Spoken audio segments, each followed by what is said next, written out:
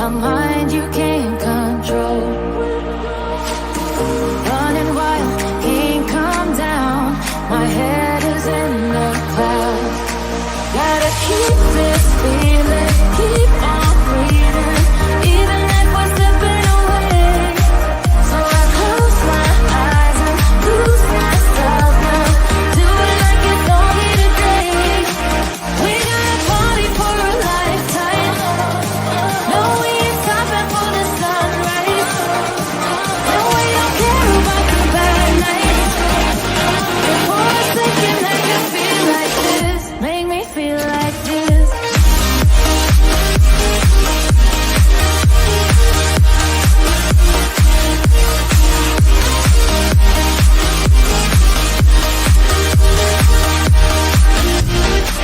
We got a party for a lifetime.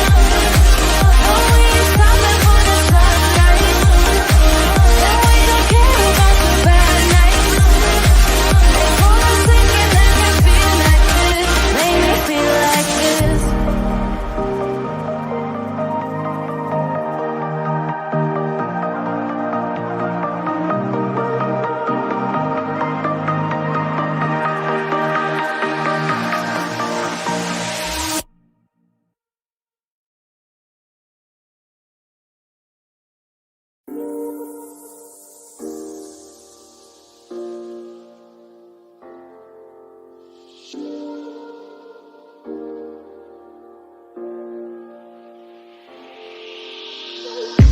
I'm on my last straw.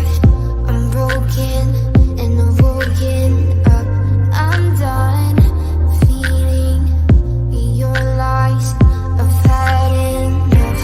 I can't run your place in this faulty game. And all the words you speak mean nothing more to me.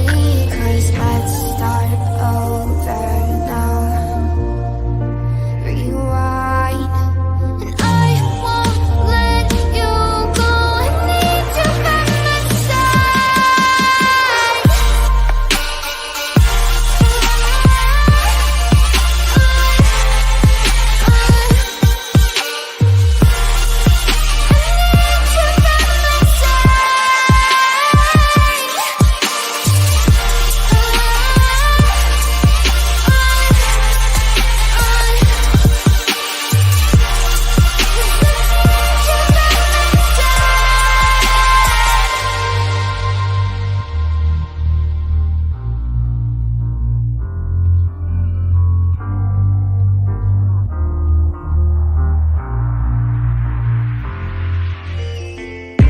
I'm done, I'm gone, so don't run from the truth.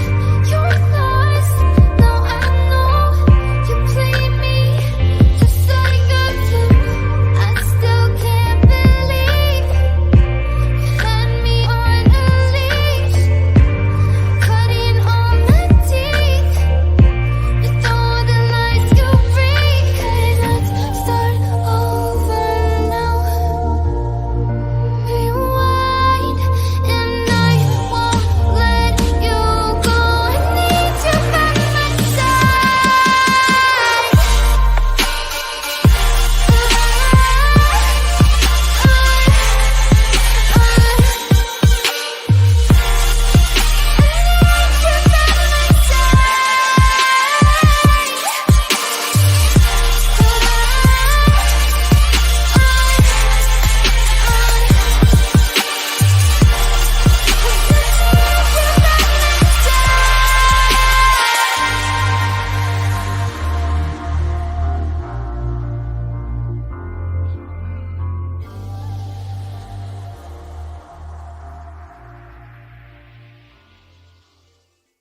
Let's take it slow. Where you go, I go too. And if you hit the bottom, I'm going down with you. Let's take it slow. Who cares where we gotta be? You know you'll have a good time wherever you're with me. Let's take it slow.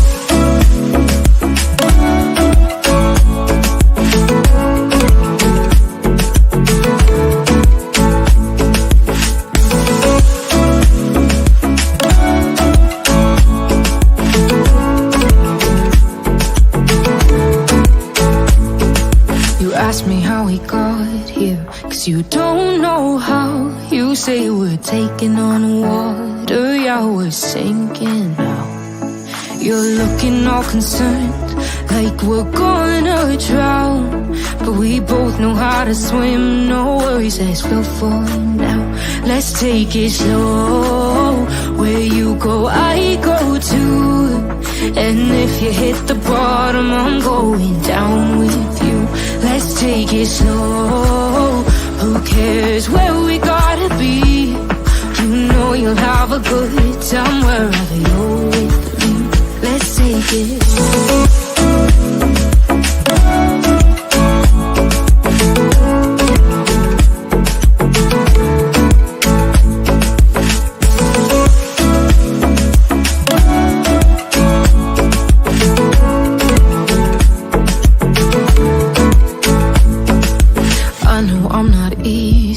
I drag you out your mind, and there are days I hate you, but baby, you're still mine.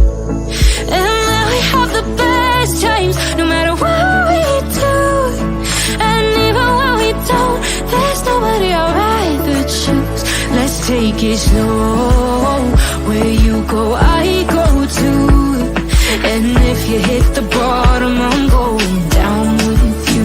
Let's take it slow.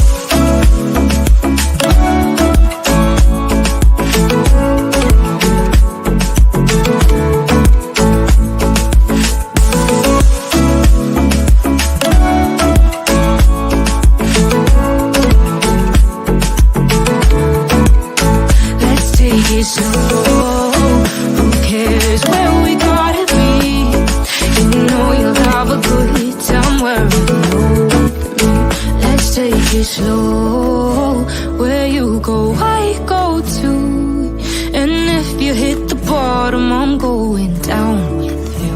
Let's take it slow, who cares where we gotta be?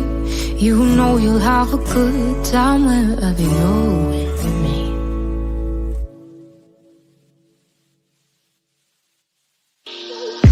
I'm on my last straw, I'm broken and I'm woken up. I'm done feeling your lies. I've had enough. I can't run your place in this faulty game. And all the words you speak mean nothing more to me. 'Cause let's start over now. Rewind. And I won't let you go. I need you by my side.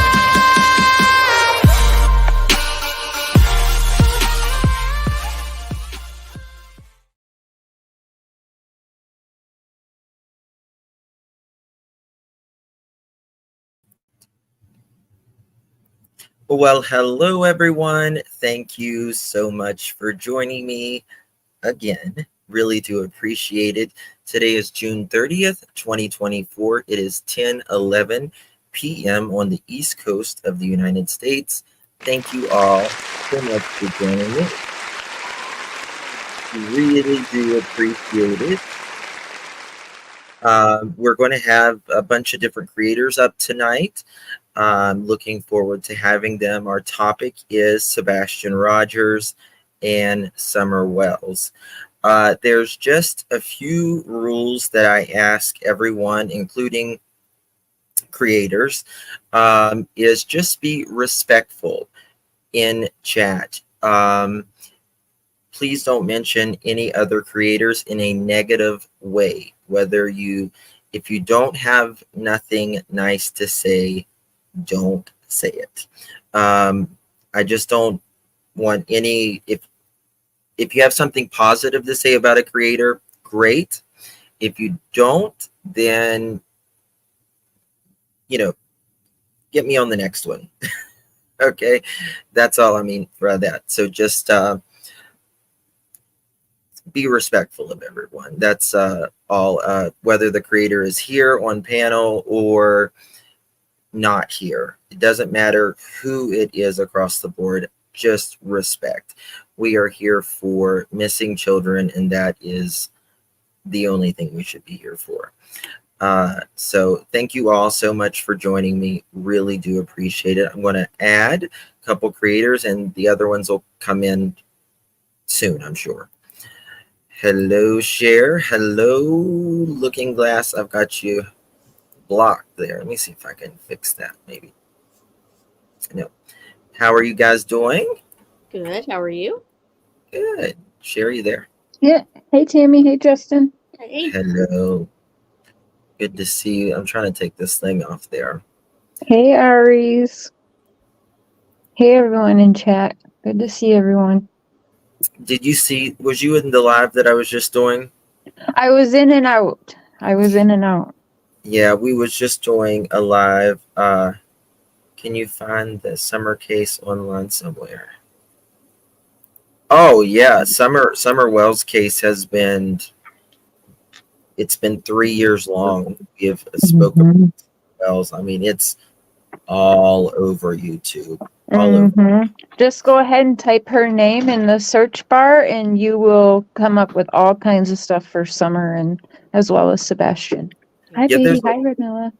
there's a lot of people that that Sebastian Rogers, new faces, the name Sebastian Rogers brought in, and they don't know about Summer. Mm-hmm. So that's good, that more people are hearing about Summer.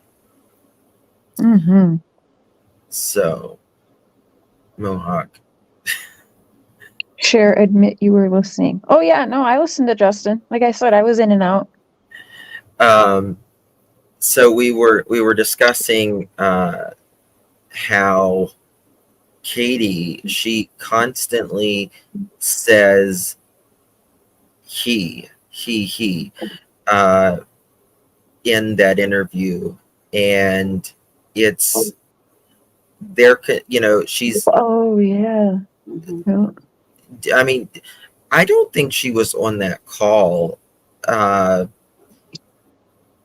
entire time, or something. That's where I got confused listening to you. Yeah, because if she, for part of it, it makes it sound like she wasn't on the call now.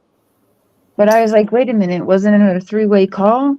So why would Chris say, get back to the house, they're on their way? Like, she would already know that, right? If she was on the call? Right. Exactly. And also, speaking about Chris's family, they say that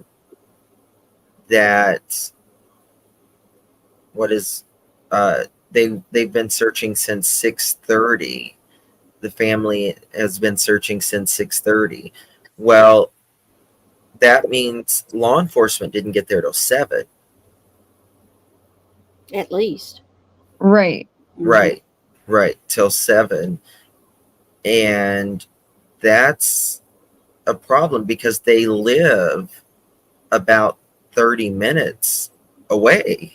Right. Didn't Chris say that, like, within 10 minutes or something, law enforcement was at the house? He or did. 8 minutes? He did say that.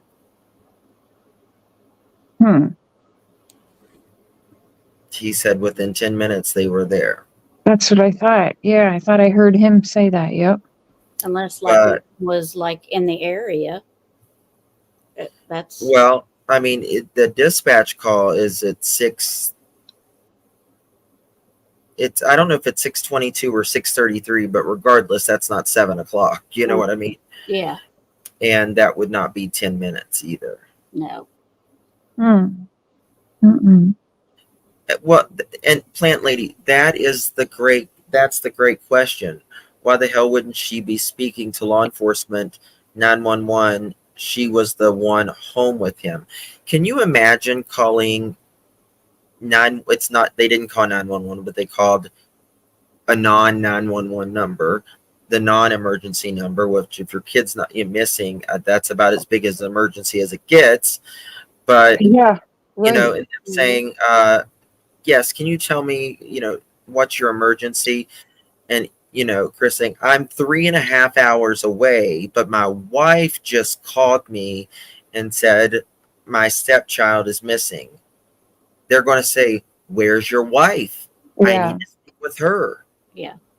That's the first thing I'm going to say. I need to speak to Yeah. somebody who was with him when he went missing, not somebody that's 3 hours away. So, uh, So that's again, not allowed to call 911, just like Candace can't make a 911 call without Dawn's okay, allegedly. why are these parents not calling 911? Well, and I have a real problem too, Justin. I've heard them all say, well, sometime between, midnight when Katie went to bed and 6 a.m. waking her up. Why is everyone ignoring the fact she says she sent him to bed at 9 o'clock? She heard a thud at 10 o'clock. She went to bed at midnight. So technically, eyes were not put on that child, allegedly, from 9 p.m. Now they want us to focus on 12 p.m. and 6 a.m., but I'm focused on why do you want to push away the 9 p.m. to 12 p.m.? Mm-hmm. Why do we not want to focus on that time frame right in there? Thank you, Misty. I apologize. I didn't see it. I apologize. That's a great point. I mean, technically, she's saying she didn't see Sebastian for 9 hours. Now, Tammy, I don't know if you have kids or not, but I know Cher does. Mm-hmm. And regardless whether you have kids or not, but if you hear a thud in your home, you're going to check it. Absolutely. Yeah. Mm-hmm. And you're going to check your kids before you go to bed. I don't care who you are. Yeah. You're just going to check. So it doesn't ring right to me. Like, this sounds lazy as shit, but even if we hear something upstairs, right? Both girls are upstairs. If we hear something, I'm texting them. Everything good up there? Yes. Right. Right? Just something like And that. if you didn't get an answer, I walk up there. Yeah. But they're older. You know what I mean? Right. As well. Yeah. You can, so, and even a special needs child. But Right. Yes. with just two of you in the home, you really, really watch after everyone even more, right? Because it's just the two of you. Right. Yeah. Right. So you're just going to be even more cautious. And like I say, when we hear something, that's what our ears are for. And it tells a signal in our brain to look toward that way. Mm-hmm. Right. So I don't understand it. My kids are grown, but if I hear a thud in my house now, it's just me and my husband, I'm going to get up and go look. And there's Right. And I don't even have kids at home anymore. I have my grandkids come over, but I'm going to be up and looking. But you checked on them every night before bed, didn't you? Oh, yeah, absolutely. Yeah. Especially teenage girls. Yeah. I mean, you have to. I mean, who doesn't check? They had to buy Katie more time that morning to do whatever she had to do, in my opinion, Tori says. Thank you, Felkram. In my opinion, as siblings of a person with high function autism, it's highly unlikely he'd leave without shoes. He'd be able to think about everything like unfamiliar surroundings without getting sensory overload. Absolutely. I think that's a good point. Very good point. And I was just playing something Brian Enton was saying earlier. He was saying, the autistic community was saying, that it would just be highly unlikely for him to leave without shoes. Yeah, that's something that he didn't like to get dirty.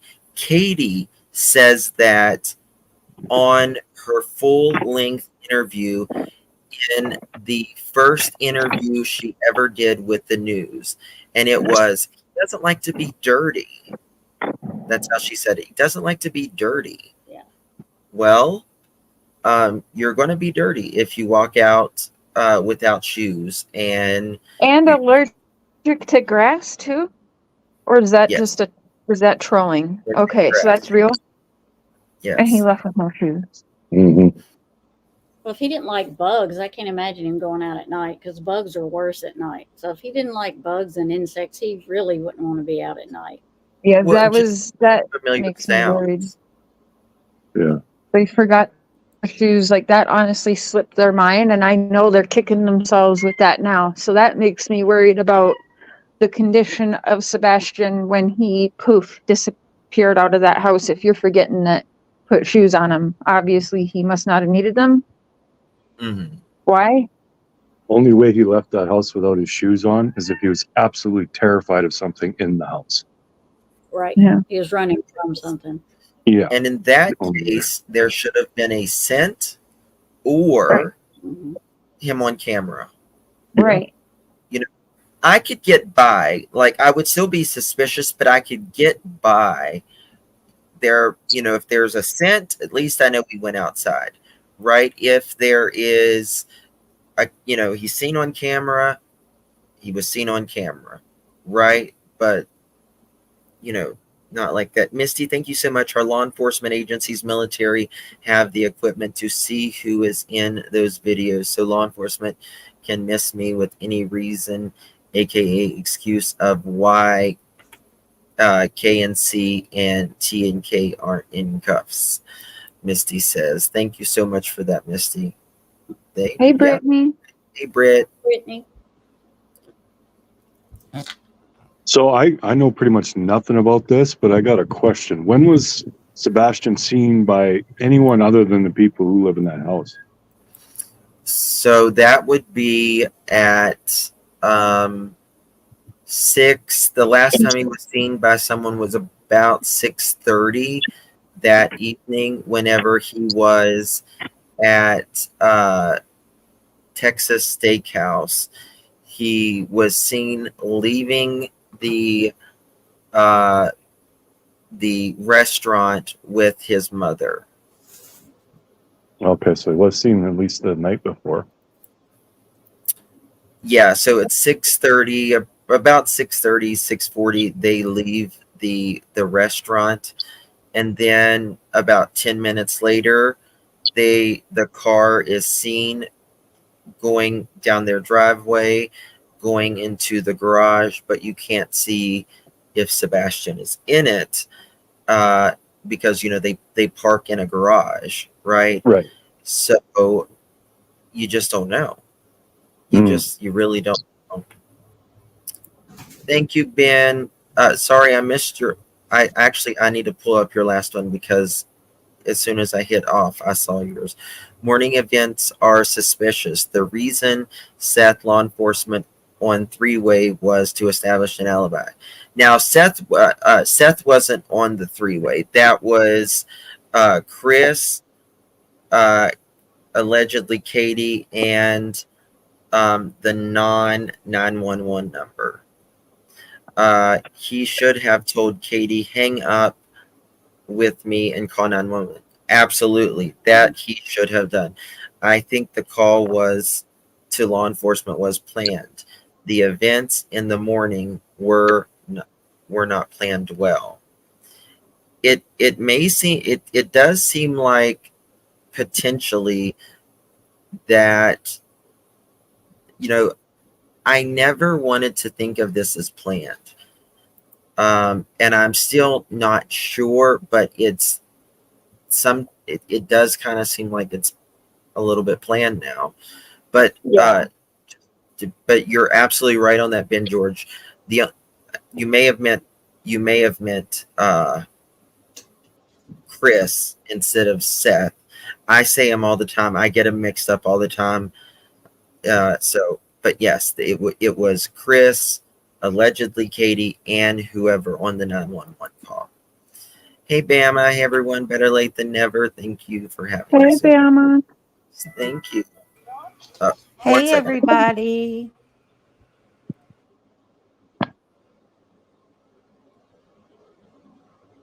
I meant Chris, not Seth. Hey, Cher. Hey, Brittany. Hey, thank you guys for having me. Sorry I'm late. I tried to hurry. Oh, you're good.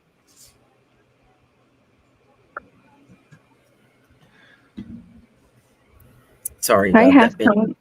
some, Thank you. Dina. Okay, I got you. So, any thoughts, ladies, gentlemen, on that? I have a question. Okay. So, in re-looking at things, because I know the whole flashlight video and the garbage truck thing is like very. I just want to know if I'm making this make sense now. Is it two separate situations and times altogether? Because I'm sorry, I don't think the garbage Yes. truck was going by at no 3 something. Okay, it's two Nope. separate events.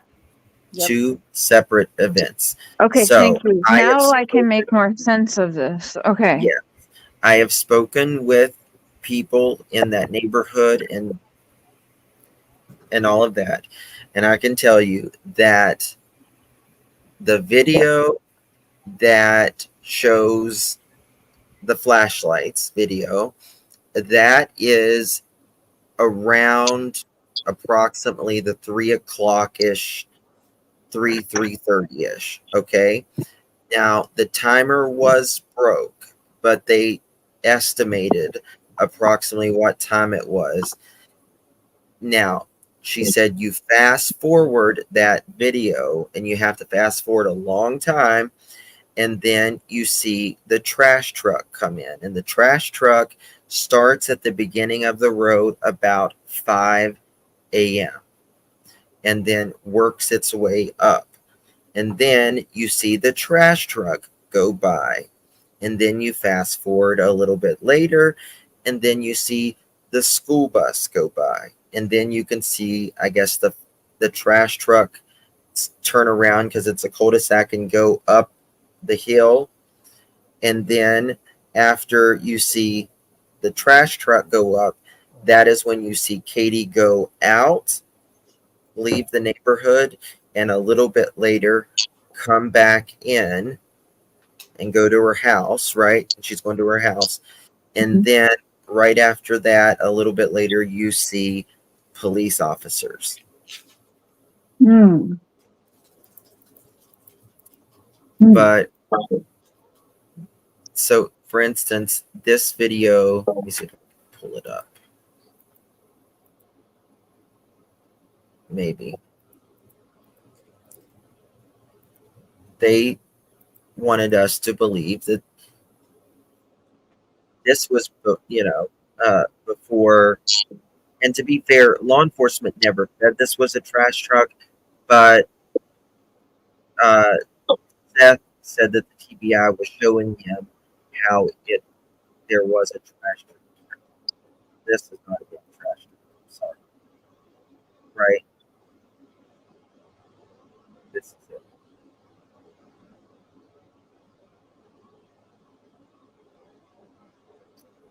As you can see here. Hmm. See, this is on the corner of their driveway. A lot of cars Yeah. and stuff. And then if you'll see over top of this here in a second, a light is going to, someone's going to turn on their headlights. See that? Yes. Yes. Yeah. And it's off. Now, why is someone out there on the entrance of the road? Now, Yes. we do not have this entire full video. The only people that has this entire full video is law enforcement and the neighbor that has this. Now, why is someone out here on the corner, right? But from what I hear, the flashlights eventually come up, right?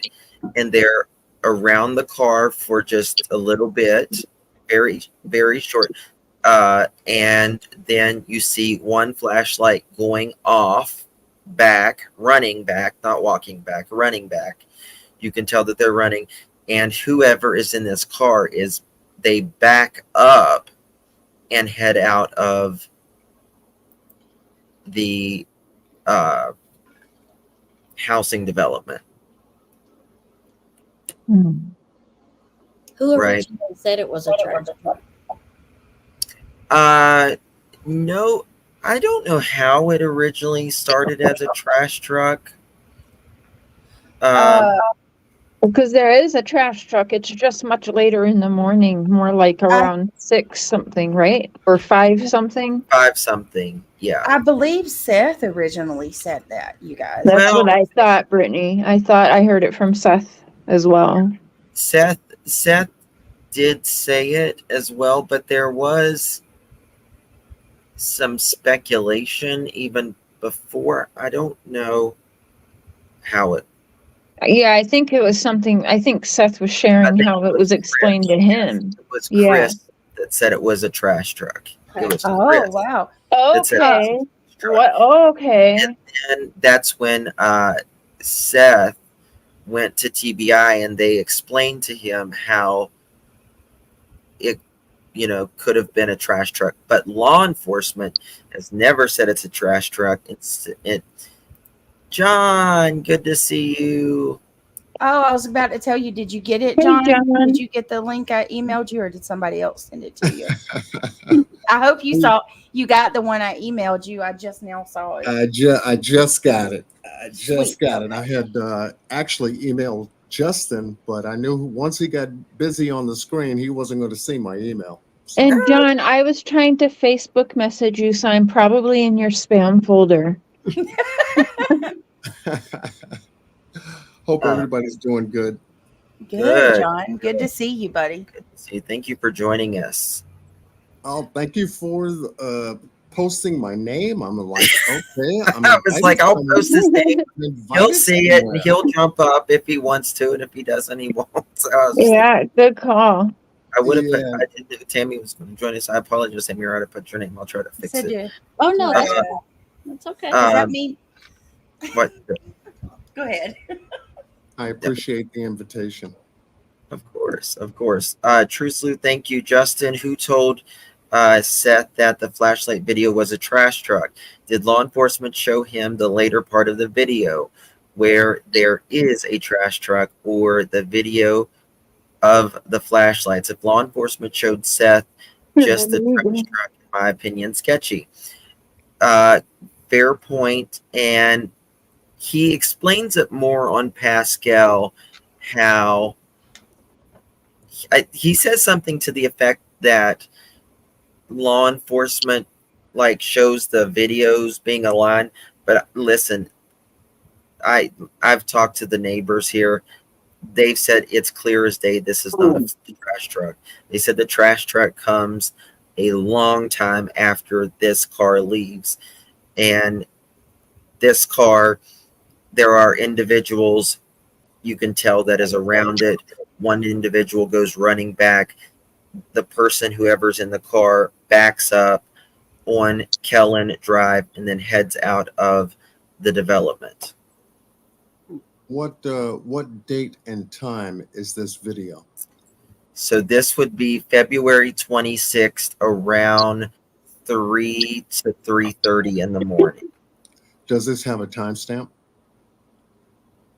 So the time, you know how it is, John, in all these cases, the clock was broke. Okay, I was waiting for the clock was broken. Yep, it was Excuse. stuck. Yep. The clock was stuck, and it was stuck. And it's so, it's always something, right? Mm-hmm. It's always something. Yeah, you can type in caps, Mystic. Is this the one with the floating lights in the dark? Yes. Oh, let me see if I can find a better video of the floating lights. I might have it here. Let me see if I got it. And I wanted to say hello to the chat. I saw a couple of people say, hi, John. Hi, John. Much love to everybody. Because that indicated to me, if you got floating lights in the dark, especially, what is this, February 26th, 25th, 26th? Yeah, February 25th going, yeah. Okay. So we're in February. Mhm. This is 3 something at night, you said? Yeah, about 3 to 3:30 in the morning. Yes. Okay. Okay. So we're in winter. What is Yes. it? What is the Yes. temperature for this particular day or morning? It's starting to get warmer. I mean, it's cold, but so I'll just say any because the chat's going to go wild when I say this.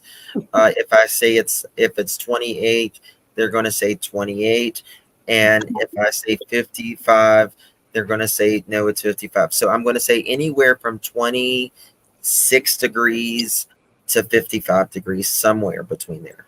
Okay, That was 26. perfect, Justin. I was waiting to see how Justin was going to answer that because it's honestly, John, I was corrected by Seth last night, but me and my mods have looked ourselves, and there's a huge point of contention between 28 and 50 degrees. Some people, and if you go look, I think it says like 20. Does it say 20? I can't remember if it's 28 degrees on the night of the 26th or the 25th.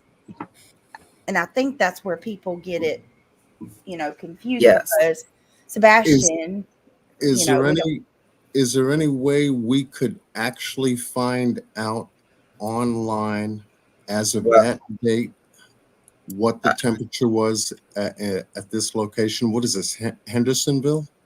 Yeah. yeah. I've looked at different websites and they say different things. Same, Justin, same. It's So, insanity.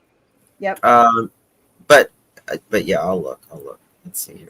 Yeah, because I'm thinking, wait a minute, there is no way in the world that child walked out that house.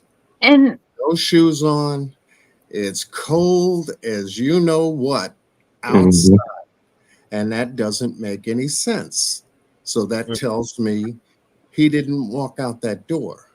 Well, right, even at 50 degrees, John, wouldn't you argue, or any of you guys, 50 degrees is still cold. that's That's Yeah. not. cold. Yeah.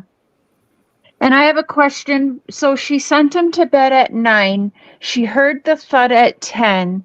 She didn't check on him, but did she say she called out to him and she heard him reply to her? Yes, ma'am. On- Only in Yes. one of the So interviews. allegedly she heard him at 10 p.m., but she didn't put eyes on him though. Yep. Okay. Okay. So Why did she say he walked out the door? I know. I don't know. she says I don't know why he walked out that door. I mean, Uh, Oh, so she that's said what I she heard her didn't. say. So she never said that someone broke in and took him. Nope. Never. So he apparently walked out on his own, just with no shoes. And had a flashlight.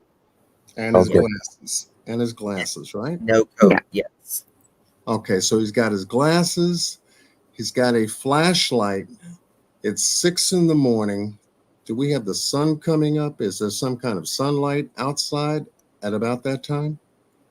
Um,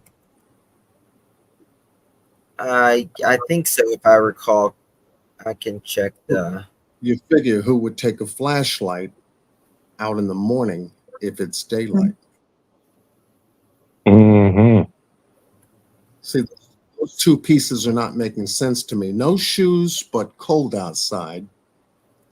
Well, and it's His like jacket guidance wasn't said. missing. His coat wasn't missing. His shoes were there, but you figure if it's cold out, nothing else is missing but him, Well, the glasses, and flashlight. but hold on though, the flashlight, because to me, I think this is pivotal. It's a mini keychain flashlight, which I've always been just kind of, rattled Well, about that because how would you realize it? How did you notice a keychain is missing? I didn't realize that. I think you said that before and I yeah. keep forgetting. Oh, Yeah. And then just a few days later, this video comes out that we see some little itty bitty flashlights.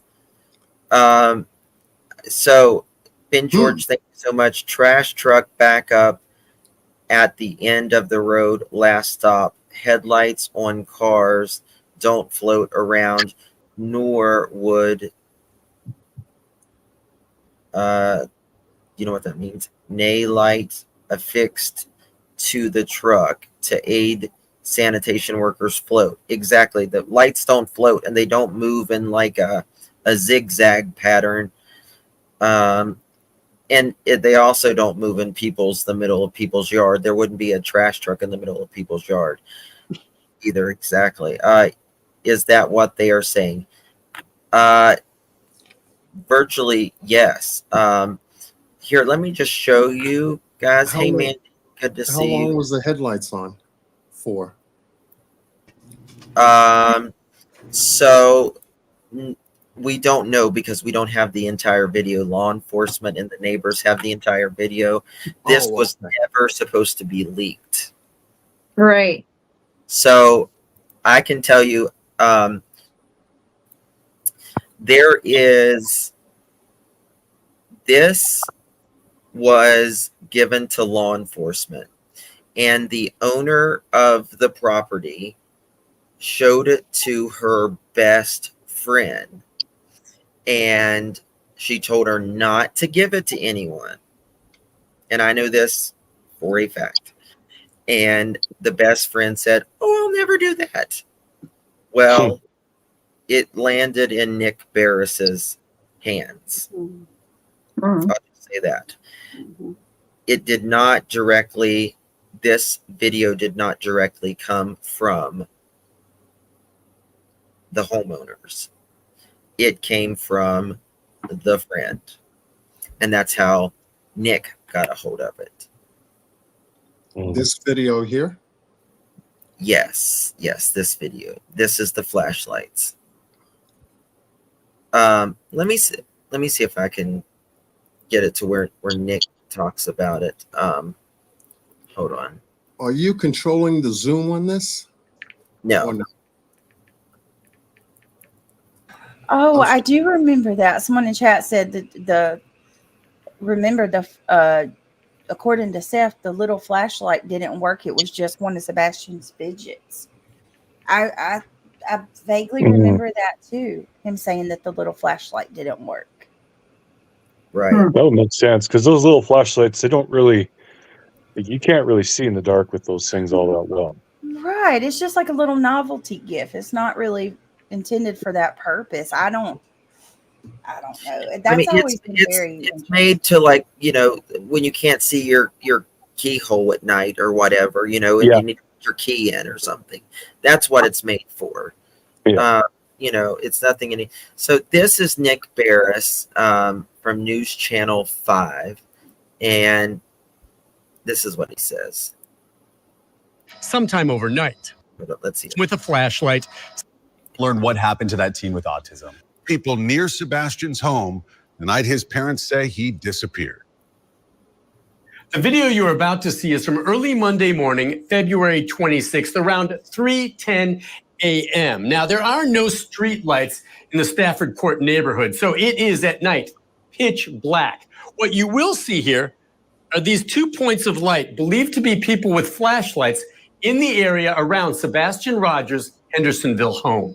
It is believed Sebastian left his home barefoot and with a flashlight sometime overnight. Since his disappearance, authorities have reviewed security video from homes in the neighborhood looking for clues. We have had several clips that have come in. And this one is getting the most attention, showing signs of activity around Sebastian's home the night he disappeared. You see 2 light sources, which we've circled to help you follow. For point of reference, the security camera was pointed toward the back of Sebastian's home in a common area. In the video, you see subject 1 with a light source in the lower right-hand corner. Then you see subject 2 briefly appear and move toward the first before that light source is covered or obscured by bushes. Subject 1, a few seconds later, then moves out of frame.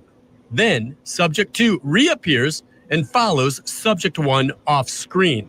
It's a short time later and it's very vague, but then you see one of the subjects moving quickly back through the common area, and that is it.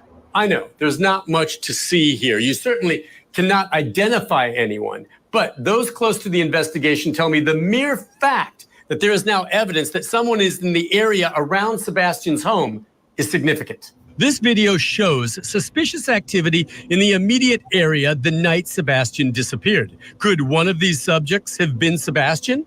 Did he meet and leave with someone? Sebastian's father says his son would not go with a stranger. It's up in the air for me because I don't think he would get into a vehicle with somebody unless he knew them. So what exactly are we seeing here? I know investigators are doing what they can to try enhancing the video for any more clues. For now, this video is now part of the Sebastian Rogers missing person file, and I'm told it could become more significant depending on where the ongoing investigation leads. We'll be following that. Nick Barris, News Channel 5. Okay. So what do you think about that? I have questions. Yeah, go ahead. Go ahead, Mark. Is that the only clip of that video that we have is what we just saw? Yes. Because I'd like to know if it's zoomed in, if it's sped up or slowed down, all of that. It's zoomed in into a very specific part of the video. Right. Hold on one second. I need to fix something. I'm blown away that they would even try to pass this off as a trash truck when the two light. Okay, first of all, a trash truck has a 2511 lights on it. There's a bunch of lights on a trash truck.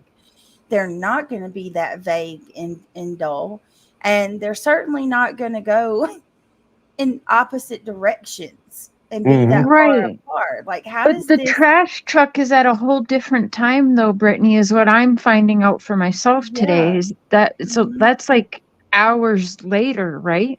Yeah, which also aligns with what like Bobby 5:30ish for the trash truck. Yeah.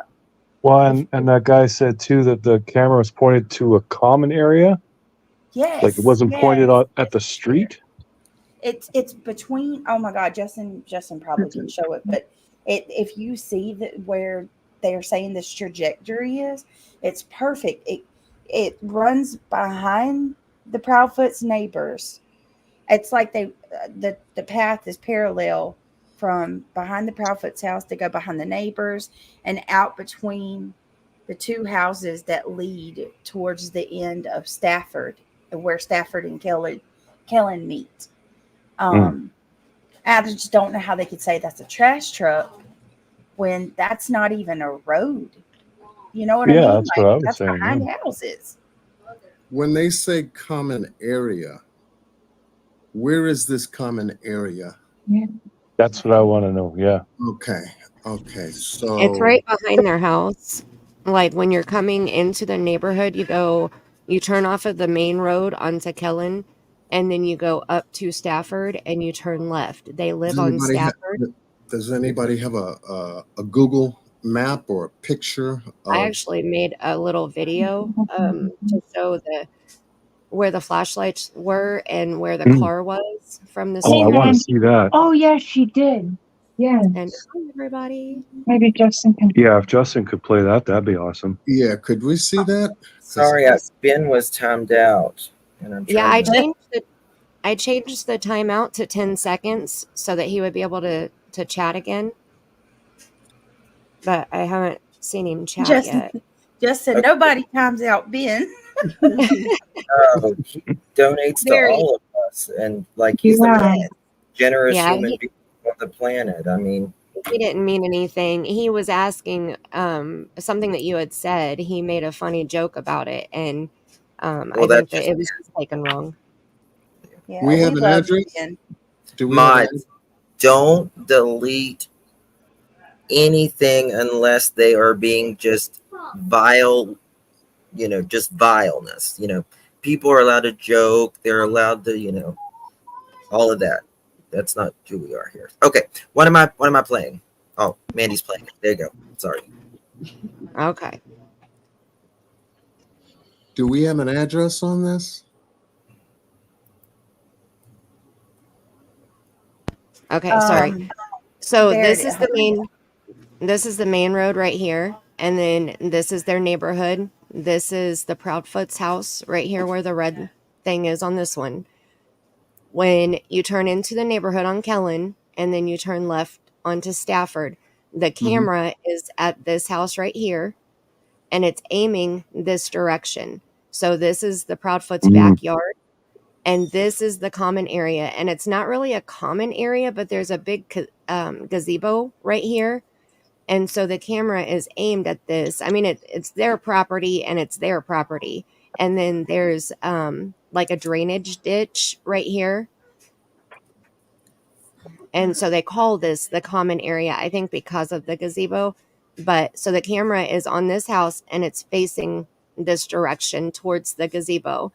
So you'll see this is the car. This is not the actual car, obviously, but this is the car that's on the security footage, and it pulls in and turns and stops right about here. And this whole video shows all of that. It shows the security footage clips along with my makeshift of my fancy little car here. Okay, so they're on Stafford Court. Yeah, yes. And then the camera angle is coming off of Stafford. This house is Stafford and what is it? Kellen? Okay, so you're talking about the corner house on Kellen Lane, which connects to Stafford Court. Like you said, you make that Sorry. That you make that left before you get to the house, so it's coming from that angle. Right. So it's right at this corner of the garage. So like right at the tip of my mouse, and it's aiming in this direction. So like I said, you'll see it in the video because I play the car movement, I play the ruckus video, I play the 3 security flashlight videos, the car, all of that is in here. So it kind of breaks it down for you. Okay. And I think the only talking that's in here is on the video that Justin just played, which is this part right here, Nick Barris's video. And there's a little bit of talking there, but otherwise there's not much talking. I think it's just music. So I can turn the volume down if you want, and we can play it and watch it. Yeah, of course. Okay.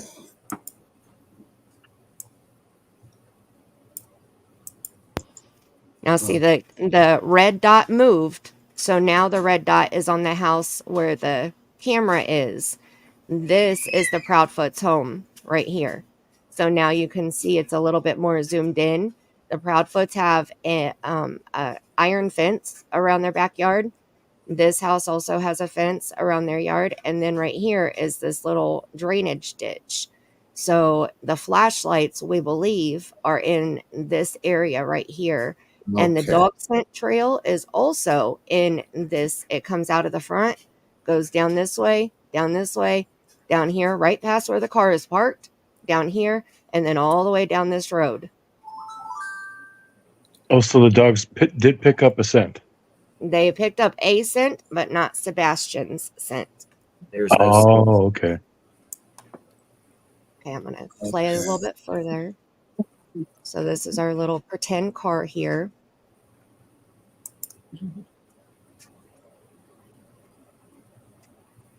Okay, so I'll pause it here. So this is the car in the security footage. This is the tail lights, and this is the headlights.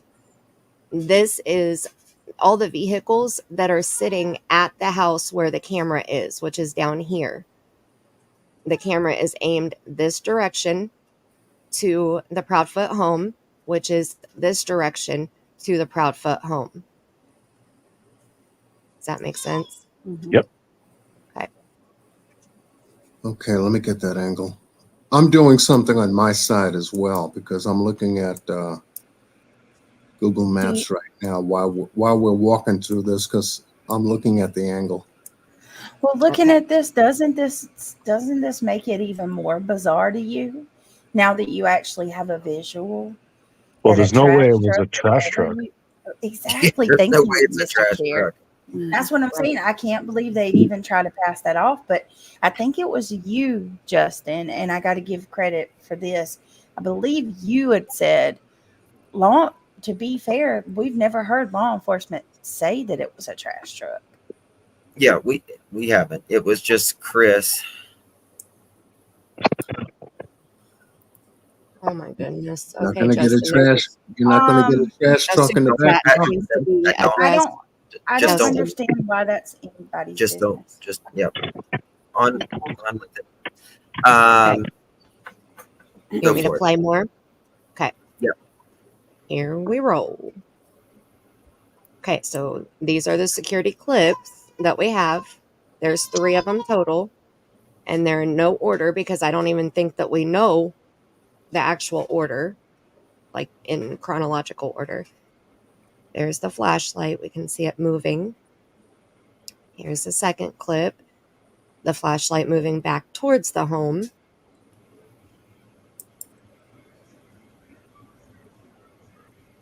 Mm-hmm.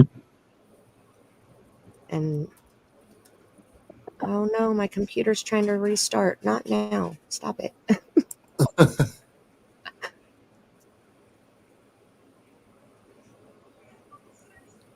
So this is where Nick Barris is talking.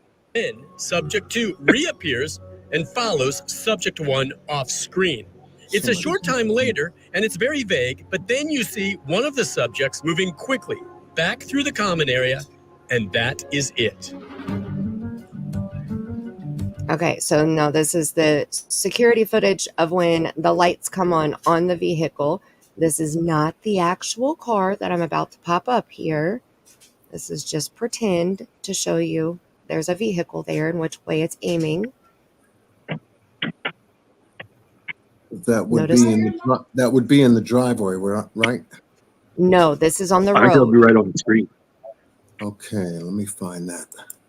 And this I'll show you. They actually the yellow car on my map is parked in that exact spot where this car is on this footage. As close as I could get it. Okay, right there. So we saw the headlights come on and aim this way, and then we saw the tail lights this way. The camera is right here on this corner of the house, and it's aimed in this direction. So one of those lights that's in the footage, I think one of them that we do see is a stationary light on the back of this house. There's a point where we can see multiple lights. And if you look at one of the lights and then one of the lights over here, they move at the same time. So it's almost like the wind is moving the camera. So it makes the fixed light, like maybe a back porch light or a light around, just a light post. I don't know. But something in the back of this house.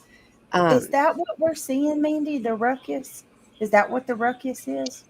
No, I think the ruckus is either this garage right here on this house or the back Okay. because it's this direction. The stationary light, I believe, is like right here, and it's just a small like back porch light. Like that's all it looks like to me. And it's actually in the Nick Barris one. Let's see. I think right here. So they put it as subject 1, but if you look at this light over here, and I just noticed this recently, it looks like they're moving at the same time. So it looks like the camera might be moving and not the actual lights moving. You know what I mean? Okay. You watch. Okay. Did you see that? Let me go It back. did look like they both moved. I need to answer this one right here. How would thank you so much, 865 Picker. How would KP have been able to physically lift Seb to get him out of the house? Why do people think he was put into that car that was parked on the street? I mean, personally, I don't necessarily. I'm not saying that he was put in that car. Possibly could have been, but these are also. It was also sorry, I was reading something. I forgot what I was going to say. Oh, they're also what are they? Navy SEALs, not Navy SEAls. They're in the Navy, so I mean they're strong. Number one, and number two, desperate times come for desperate measures, and you have a lot more strength as well. Well, he wouldn't be that heavy anyway. I mean, he was maximum 120 pounds. Yeah. Even if he's limp, it wouldn't be that hard to lift him. Yeah. John, do you want me to add this to the stage? Yeah, could you? Sure. All right. Okay, Mandy, I'm in the right neighborhood? Am I in the right? That looks right. Yeah, I think yes. You got it, John. All right. You know me and maps. See, this is why I love these conversations we've been doing. All right. So this would be the house, Mandy? Yeah, and I think you can just see the camera right there by the eaves trough or the drain spout. Camera? What camera? The left of the garage door. Right there. Yep. There. It's right there. Mm-hmm. Okay, so we got the angle. Tori, yes, she did, but she cannot speak about it. She did see it, but she cannot and will not speak about it. Right. That makes a lot more sense now seeing that, how he parks his truck in the driveway there, because I was like, why does that thing look sideways? But Right. yeah, So now the I get it. Yeah, wow. That you Parked can right there. see in the security footage, they're actually parked in that driveway where the camera is. We can only see just the back sliver of this house directly across where those white trucks are. It's like the camera cuts off, like right at the back of their house somewhere. So we don't see their vehicles. The car that the lights come on is right there in the road. Yeah. Okay, so the house, Sebastian's house is here? Yes. Now, there's a winter pic I can show you, and you can see the house very clearly. Actually, I've got an aerial photo if you want to see it from the top of the next day, just to show you how much it is different. Like, wow, this is a lot of foliage back here. So we got two floating lights indicating subjects. We've got car lights that were coming from the sidewalk here, you say, Mandy? Yes, from the side of the road. Yes. Okay, so that would be And remember, this was February 25th. right here. So that's the foliage that you're seeing now wouldn't be like this. Right. Justin has the better image of that. can I show you something real quick, John, and then I'll pop that back up? Yeah, sure. Let me just show you this right here, so you can just get a better view of, like, you see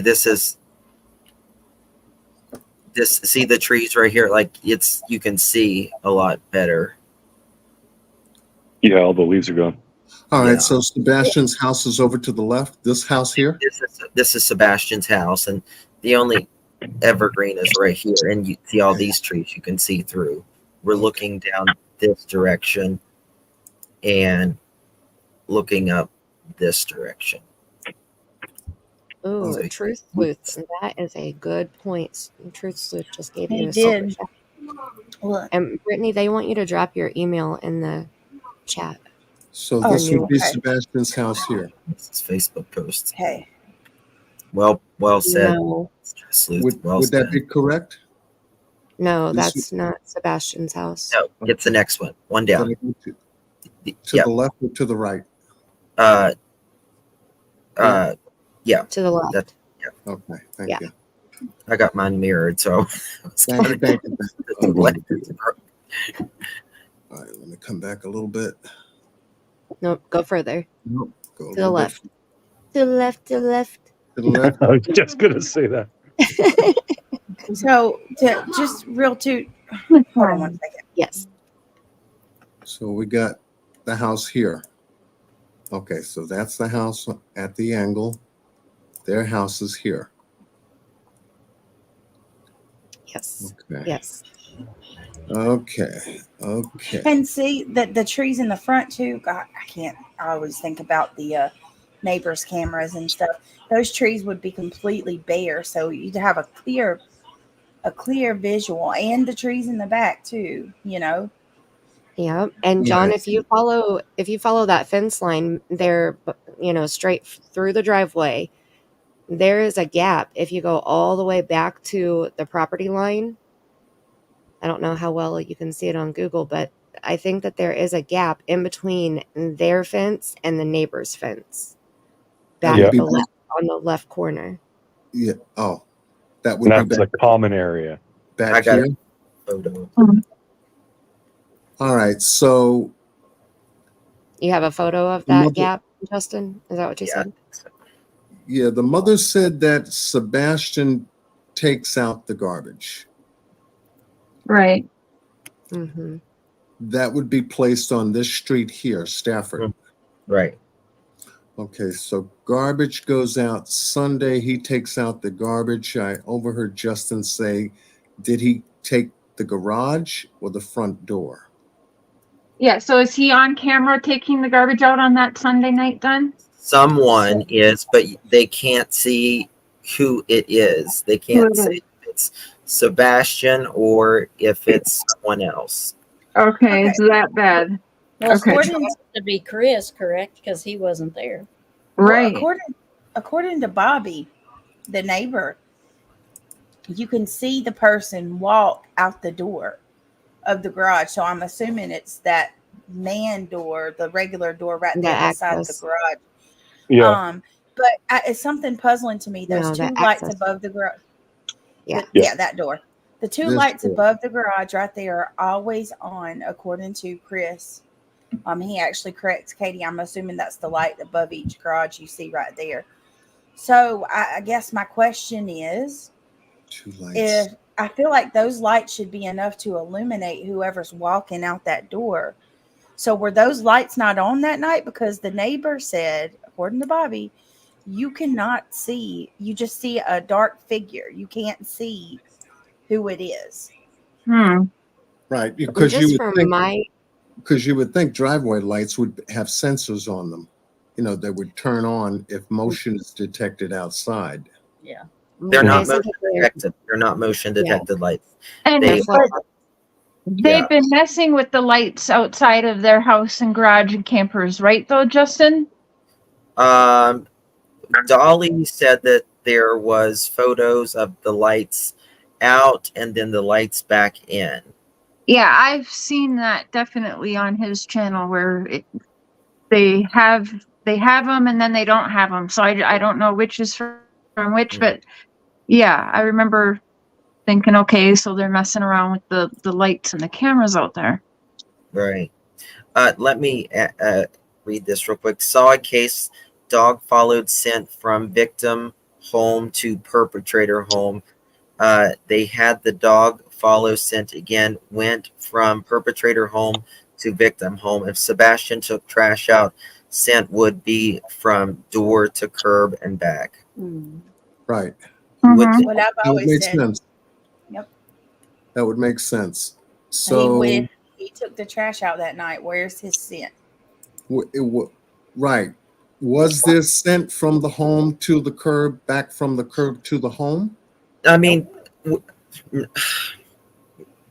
to me, they just said that they have picked up no scent of Sebastian. So, I'm not going to say that there's nothing from, from the garage to Sebastian. They've just said that there's no. They're just saying that there's no scent of Sebastian, indicating that he walked off. They didn't say whose scent it was they picked up on, though. Okay. So what led them, am I mistaken, did they not originally at the beginning search a dump site? I thought because there was scent leading. Yes. It wasn't scent leading. No. Okay. In fact, I read that just a little bit ago. It kind of was, because didn't the dogs hit on the construction dumpster? See, that's And what that, I thought. That's what I yeah, Well, read. Maybe. but that was a false scent. Yeah. Okay. So, if it was false, the Okay. Hendersonville, where the hell is that? I'm gonna find it. This is, Yeah. wait a minute. We got a video where the police actually says, to his knowledge, none of the dogs that they had were on a scent that was tracking Sebastian. Yes. Unfortunately. Wow. Which is mind blowing to me. I mean, is it possible that they could have got it wrong? People No. make mistakes. I don't know. Yeah, I mean, And multiple dogs, multiple. not with multiple dogs. Yeah, like that's where I struggle. If it was maybe one, but I think they had 4 or 5 out there. They had 11 dogs. 11. I thought 11 Chris scent had dogs. 13. It was way up there. Okay, you don't have that many dogs. Okay, no. So we've got a I have camera. that clip of the no dog scent, the 31-second clip, if you want me to share it. So we got a camera angle that cuts through all this. Yep. And it just that goes along perfectly with what Bobby said. And I know, like, we have to take everything with a grain of salt.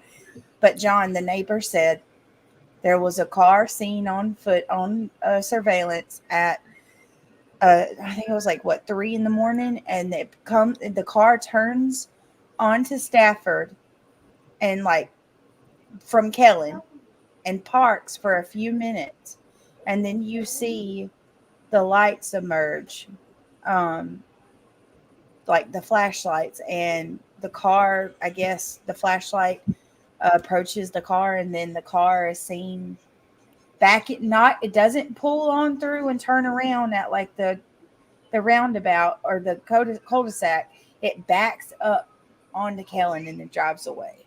It shows it in the end of that video that I was sharing. It shows that movement of the car also. We But really on this, need to know where Melissa Proudfoot was, and Terry and what Kathy Bauer Fox were at those time frames too. So when the car backs up, do we know what direction it went in? Out of the neighborhood. Out of the neighborhood. Out of the neighborhood. Out of the neighborhood. I can switch back to that video and finish it after we listen to the. This is just him saying that they didn't follow Sebastian's scent for everybody to hear the facts here.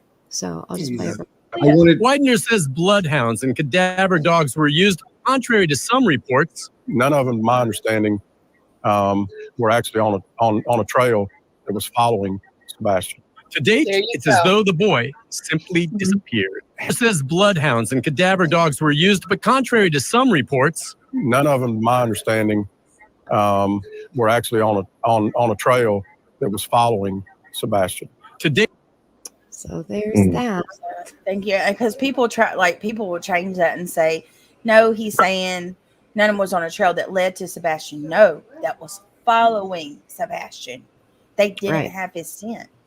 So the Hendersonville or Sumner County Sheriff's Office, they wrote, the decision to search the landfill was made in accordance with ongoing investigative efforts and information gathered in the search for Sebastian Rogers.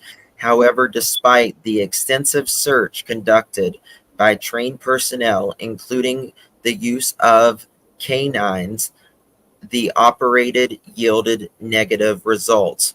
While we have hoped for a different outcome, our commitment to finding Sebastian remains unwavering, stated Sheriff Sonny Weatherford. Quote, we will continue to explore all available avenues and resources to bring closure to the case and provide answers to Sebastian's family and loved ones.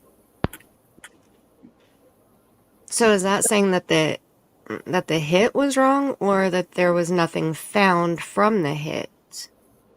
It has nothing to do with the hit. They're talking about the landfill, searching at the landfill. That the decision to search the landfill was made in accordance with our ongoing investigation efforts and information gathered in the search for Sebastian Rogers. I've got the, by the way, I've got the full video of the entire full video of the lights, by the way. Hmm. Oh, okay. Of this right here? Yeah, the one you're showing, yeah. I'm Okay. gonna want to see that. I was just interested in, because I just caught, like I said, that this light is moving at the same time as that one. And so I just caught it recently, and it was just interesting to me. And I wanted to see what you guys thought about it too, because it looks like the one in the middle doesn't look stationary, but the two on the outer sides do, in my opinion. But what do you guys think about that? Yeah, it looks like they're both kind of wobbling together. Like, I think the camera's moving.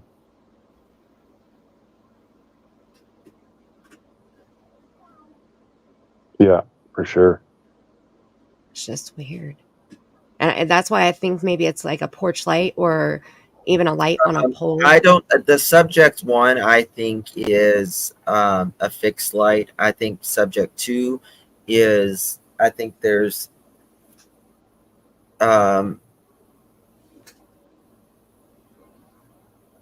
is a person, but subject 1, I'm not convinced yet. Right. I agree with that. I think 2 is definitely, and it might even be more than one, because we do see it multiple times. But yeah, I agree with that. Okay, let me skip forward here to the car movement. So here's the cars getting ready to leave. Oh my goodness, Ben, thank you so very much. That's amazing. Thank you. Make sure to thank Sugar Daddy. Yeah, Ben, you are awesome. Thank you. Seriously. If you received one of those memberships, please thank Brittany Sugar Daddy. Hold on, I want to start a rumor. Thank Brittany's husband, okay? Just kidding. That's right. That's right. We're giving half of all our money away. I want to thank Brittany. I'm just kidding. That is such a joke. That is not. That would be stupid because they take like 40%. Why would Brittany give away literally all of her? That's what I'm saying. Like I want to be popular so bad that I'm having Craig come under a fake name. Oh God! Half of my money. Okay, so what do you thank you again, Ben? What was you showing, Spirit? The movement of the car leaving the neighborhood. Let me go back. Oh, here. gotcha. Okay. Oh, I see. Where it pulls in, it backs out. Yes. Okay. Right. So this is how it moves according to neighbors. So then it goes back out towards so this is Kellen. This is the road that you use to get into to get into the neighborhood and out of the neighborhood. And then the main road is out here. I didn't zoom out to show that. And then I think the only thing that's left in here is the ruckus. The ruckus part, which I think the ruckus is ruckus, to be honest with you. Right. This is the flashlight video. You can see the flashlight over here, and they zoomed in on this light right here that we think is possibly moving with subject 1, which is right here. So it's not a different video. It's not another security clip or anything like that. It's the same clip. It's just zoomed in on it. So when you zoom in, it makes it look like that something is happening, but with all of the foliage, it's probably just some bushes and some branches and stuff like that moving in front of the lighting. That was the first thing I thought when I looked at it. It was. I actually thought it was leaves, but Justin corrected me and said it was winter. So I was like, oh yeah, but yeah, branches. Yeah, I think it's branches and light. But our brain tries to make sense of something we can't make sense of, right?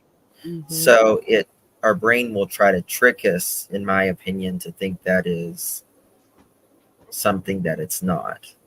Yep. Respectfully, I don't mean, if you think that is a ruckus, that is absolutely, you're welcome to have that in chat. I'm just telling you my opinion on that. So.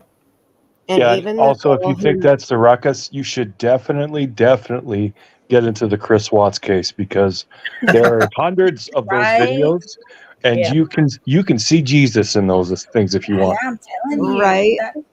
So I've never been, and this is no offense to anybody, honestly.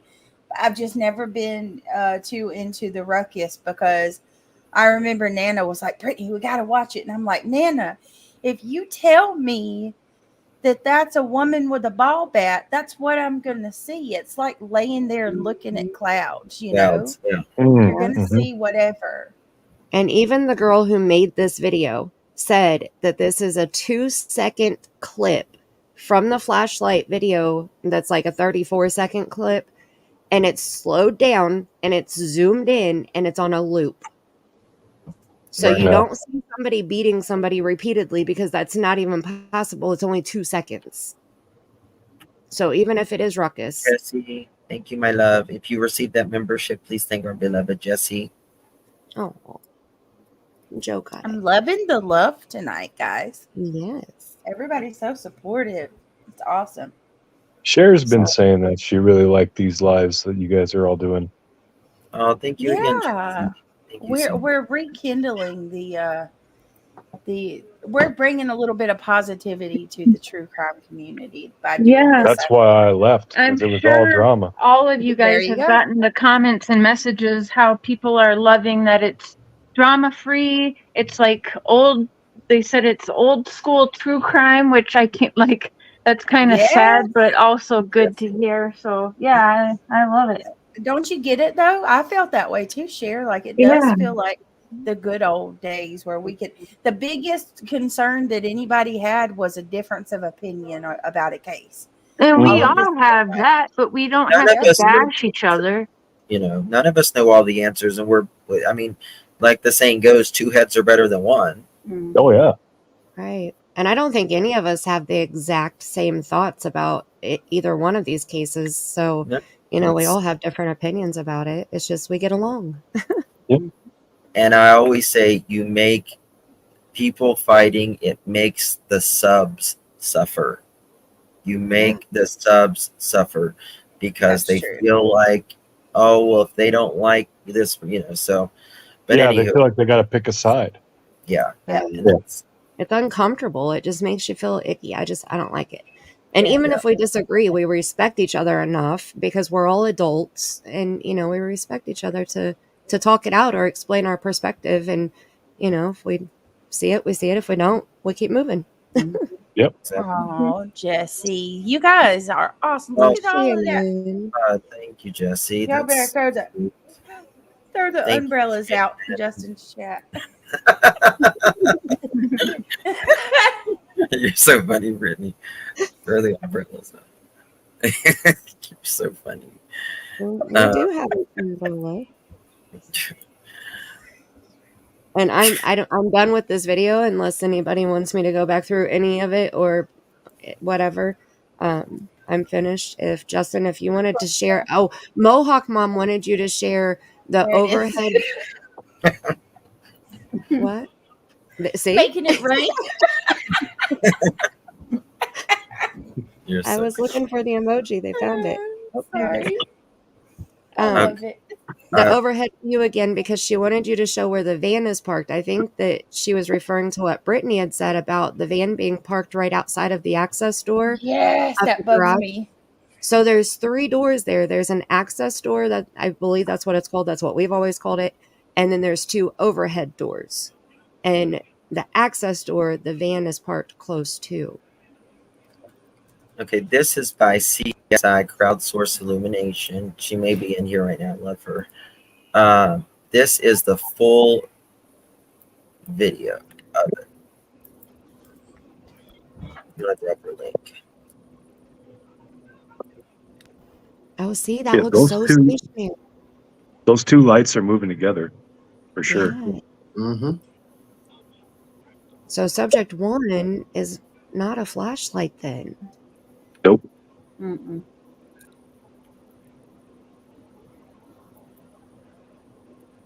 Thank you, Sandy. Love you, baby. And there's what's the light down at the bottom? I wonder what Thank you, Shannon. what that is. That might be like a reflection from one of the vehicles in the driveway. Oh, probably. I think that Oh, might yeah. be the car. Yeah, it looks like it is. Misty, I am working my butt off on that because I have feelings about that. You know what I mean?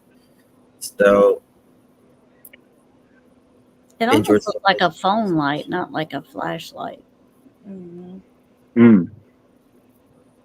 I was just about to say that could be some kind of a portable phone. Could be a portable phone light. Mm-hmm. Yeah. Using it. Someone's, in other words, someone's moving in the dark. Mm-hmm. Light It's just definitely doesn't- not a keychain flashlight, I'll tell you that much. Light just doesn't float by itself late at night. And a keychain flashlight is so dim, like Justin said, it's just basically to see to get your key in the hole. You know, that's why you have the little tiny. I used to have one on my keychain. They are Thank not you, Nurse bright. Sandy. If you receive those memberships, please thank our sweet nurse Sandy, and thank you, Ben. Guys, what was that channel where you can see the people walking? What was that channel? You could see them walk past the light. Brandy Gray? Yes, she did amazing work. That's why everyone is it with an I? No, it's with a Y. Brandy. She did amazing work on this. Let me find it. So where was I guess the stepdad during this time? Allegedly in Memphis. And Justin, I texted you the link to her channel. Oh, I found it. I'm looking for the video. Oh, okay. Is that the video? Well, maybe. No, it's just her channel. Okay. Are the parents together? The stepdad and the mother. They are together. Yes. And then the father lives an hour and 20 minutes away. I found the link to the video too. Okay, I found it. And Sebastian was about to go live with his father, right? Yes. Yes, because the father, or sorry, the stepfather did not want him to be living in the home while his daughter was allegedly coming to move in with them. Okay, now look at this. I'll slow it down, but I want you. We need to give credit to Brandy Gray. She did amazing, y'all. Please sign up to her because she did amazing. Here, I'm gonna put the link there. Hey, Buddha Belly. I've never heard of this channel, Brandy Gray. I had neither until, and she did amazing work here. Flash garbage truck video of the home surveillance that is looking at Sebastian Rogers' home. I am about to show you what I have found. We are going to enlarge and slow down this video.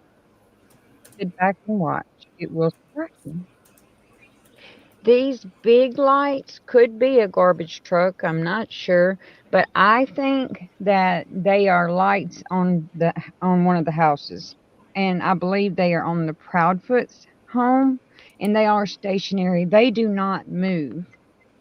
Now, if you pay attention to the rest of the screen, the other two sources of light that you are going to see moving across the screen, I will enlarge it. I'll slow it down some, but I will point it out to you in just a minute. Now, I disagree with her with that one light because we just saw the 1 and the 2, but that's not what this video is about. Let me show you what this video is. That these are people. That is two people with some kind of light source. Could be a cell phone, could be a flashlight. I don't know, but it is two people with a light source. Watch this. And they are walking back towards those big lights. Look at that light. Are right at the person. Proudfoot's big light. Look at there. See How the the light? hell?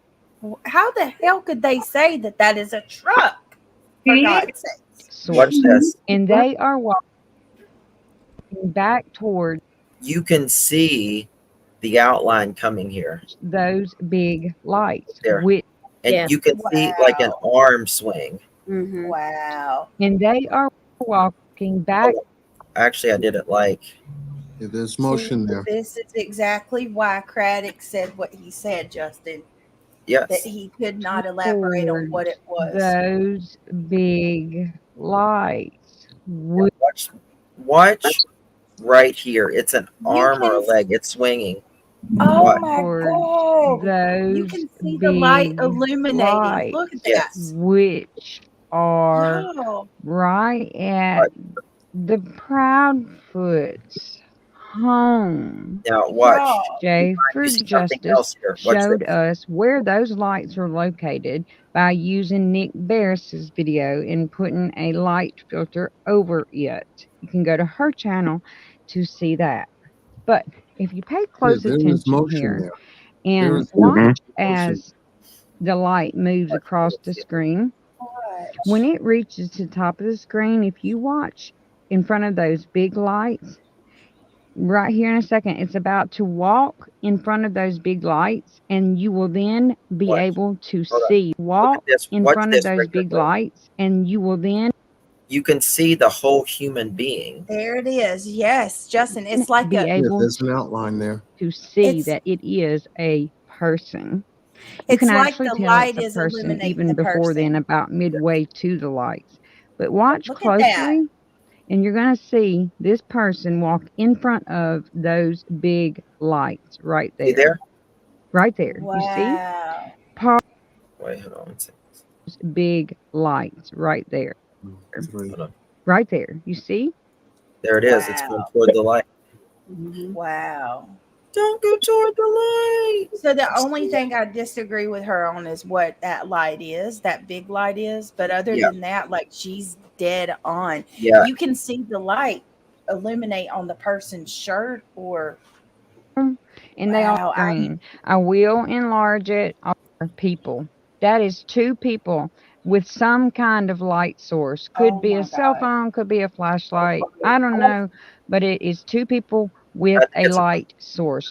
And they are walking back towards those big lights, which are right at the Proudfoot's home. You can Jay see for the Justice image, like, showed us push where all the those way lights are Holy located by shoot. using Nick Justin, did you Barris's see right video behind and the big putting light? a light filter over it. What's that? Jay for Okay, in just a second, right there, you see the light where we were talking about it illuminates the person. Immediately after that, I see what she's saying about in front of the big light source, but I see something illuminate behind that big light which source. are right at the Proudfoot's home. Jay for Justice showed right there. Mm-hmm. Let's So slow it down. What is going on here? What kind of light is that? It's bright. right at the Proudfoot's home. Jay for Justice Right there. You can see That's it. You can see the outline. It's almost as if the light gets brighter at that point too, like it gets bigger. What you can see the motion of the person. It's moving. Yep. It's definitely moving.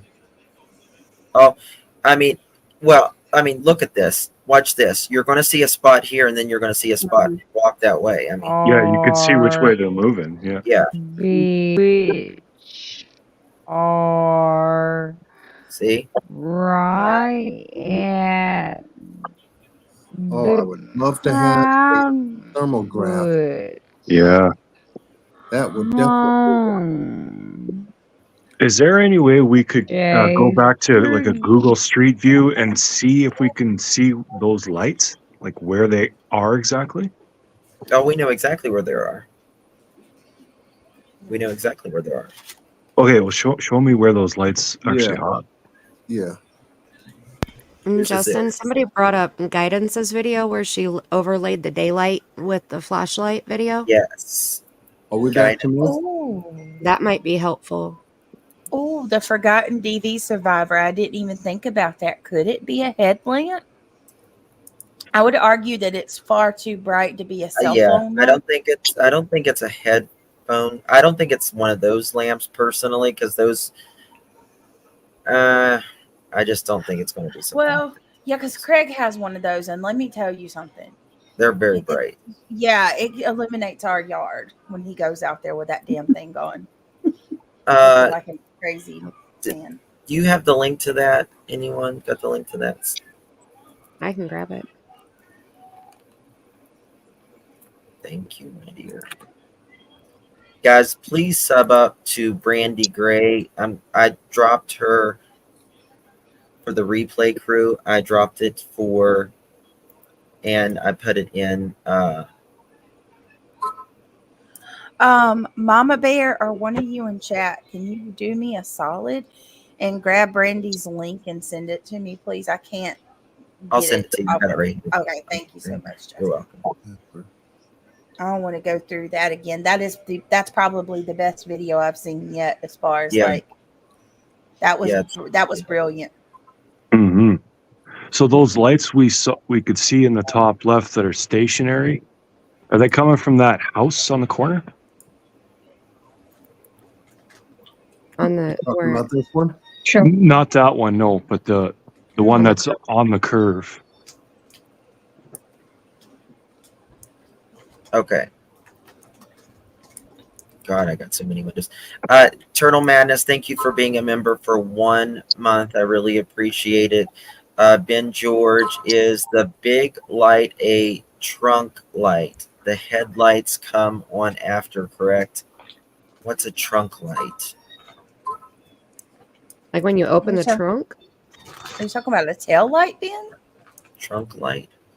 When you open the trunk, vehicle light comes on. One person has a headlight. See, I don't think it's a headlight. I think it's a cell phone, actually. Yeah, I do too. When I paused it and really gave it a look. Daisy Love, thank you so much for gifting one pearl necklace. If you received that pearl necklace, please thank our beloved Daisy. Ben, I think that's the garage doors right there. Justin, are you talking about like Right the through cell the phone trees. flashlight? I think it's just the phone. Okay. That's where that light's coming from, I bet. Right there? Have you ever used your cell phone as a light and not using the light, the actual light? Yeah. What I mean? Yes. Yeah.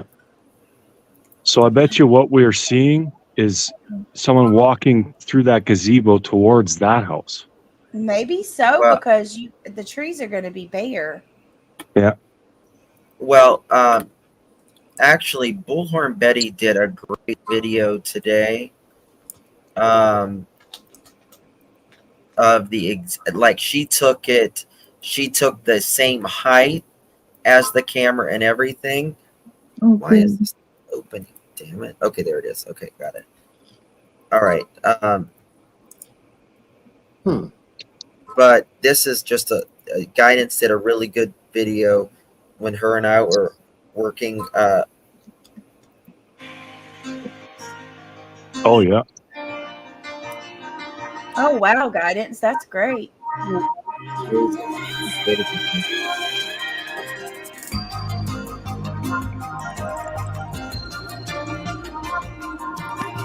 So she made 2. This is the updated version. Just FYI.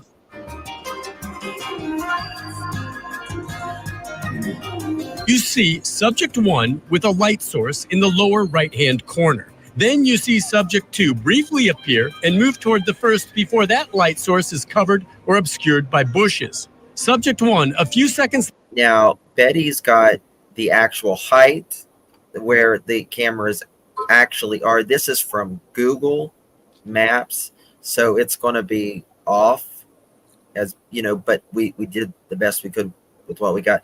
Now that Betty's got the actual height of where the camera is, it'll be so Later, then moves out of frame.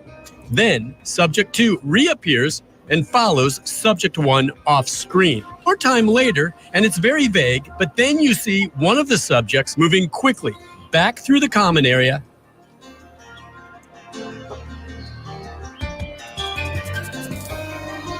So that's what we saw on Brandy's. Yeah. And it would be that one moving would go right through that gazebo, I would think. Yep.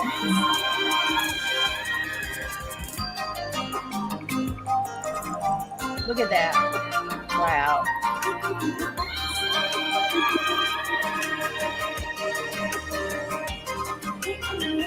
That was well done.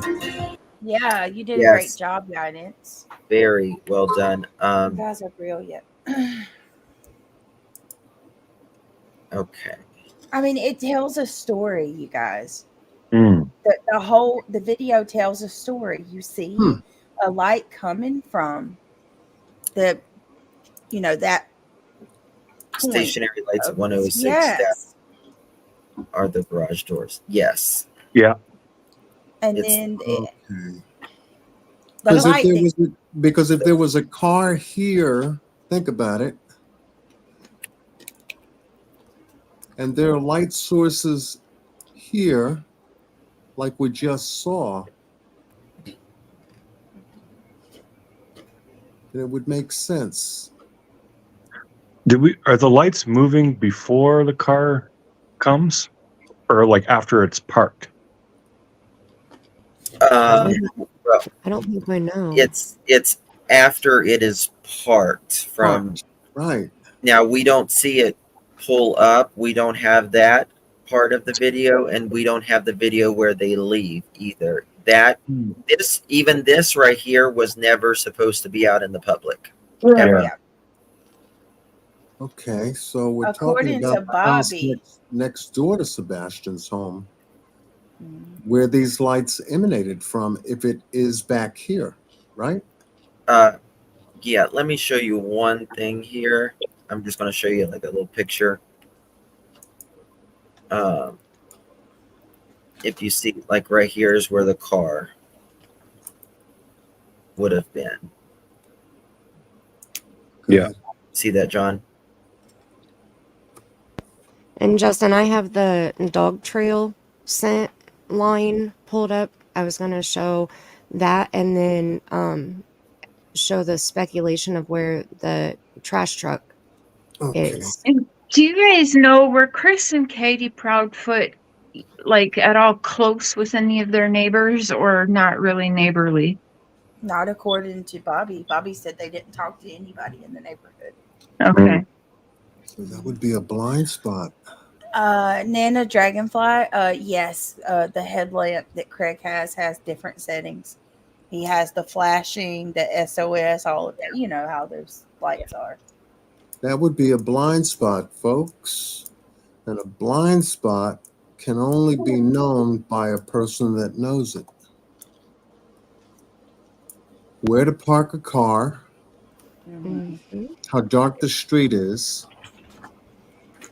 Well, they parked the car right in front of that camera, so yeah, they didn't know about it. I think, whoever did this, it was calculated. Thank you, True Sleuth. Justin, didn't Bobby say that there were 2 unidentified people in the neighborhood that night? A tall man. I don't think it was that night, though, was it? I think it was the next night. And both were wearing black. If so, could it be the involved with and have the flashlights? It wasn't that night. I don't think it was that night. I'm pretty sure.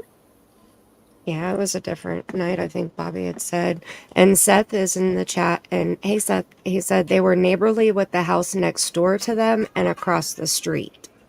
Okay. Hey, Seth, let me ask you something while you're here. Not the same neighbors that called CPS that saw him sleeping in the garage and getting sprayed by the pressure washer then. Was it I mean, that's when did that? That's what one of the neighbors said. That's speculation, but Speculation from a neighbor, yeah. It's speculation, so they didn't actually see him getting sprayed with it. I don't know, but a neighbor said that. You just don't know if it's true. Does anybody know how the relationship between Chris and Sebastian was? Yeah, not good. that was not, in my opinion, it was horrible. Yeah, That's what I think. Like he's this great stepfather when This is his fifth marriage, by the way, fifth marriage. One interview I re-listened to Chris, and he had, you know how he always likes to insert, I think to annoy Seth, and call himself Sebastian's father or his other father. But in this one interview, he said Katie's son or Katie's kid. It was like so depersonalized. I was like shocked to hear it, actually. It kind of puts me on a tangent. So how often did Sebastian go and live with his father? Well, Seth, Every weekend. Or every other Just weekend. weekend. Sorry, every other weekend, I think. But for the most part, he stayed with his mother. Yes, but it was getting ready to change to be with his dad full time. Was there anything? See, that makes me wonder if stepdad didn't want dad to find out about something. And then we had a CPS call exactly 1 month before Sebastian went missing. Yeah, talk about that. Talk about that for a moment. Seth didn't know anything about it. This is Seth is in chat, so listen. This is his words. Look, he can't speak about the specifics, which we wouldn't ask him that. Yeah. But what Seth said was that they told Chris and Katie told the caseworker that Seth was an absentee father. He wasn't in Sebastian's life, and I guess somehow that. Oh, really? I didn't know that. Yes. That's what I was hearing. That's why I was so confused. I was like, how come Seth didn't get more custody? Then I started hearing he actually does. I think I heard from Seth on someone's channel. Yeah, they have 50-50, right? Yeah. So Seth says when he went to go, get basically get the CPS information, the files. That's when he found out that they were told that he was not in Sebastian's life. He was just He's got 50-50 custody of his son. And they didn't tell Seth some of the CPS cases against the stepdad. Seth was not told that till after his son's already missing. That's a major faux pas on CPS's part, I'll tell you that. And I really think Marlena made a good point here. She says, and from Chris's mouth, Sebastian wanted Chris gone. Chris said from his own mouth that Sebastian thought CPS was going to kick me out of my house. Yep. Oh, yeah, I remember that. Yeah. That's a flag. And when he shares that story, we listened to this again last night, you guys. And when he shares that story, he's speaking of Sebastian as a 15-year-old boy. So I very much believe that what he's describing is what happened a month before Sebastian went missing, because he said Sebastian was sitting at the table. He's 15 years old. He was mad, that he was in trouble. And Sebastian just turned 15 in December. So he had to have been referencing the January call. Yeah. I did not know that, y'all. CPS was told Sebastian's father was not in his life by Chris and Katie. I did not know that. Yep. Well, Seth just said it like to be fair, Seth did just say it like a week ago. I was shook too. I was like, what? Hold on. What? If they reported that, then Chris was playing two sides, but truly only his own. I believe Chris, in my opinion, was manipulating Katie and Seth. Yeah. I believe he was the middleman. He didn't want Sebastian in his house. Katie felt like, this is my kid. You know what I mean? But When did they tell Seth? Did he text Nina before he called Seth to let him know his son was missing? How long did it take him to let Seth know? That morning. And how? Was it just a text message? Did he call him? So When here's Seth my got red off flag work with at that. 7, he got off work at 7 and got out to his vehicle. I think about 20 after 7. Correct me if I'm wrong, Seth. And he said that he had text and a missed call. So they had tried to contact him while he was On still his at work. cell phone. Now ask yourself this, because one of my subscribers brought this up last night. Great point. Okay. Why the hell would they? Sorry. He said, go ahead. I never said that, Britt. It was brought up by a member. That is what they might have said to DC. That's Oh, okay. okay. I'm sorry. I misunderstood you when you said that. I apologize. I never said it. Okay. And he brought up said to that I was correct on the time that they had tried to call and text before he got off work. But that makes sense. Like, why wouldn't they have called him at work instead of going to his cell phone? His Well, job. texting, please don't be mad. Please don't be Right. angry or upset. Yeah, that's what Right. it was. Yeah, please don't be mad. What the hell? I'm sorry, but that would piss me off even more. Yeah. Thank you for clarifying. Yeah, because I honestly took that as they. So that's what they. So let me understand this. If that's what they told you, but could potentially be the reason, is that what you're saying? No, he said I think one of your members in chat said that might be the reason. I think that's how I took that And comment. Chris and Katie speak so past tense about Sebastian. I noticed on Brittany's channel lately, on their most recent conversations they've been having with people, it's Sebastian would do this. He would do that. He used to like that. It's so past tense all the time. I haven't heard Seth speak like that. And how about Sebastian calling Chris Mr. Chris after being in his life for 7 or 8 years? There's that too. Like, did he call? He called his mom. It was yes, ma'am. When Katie talks about, and mimics Sebastian, it's yes, ma'am, and yes, sir. So did he call Seth dad, or was it sir as well with Seth? Like, it just seems so, I don't know. I guess militant, but that makes sense for their ties and all, but at the same time, kind of sad. Hey, Britt, I look at just think- private chat. I just think calling him Mr. Chris is just Yeah. so So there distant. was So there was an incident a month before Sebastian went missing. Did this incident involve CPS? January 26th. January 26th. What was the incident? Well, and there was another one in November or December, Seth, a CPS incident. So What was the, Seth said he CPS called him dad. So What was the report about? One was Sebastian. I don't know what he said, but Chris says that what he says with his own mouth, that Sebastian forgot his belt at school one day, and he asked Sebastian, where's your belt? And he said, don't. Something, I just caught something that he just said. He said, where's your belt? And he said, don't have it. And Sebastian said, don't have it. And he goes, whop, like that. Yeah. Well, he can't be lying if he said, I don't have it. Because Chris has always said, it's not that he didn't have it. It's that he lied to me. Okay. But What who happened whips after someone that? for forgetting a belt?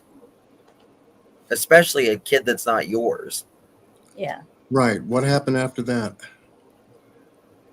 It's weird the way he tells the story, John. Did really- Sebastian punished? Yeah. Well, he kind of Okay. laughed at him and mocked him after the CPS employee left. But when he was telling the story, he had said that Sebastian went to school and showed, and then he stopped and he stuttered on his words a few different times when he was telling that story. One of the things was he showed, and then another was when he said that the caseworker had been there previously and they Yes. knew her, but this time it was for me. Right. Yep. That stood out to me so much. I made a video of that. Okay, because there was something out there that said regarding the belt that Sebastian was punished, or Chris tried to make Sebastian understand I'm that gonna he play was it. punished or something. See if I can find it. Right, that it was a punishment. He got punished, and that you can't go to school and lie and make it out to be more than what it actually was to try to get somebody in trouble. You got in trouble, you got your punishment. That's what it was. That's what he was trying to say. But he kind of got him with a belt. God. Okay, that was Okay. his quote. I'm kind of hung up on something there too, and some of you guys might know what I'm talking about. That was in my chat last night when we played that back.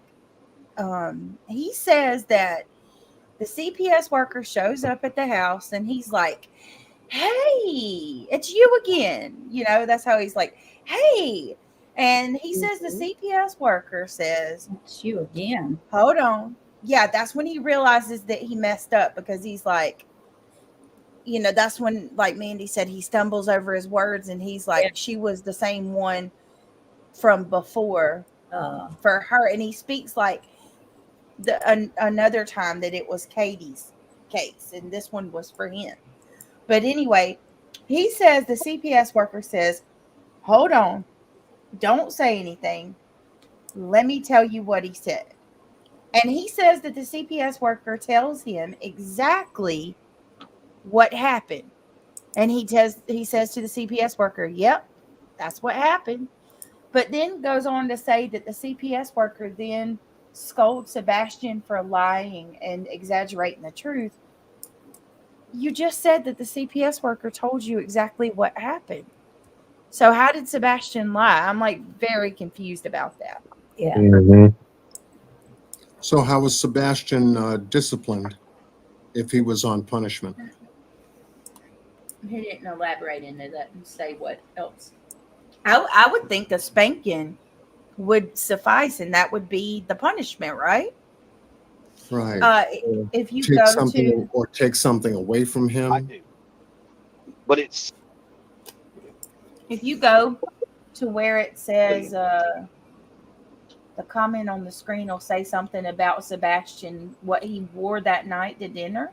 The CPS call is right there. Okay.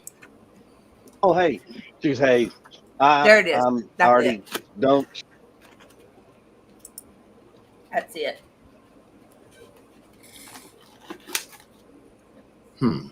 Into it elaborate or anything like that. I just, that was the question that I had. And that has to is, you know, has special needs and stuff. Mm-hmm. New Mexico and Tennessee. Look at him. He He's has so told proud me of himself. in 2 states. Mm-hmm. New Mexico and Tennessee. And so and that did that include with Sebastian? Tennessee was Sebastian, yes, ma'am. Okay. And in fact, Sebastian here, I'll just, like I said, I got nothing to hide. So Sebastian went to school one day because we were at the house. He got in trouble. He didn't have a belt on. I was like, "Where's your belt?" And got it. Whack. Got him. So he goes to.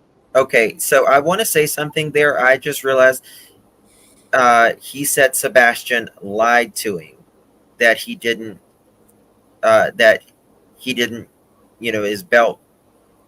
That he lied that he didn't wear his belt to school. Right. And Chris just said, Sebastian, where's your belt? I ain't got it. Whap. That's Wow. not a lie if he said I ain't got it. So Sebastian was hit. Yes. School, he tells the teacher, they're mandatory reporters. So Let me just. Sebastian, yes, ma'am. Okay. And in fact, Sebastian here, like I said, I got nothing to hide. So Sebastian went to school one day because we were at the house. He got in trouble. He didn't have a belt on. I was like, where's your belt? And got it. Whack. Got him. So he goes to school and he tells the teacher, they're mandatory reporters.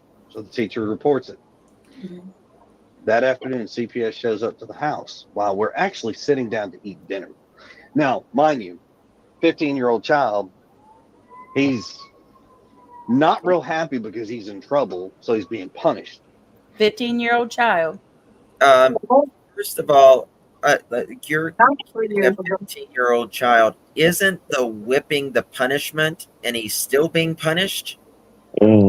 Yeah. Isn't the whipping the punishment, and you're I continuing to punish him? Yeah. I never got a spanking and Yeah, grounding. It was always one or the other. Right. Well, even if people do whip their kids, like, I mean, first of all, you should never, in my opinion, you should never whip, but especially an autistic child. There But you go. a 15-year-old child? There you go. 15-year-old autistic child. Come on now. I mean, that would trigger Sebastian because he's autistic. Well, true, but plus, like, he's so nonchalant about the fact that he just hit his kid. Like, Yeah, wow, the hell? exactly. Like, Exactly. I'm Almost like guessing he this tried to play happened that a off. lot. He almost tried Right. to play that off. Well, he says he only hit him once and once only, and only on the Okay. buttocks. He hit his To wife's me- child. No chance. Because To you have the me- physical part and then you have the psychological part going together. Exactly. John, that has And he been lied my to Nancy problem. Grace. Exactly. He lied to Nancy Grace and said, "Oh, I can't remember what I." Yeah, he couldn't conveniently, but the issue that I had, and I want to stress this because people, I feel like, are so quick to defend this. You don't know until you have been around someone who's on the spectrum. When you like, if let me give you an example. If Christian, my 9-year-old, were to hit my 10-year-old who's on the spectrum, he's gonna be upset for the next 5 hours. Okay, Like it scars them. It scars them, absolutely. So I could not imagine. It brings me to tears thinking about this child being hit with a belt by Chris Proudfoot. Y'all, we've He seen says this he man. did it with his pants up, but I don't know if I believe that because why did he add that in there? And Mark's like still learning the case, but Sebastian was sexually abused. He was. Yes. So another thing Chris says in this that would make interview, it triggering to be paddled on your butt. yeah. Another thing Chris says in this interview is if Sebastian's room is not up to par, and if Chris has to go in there, he will he'll throw away all Sebastian's stuff that's on the floor and make him take it out to the garbage curbside and throw it away. He also, when he first moved in with Katie and Sebastian, he was allergic to Sebastian's cats, and he made him get rid of the 2 cats. Chris brought in also, he used to breed snakes, and Sebastian had a snake, and Chris got rid of all of the snakes, including Sebastian's snake. Yeah, there's something going on there. And the person that they gave the snakes to came out and said, "No, Chris, you did not tell us to keep this snake. We kept this snake because we figured one day Sebastian might, want it again, or you might change your mind, and you could come and see it or whatever." But There was never any scheduling for him to come and see it. There was never anything because they didn't agree to that. The people that had the snakes were just nice enough to know that this little snake was important to this boy. Yeah, didn't the guy who he sold the snakes to, he told the guy to sell them all? Yes, I've got the text. Yeah, I've got the text. So when Sebastian was disciplined and punished, where was the mother? Standing by her man like Tammy Wynette. Yeah, right. She has been very defensive about that. I did not let him beat him with the belt. Well, he said he hit him with the belt. Yeah. Okay, let's finish this right here. So he shows, he makes a report. They come to the house, and the lady who comes to the house is the same lady we've had. She's had a case before. Had a case before. I believe that was in November or December of 2023. Now, the case that was before the star was something that didn't even happen, and it's like 3 stories that were shoved into one. And when they finally got it debunked, they were like, "Oh, he got so mixed up in telling one story, it mixed into 3, and it caused a commotion." Well, they canceled that out. So the one on me, she shows up, and I said, "Hey, how you doing? It's her again." She's like, "Oh, hey." She goes, "Hey, I already don't." She's like, "Don't tell me anything, but I'm gonna tell you what I know happened." And I said, "Okay." She goes, "Blah blah blah." She told me exactly what happened. I said, "Yes, ma'am." She goes, "Oh my God." I said, "Yes, ma'am. This is how it's been." This is how it's been. How has it been? It sounds like Chris is making it sound like it's been miserable. This is how it's been happening more than just that once, too. Yep.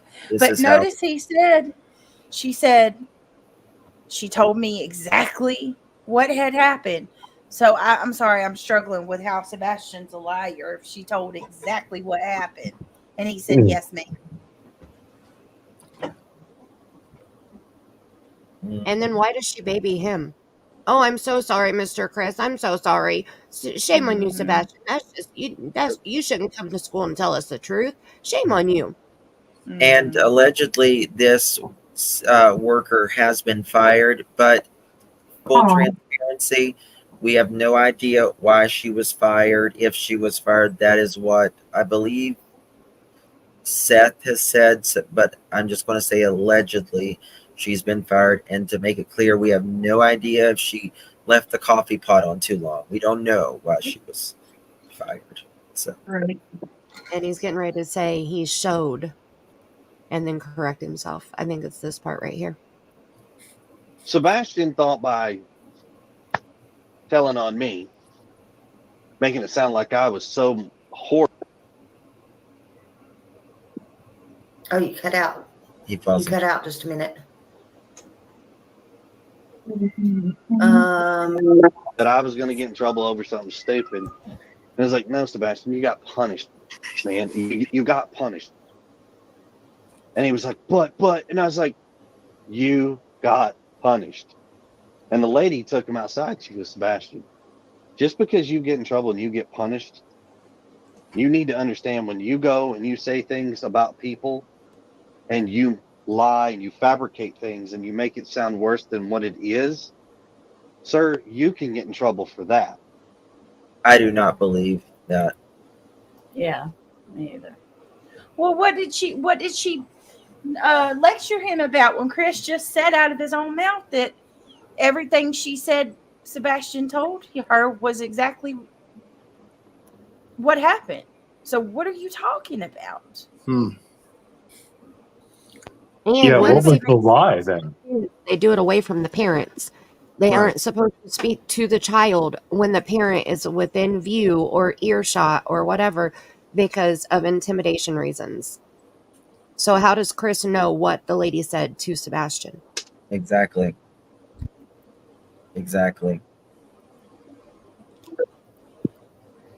So that happened, and the lady was like, "I am so sorry." And I said, "No, he's just a child. He's upset. He's just a child making what just It is what it is. I'm okay with it." You're not okay with it, Chris. You know, he sat that back down at the dinner table and was like, "See, eat your food." And we went back, and everything's been fine. Yeah. I don't understand how he can keep That laughing. girl, Yeah, it's chilling how he was just so nonchalant about the fact that he struck his child. Yeah, Or his stepchild, I should say. I'm not feeling well with Chris. Mm-mm. He's almost boastful, isn't he? Mm-hmm. I mean, And you know, this is the Like I guess you two, as men, would you guys allow a step parent to put hands at all or punish children like that? Oh, no. I would have been beating the crap out of him. And I Right. saw Seth say in the chat he didn't let that happen. So I'm betting, I mean, if I had to put a theory out there, I'm thinking that Chris was afraid Sebastian was going to tell Dad the truth about what was happening in that house. So, from my understanding, yeah, like Seth, you said that there was an agreement, no corporal punishment, right? Tori says, So, I'm a foster parent in Tennessee. I work with DCS. I do not believe this one bit. Chris is lying. And I do emergency foster care and have for almost a decade now. And I do not believe that either. So was this on the it ever a time Sebastian ever told his father that he didn't want to go back home? Yes. he did, but he didn't say why. He wouldn't But say he why. didn't say why. Yeah. The weekend Yeah, this before, last weekend that Sebastian was at Seth's house, he actually just shared that recently Okay, yeah, with because us. I've been But picking up different pieces for the last couple of days and listening to Brittany and Justin. I think I caught a couple of lives concerning this case. So I'm the new guy on the block. I'm just starting to put my eyes on the people surrounding the victim. Yeah, same here. Which is Sebastian.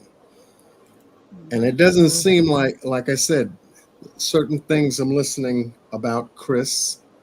There's certain things that I will learn about Seth, and there will be certain things that I learn about Mom. Because these are the three people in his life. There's a triad here, which each individual plays a very important role on what affects Sebastian. Yep. Attitude, background, relationship, connection. And so far, just picking up what I've heard and watched and listened to, it doesn't seem like, and this is just me, my opinion, and if Chris is in the chat, you're welcome to chime in too. Things are not setting too well with him pertaining to what happened here, especially when you have CPS involved in January, December, and then this kid goes missing in February. Just out of nowhere, out of the blue. This is another Summer Wells walk out the door type situation. Because there are a lot of comparisons here. a lot of the same red flags, right? A lot of the same little nuances I'm picking up. Phone calls, how 911 was contacted, who called who, when boots were on the ground, how TBI responded.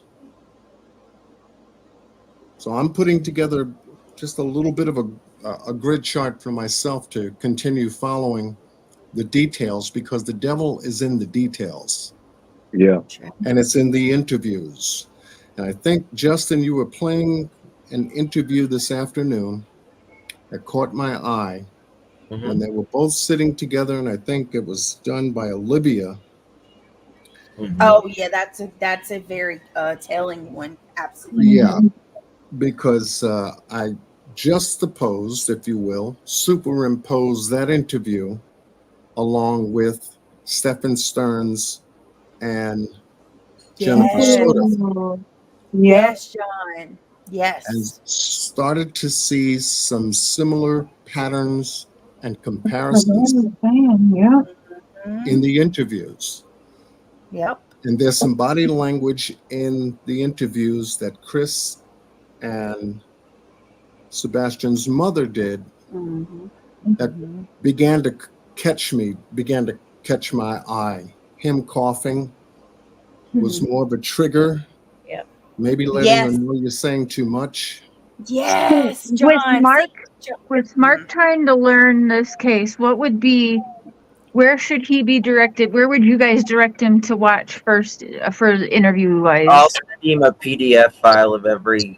I'll send it to you, John, as well. Of every single interview that Chris, Katie, and Seth has done.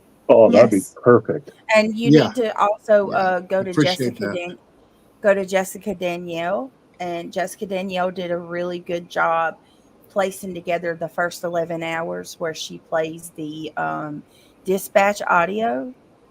I think that's a good place for you to start too, because that kind of gives you a general idea of what was being said. They talk about how mom and 4 other people were at the house at like 8:30. Seth, I never figured out who the other 4 people were that were with Katie that morning.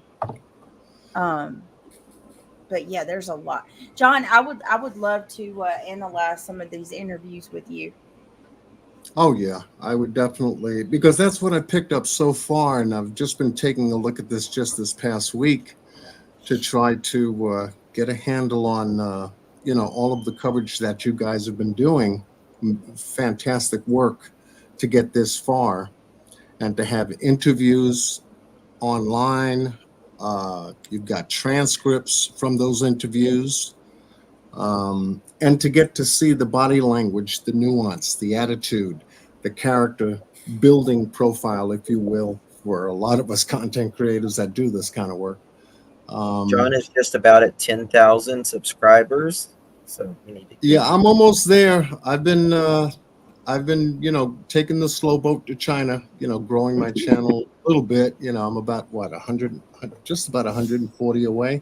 Oh, y'all, come on. We can cross over 10 tonight. From a 10,000 celebration. But nothing wrong with the slow boat, John. Nothing wrong with that slow boat. I was on that same slow boat. All right. Well, y'all You heard guys don't even know what slow boat is in true crime.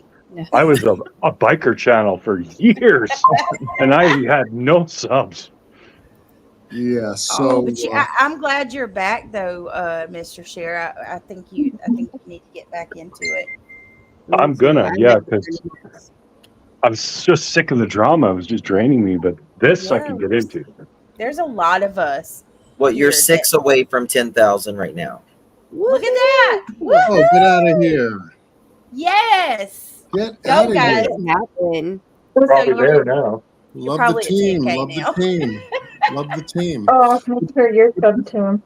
But this is what I see, and if we do have a chance to take a careful look, because I'm a body language person too. And Justin, you've been doing a fabulous job just slowing down the video and actually reading. Yep. Almost frame by frame, the body language that occurred in their interview. There was something that Olivia said that I would like the audience to hear, and it was a question based on that interview that triggered a physical response from both of them that caught my eye.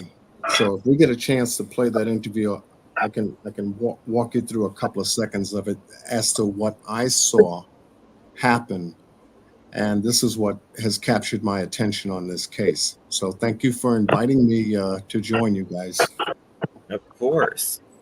We're 2 away from 10,000, y'all. Come on. Y'all better go make it happen. And Justin, did you see Ben? Did you see Ben's super chat, Justin? Drop that again, guys, please, so we can get him to 10,000.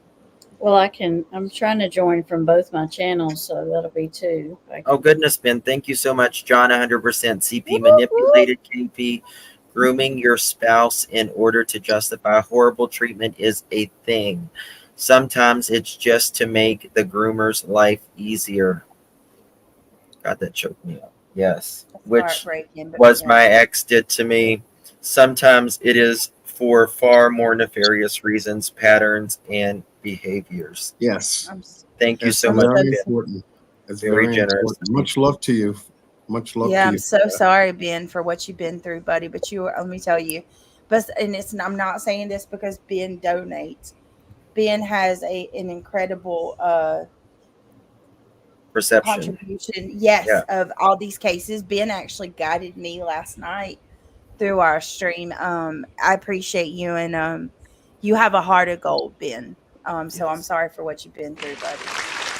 Let's congratulate you for 10,000. Oh, no. Yes, congratulations. Well deserved, Yes. John. Wow. Well Much deserved. love to everybody. Because the more eyes on this with the right view and perspective, which we all have different perspectives, different viewpoints, that's all it should be about, and nothing personal as we get into these true, real life cases. And this one starts to hit home because we're talking about a 15-year-old that has been missing now since February.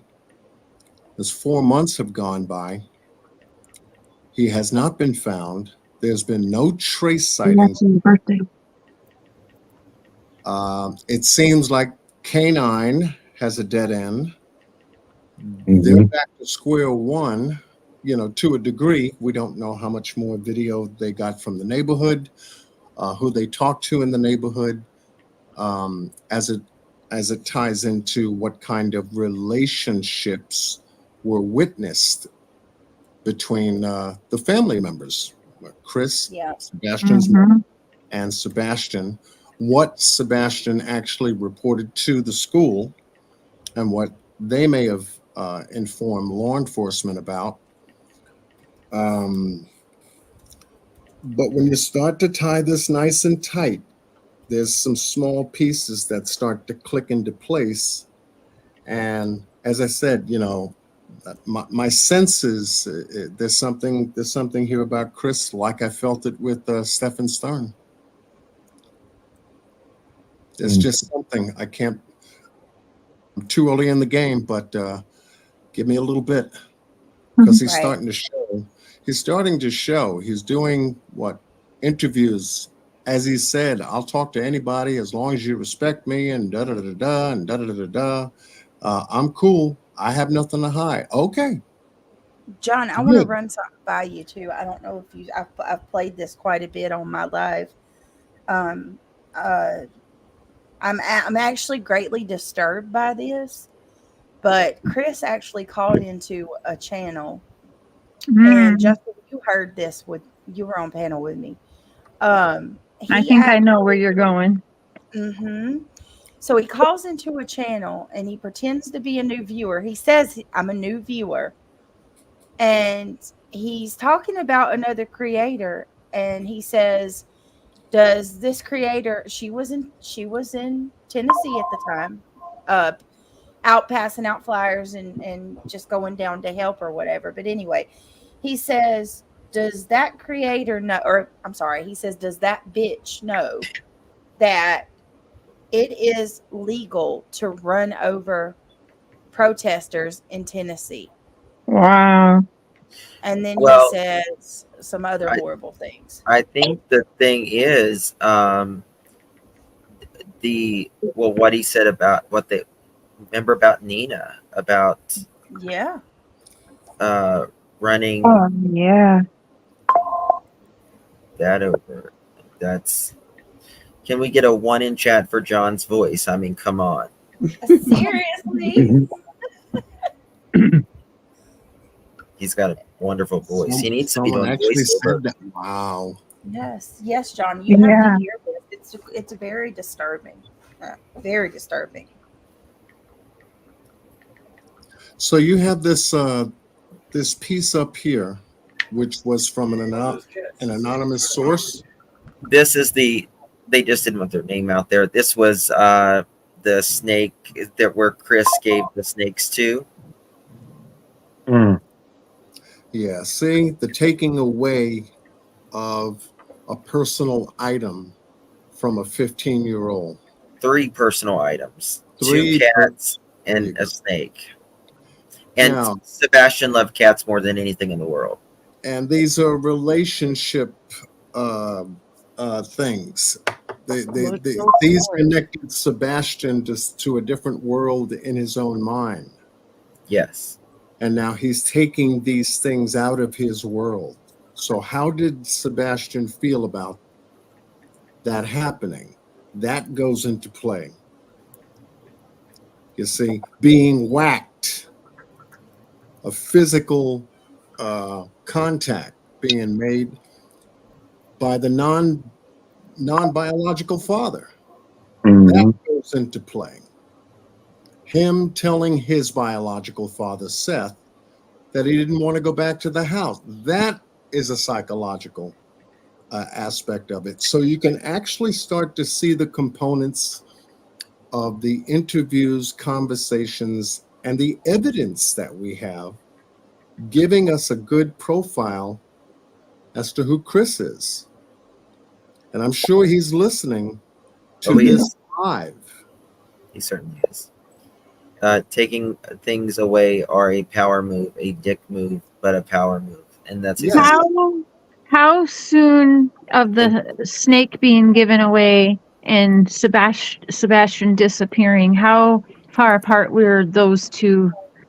That's a good question. I think I have his at where he advertised it, so I probably have the date. I never thought about that, Jared. That's a great great thinking there. Yeah, that's an emotional anchor that Sebastian had. Yeah. His pets. Comfort. It was his comfort. Yeah, exactly. Yep. He advertised in July. That goes to his psychological well-being. Yeah, let me see if I can find It's like it. a dog or a cat or any other pet that we would have in our home and take care of it and feed it and clean it and walk it and treat it like it's a part of us. Yeah. So by him taking those things away from him, he had no idea of what was going through this boy's mind. He How he advertised was going to continue to react going forward. He advertised to get rid of the snakes July 18th, 2023. This is one of his posts. Okay. Wow. Saddens me to have to do this, but I have to get out of the hobby for a while, so everything must go. I have a list below. Please direct message me. So this was one of the first posts, and then there's more. I put them all in this video. And everything. He was wanting to get rid of it all. Well, this one was July 29th.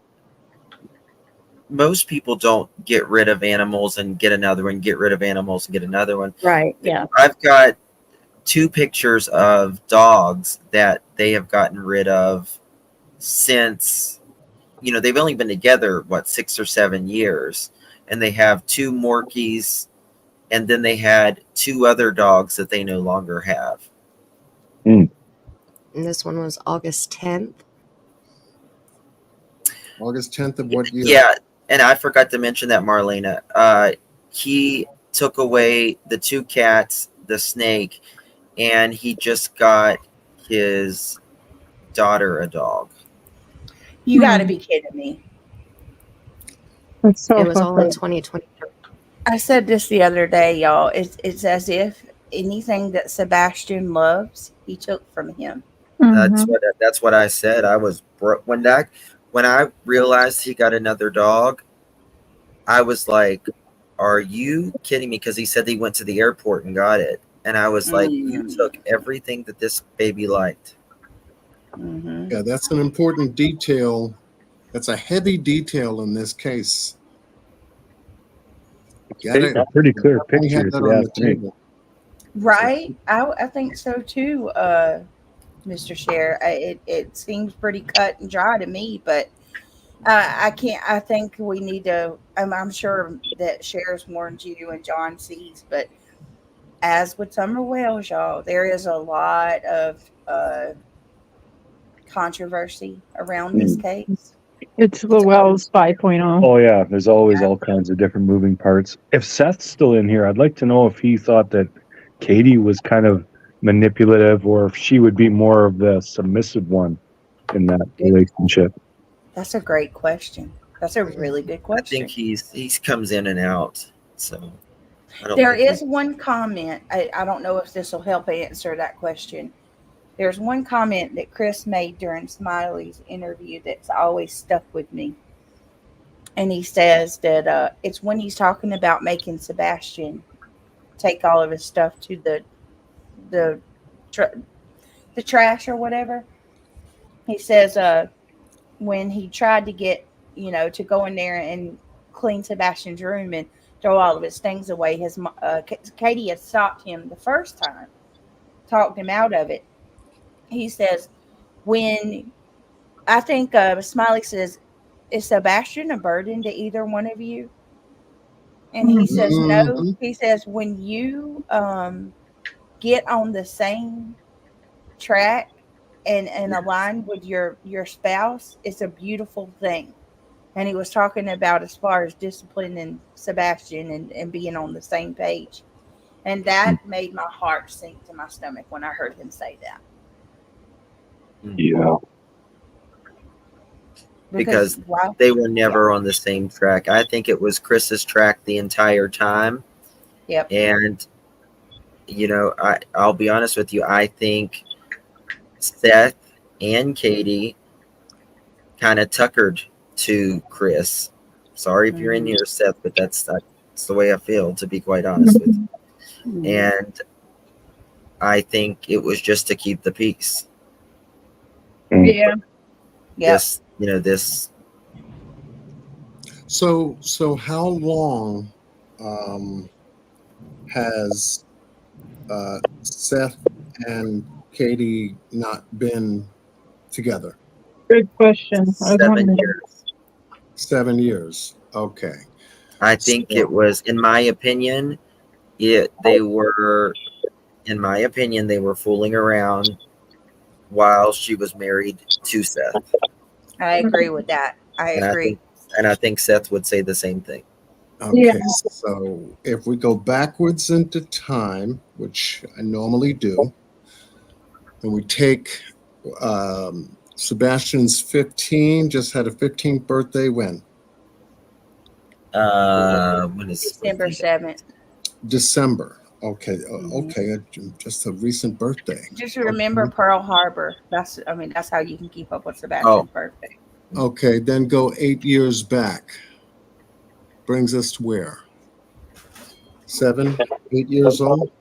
Yep. Okay, so that's where I'm going to start. Yep. Half of his life. Question: when was the CPS case against Chris and the snake being given away? The snake stuff was July. July. And when was the July. CPS case on Chris? December and Okay. January. Thank you, Okay. Truce. In my opinion, CP seems to get pleasure from taking things away from Sebastian. Yeah. I believe CP found Sebastian an embarrassment because he is on the spectrum. The result there was a lack of care because he was not normal. I agree with that. I absolutely agree with that, because I think if you weren't blood and you weren't, because he constantly kept saying Sebastian's got the goofiest smile and everything. Oh, God. And that's why I say Sebastian has a radiant smile. He We're going to turn does. it around. Sebastian doesn't look physically off when he's smiling, I don't think. No, and y'all, I challenge anybody, go to Seth's channel and watch. You want to know Sebastian's personality? Go watch his little Christmas concert. He was the most animated. Yes, he outshined everybody. Everybody. I watched that video, but I didn't know which one Sebastian was. Oh my goodness, he's the one that does the most. Yes. Okay, I'll watch it again. Look. Here, I'll play it. Look on the far left side, and he's so proud, and you can tell I don't know if it's Seth or if it's Katie or if it's both of them, but he looks at them so many times, and he's like, he just loves the music. And my favorite part is when he impersonates like he's doing a musical instrument. That is the cutest part of all of it. You just have to see. And then at one part, he helps his little friend beside him. There's a little girl standing beside him. And I don't know if her coat was hung on the string or what, but he stops and helps her and tries to fix her jacket for her. It's freaking adorable. He sounds like a very lively kid. 15. He's just, I mean, he's in the teen area. You know, some of the roughest years can come out of that. You know, you're going through your cycles, you know, puberty. Yes, but you know, emotional makeup, all kinds of emotional makeup happens in, you know, between 10 and 19, you know, for guys. Yes, but you know, all of his friends say they couldn't tell any, you know, like he was just Sebastian. He wasn't any different. Okay, here we go. This is Sebastian. Here. Right here dancing. Look.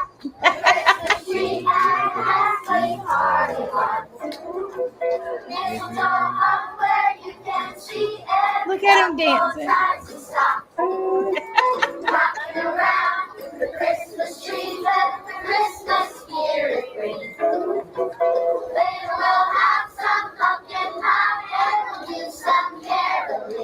Oh. Yeah.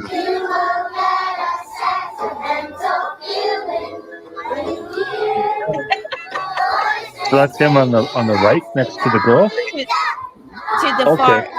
Yes. Yeah, okay. Oh yeah, just giving it.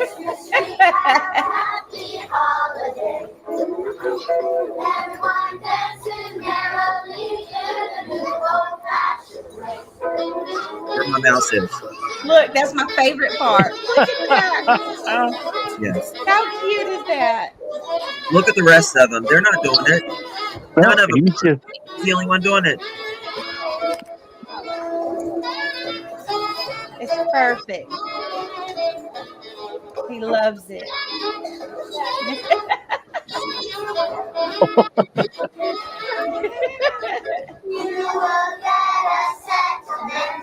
Oh, he's just loving it.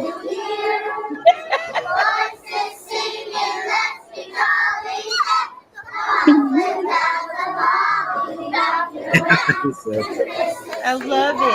He's so adorable.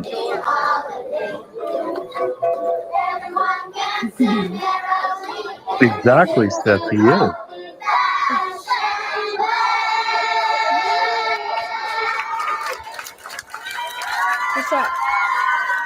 And the bow too. Yeah, he took boy. a bow. That's what I said, Seth. I commented in the video. I was watching it this morning. You did good. You did good. Yeah. He shows very high signs here. This is a great clip, by the way. This was perfect. Yeah. High signs of audibility. He loves sound, music, and he's very physical. Making him very kinesthetic. He's personal. Yeah, and this is what his hands on his ears. Yeah, he doesn't like the noise when they clap and stuff, which is, I noticed that too, Mandy. My son has that too. That's why that stood out to me, because my son he was diagnosed with sensory defensiveness. So any loud noises that he's not prepared for, they can startle him or scare him. So like when they would do drills at school, they would have to pre-warn and all of that. So that just stood out to me when he covered his ears when everybody started screaming and clapping. Yeah, when it's too much, he can't really. And Dad, Mom, and Stepdad are arguing and hollering. That would trigger him. Oh, absolutely. Yeah. But look, isn't it amazing? He stole the show. He was. He did. How, He's a kid. how, I have how no one old is inside this? but How anyone old is he in this? abnormal behavior. That's exactly Video. how an level-headed child would behave. Yeah. Absolutely. Thank you Seth. for Ben. But they were not. How old is he? aware of this. How old is he here? Hold on a second. They weren't. This was you doing this, Seth? Nobody else was there. Oh, He my said God. it was at the school he was apparently not allowed at. I think something like that. So somebody said that he wasn't allowed at that school, but he's the one there, I guess. Yeah. Wow. Okay, so Seth says 6. Okay, thank you. Seth is in the building. Thank you for being here. And it's okay, Ben George. We can read typo text. Why would Seth not be allowed at the school? That's on Katie's demand or Chris's? That's probably Mhm. that would be around the time of the divorce, right, Seth? Is that when she was making those allegations? Mm. Oh, that's right. When she wrote. Okay, I forgot about that. Yep. 8, yeah. I don't believe Katie wrote that. I believe others wrote that. If you know what Yeah. I mean. I think Katie might have wrote it, but I don't think it was. Yeah, I think someone else was telling her to. Yeah. You know, like the one who lets her interview alone. You know. Mm-hmm. See, this is the starting point. This would be a starting point back in time. How was Seth back in time? And this is a great moment and a memory that has been captured here that gives all of us outsiders a good look at who Sebastian is. Yeah.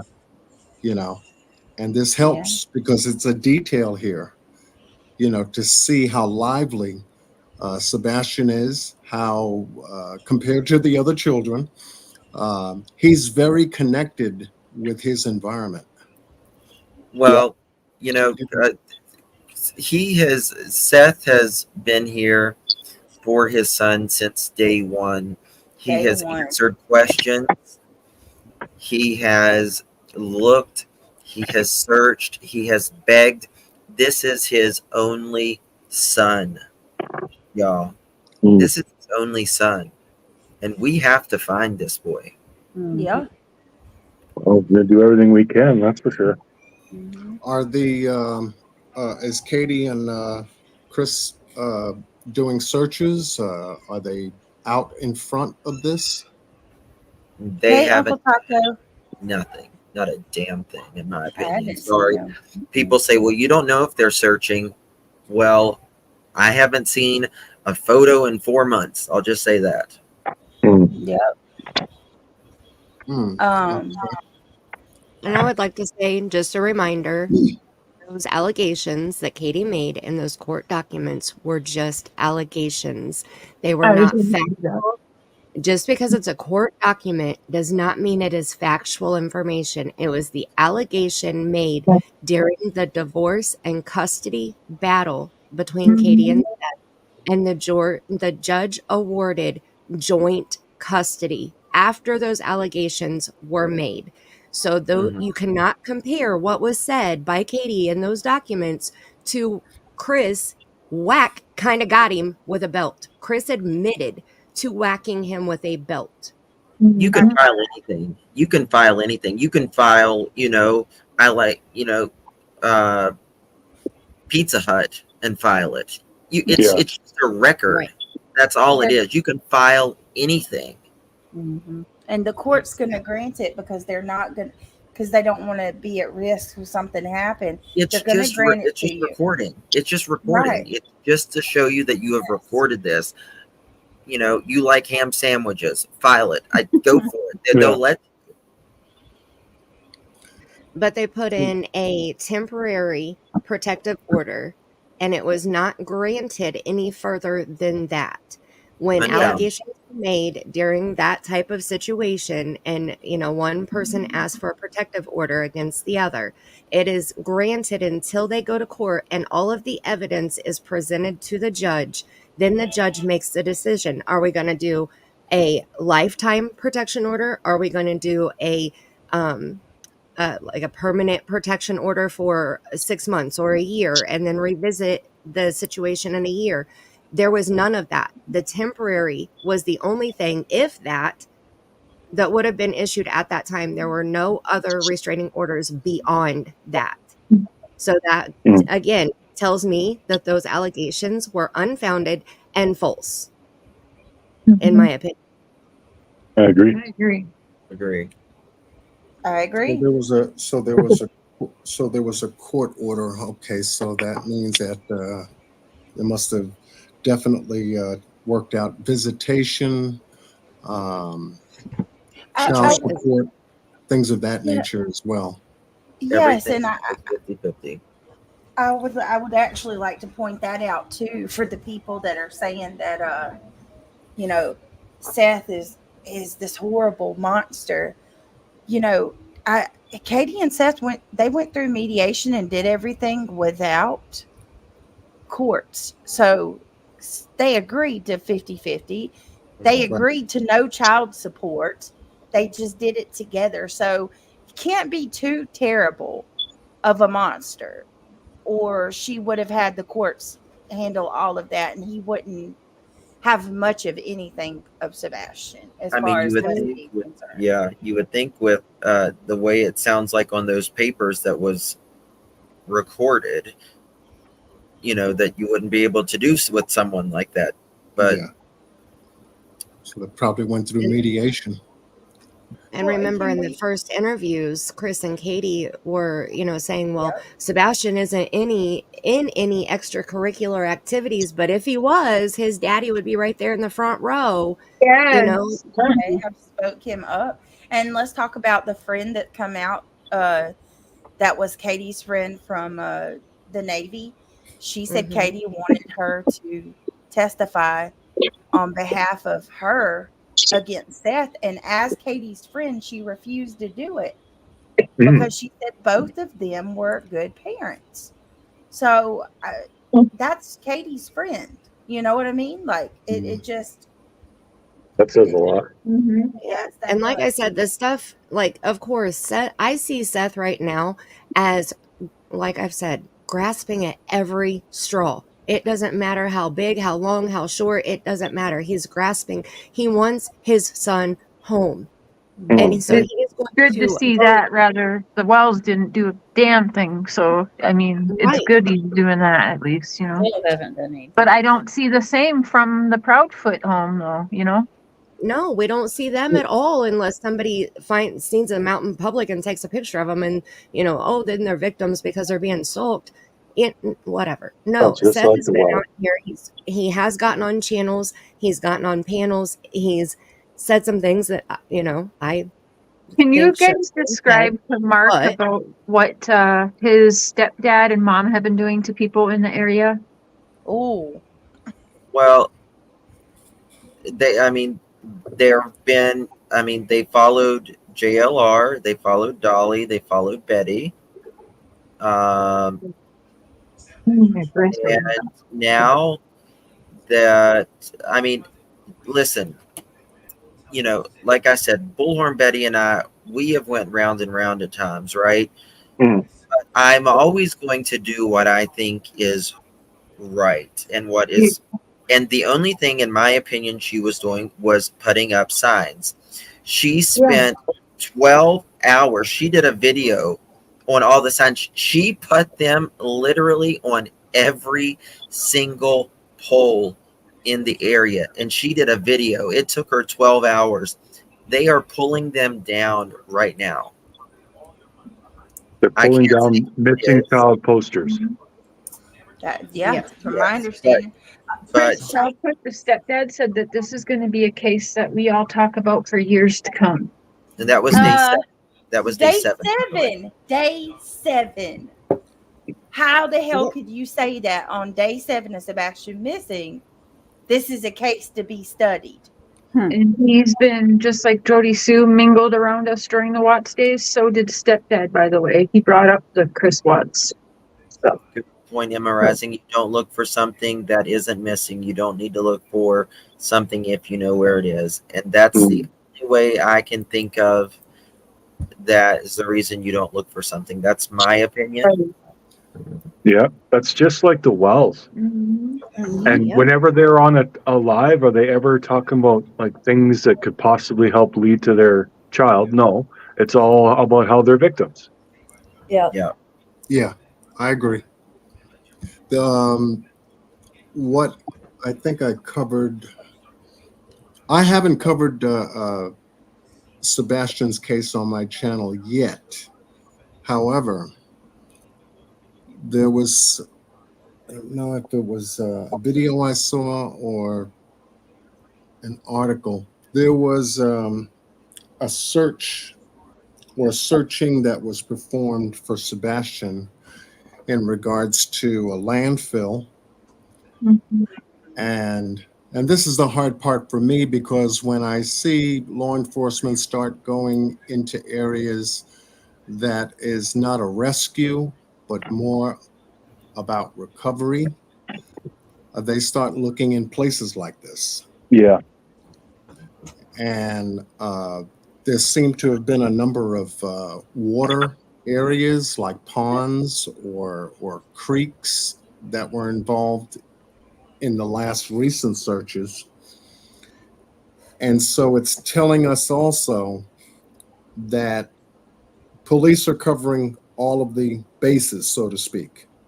Yes. You know, if we've got traces of things telling us to search a landfill, and they do that,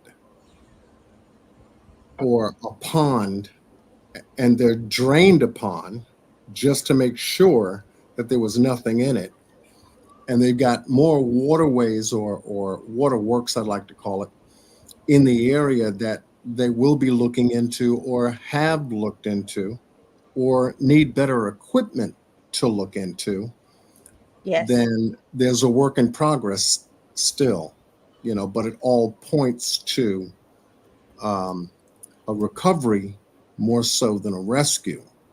I'm hoping it's the former rather than the latter, Mm-hmm. you know, in this case. So, John, this is something we forgot to mention. John, Katie and Seth were married for 8 years. Katie reported Sebastian missing on 2/26/24. 8 years to the exact day after Katie filed for divorce on 2/26/16. Coincidence? Wow. So she filed for divorce on 2/26/16. 8 years to the exact day Sebastian goes missing. And Chris and Katie have been together for 8 years. 8 years. There's the number 8 again. Okay, so you're going to start to see. There's a lot of threes in this case. Yeah, well, you definitely got 3 in the case, no doubt.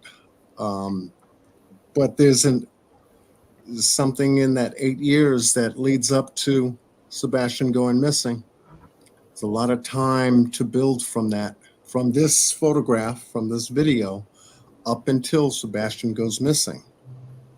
Now we come to the present day. If you have that interview, if we could do that real quick, maybe take a couple of minutes. Sure. Which interview is it? The one with Olivia. Oh, of course, yeah. Oh, yeah, okay. You got that one. Okay, because that's I thought I saw that either on Brittany's channel when she did it last night. I was playing it earlier. Let me switch. Okay. One thing that I would suggest for you, John, watch some of the interviews with Chris, and then watch a few of them, and then watch the interview that Nina, his 4th ex-wife and the mother of his only biological child, did also. Oh, okay, yeah. It sounds like there's been a number of interviews that I need to really take a look at. I sent text share the those links, and I texted to John as well, or I emailed it to John. Thank you. Thank you. Yeah, I think this is the one. So, how's the sound on this one? Good. It's pretty good. Okay. So Okay. as we, if you can just pause it just for a second. Sure. Uh-huh. Okay. Let me preface this. In looking at it for myself, and in going over details of this interview, body language is about 55 to 60% the tell. What you hear in terms of the communication, the percentages start to go down. But here, when you can combine both, it begins to tell you, and you'll see it. I promise you, you're going to see it, and it's going to reach out and touch you. I'm so glad. How this interview was conducted, I think Olivia did a great job. She did. And the body language that goes behind the words to try to describe what they want you to know. One of my pickups from this too, John. I love so much that you pointed out the cough, because the cough to me, when you see Chris cough, it's very unnatural. Yeah. Normally when somebody coughs, it's like, you usually have a small cough and then a big cough. His cough was merely, I've never heard somebody cough like that. It's fake as hell. It's fake as hell, in my opinion. And that's another thing. He will only do interviews with females or a guy or two that totally supports him. Okay. That's it. So now getting into this interview. Thank you, Crumb Cafe. When she begins to describe from the question posed what happened, she to pay attention to facial recognition, facial remarks from Katie, and then watch Chris. They get to that point where the cough comes, and it's opposite Katie.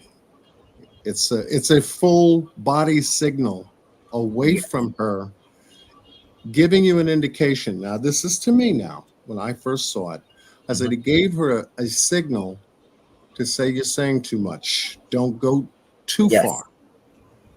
And you'll see it. So if we can, so I just wanted to preface that so that this way now, when you look at it, you're going to see some additional things pop up out of there. I'm not going to tell you. I'll let you pop that out. Thank you so much. How can a mother give a child to this monster man? I'm talking about Nina, baby. Thank you so much, my friend. I actually have a thing I'm doing tomorrow on a live, and kind of very similar to what you said.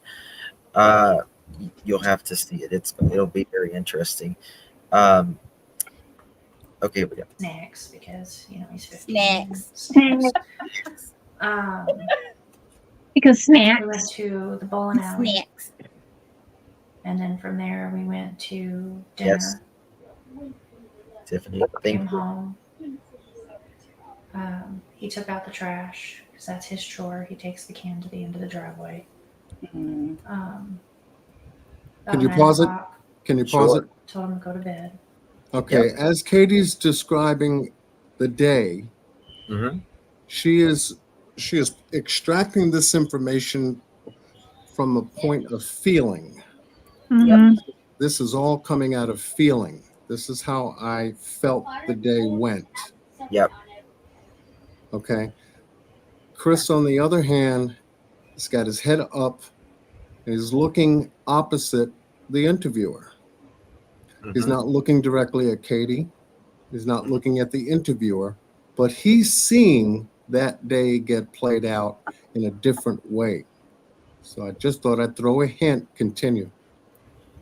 Thank you, True. So the last thing that has bothered me from the beginning is that CP said this will be a case that law enforcement will study for years to come. How would he know that if he has no knowledge about what happened. That's exactly right. How would he know this is something?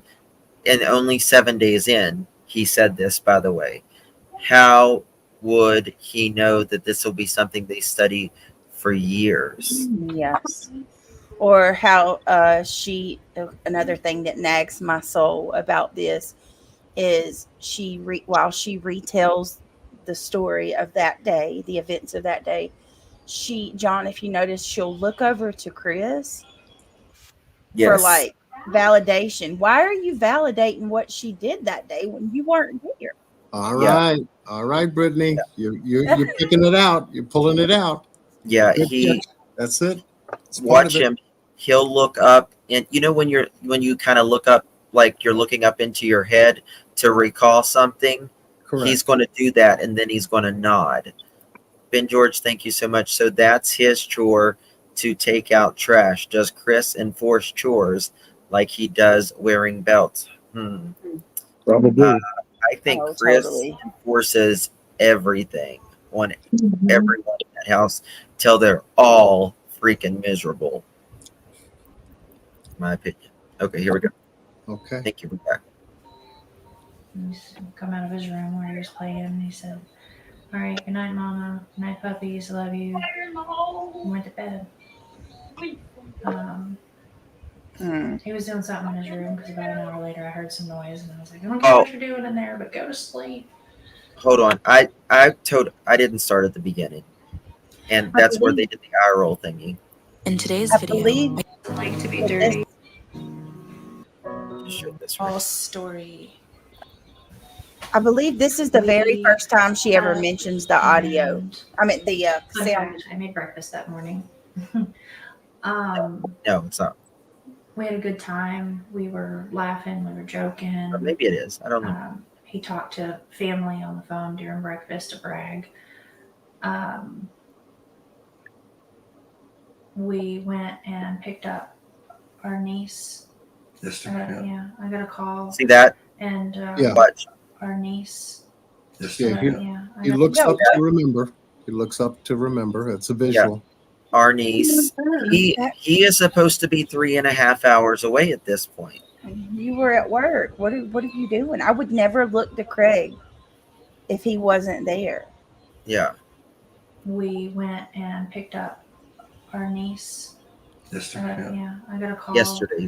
And asked if I could go and pick her up, and I did. And so we went and did that. We went to BJ's. Had a good time there. He ate a colossal popcorn. Came home to put groceries away because we bought snacks because he's 15 and snacks. Yeah. We went to the bowling alley, and then from there we went to dinner. Came home. He took out the trash because that's his chore. He takes the can to the end of the driveway. He's visualizing. About 9 o'clock, told him to go to bed. And he's come out of his room where he was playing, and he said, "All right, good night, Mama. Good night, puppies. Love you." So they went grocery shopping and then went bowling? Was there a trip home in between? They went. They went bowling, or then grocery shopping, and then they came home, and then they went out to eat. But notice how she says, Sebastian says, "Love you, puppies. Love you, Mom," and she doesn't say "love you" back. Can you go back about 30 seconds? I just want to see something.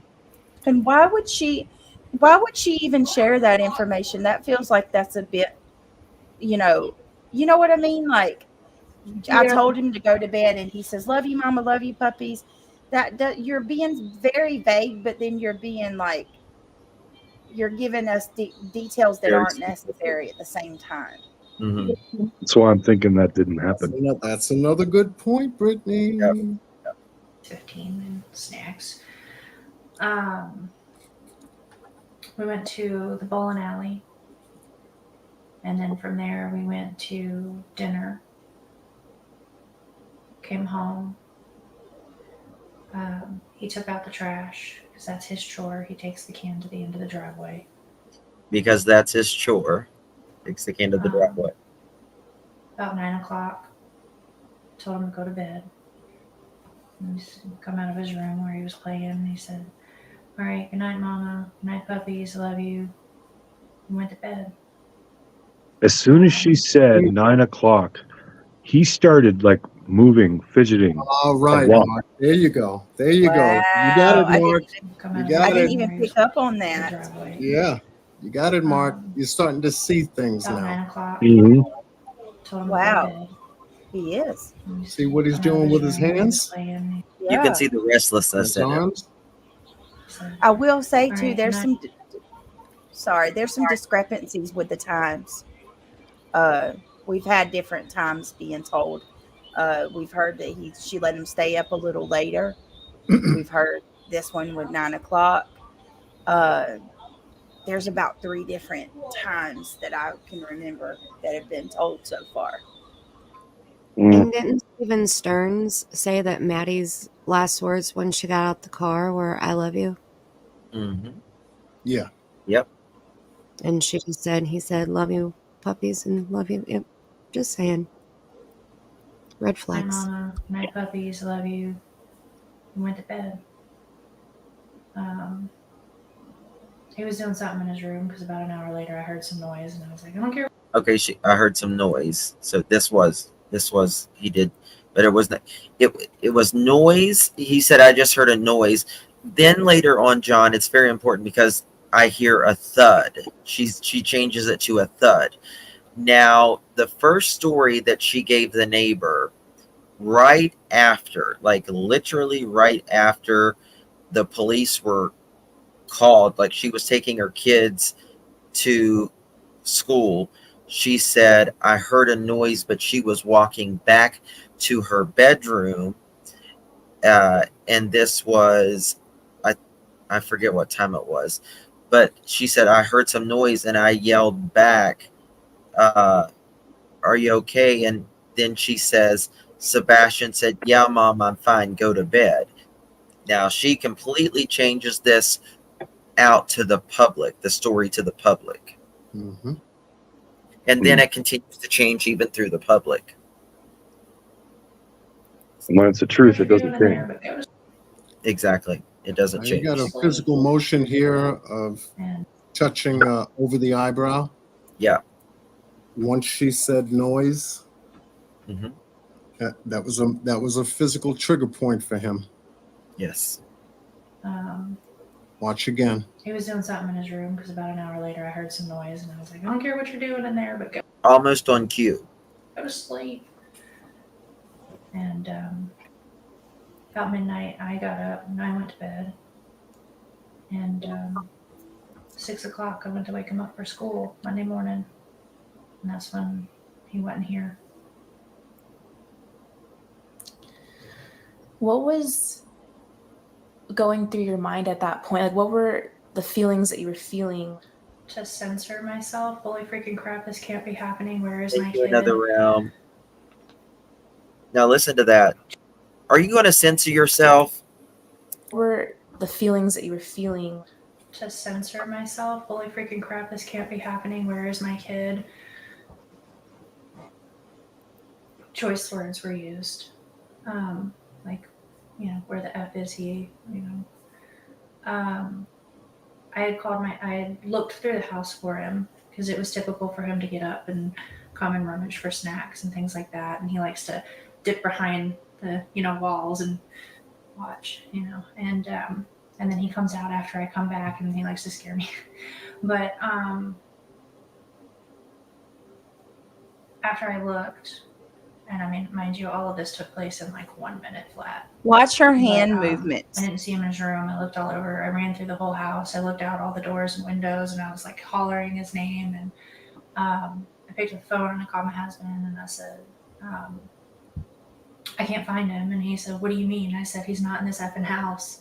I can't find our son. And I jumped in my car and I drove around the neighborhood and I drove over by the school, and he's already at this point. Okay, she leaked there. He's already. What is that? Who's he? He's Yeah. already. And her hand movement's very interesting when she Yeah, said yes. that to each I other. don't know. What? She's doing this with the throat. See? Yeah.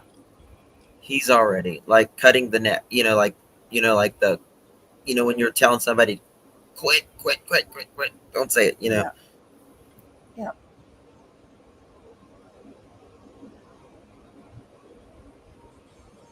From the neighborhood, and I drove over by the school, and he's already like, at this point I was like hysterical, and I was crying, I was screaming, and Here it is. he was like,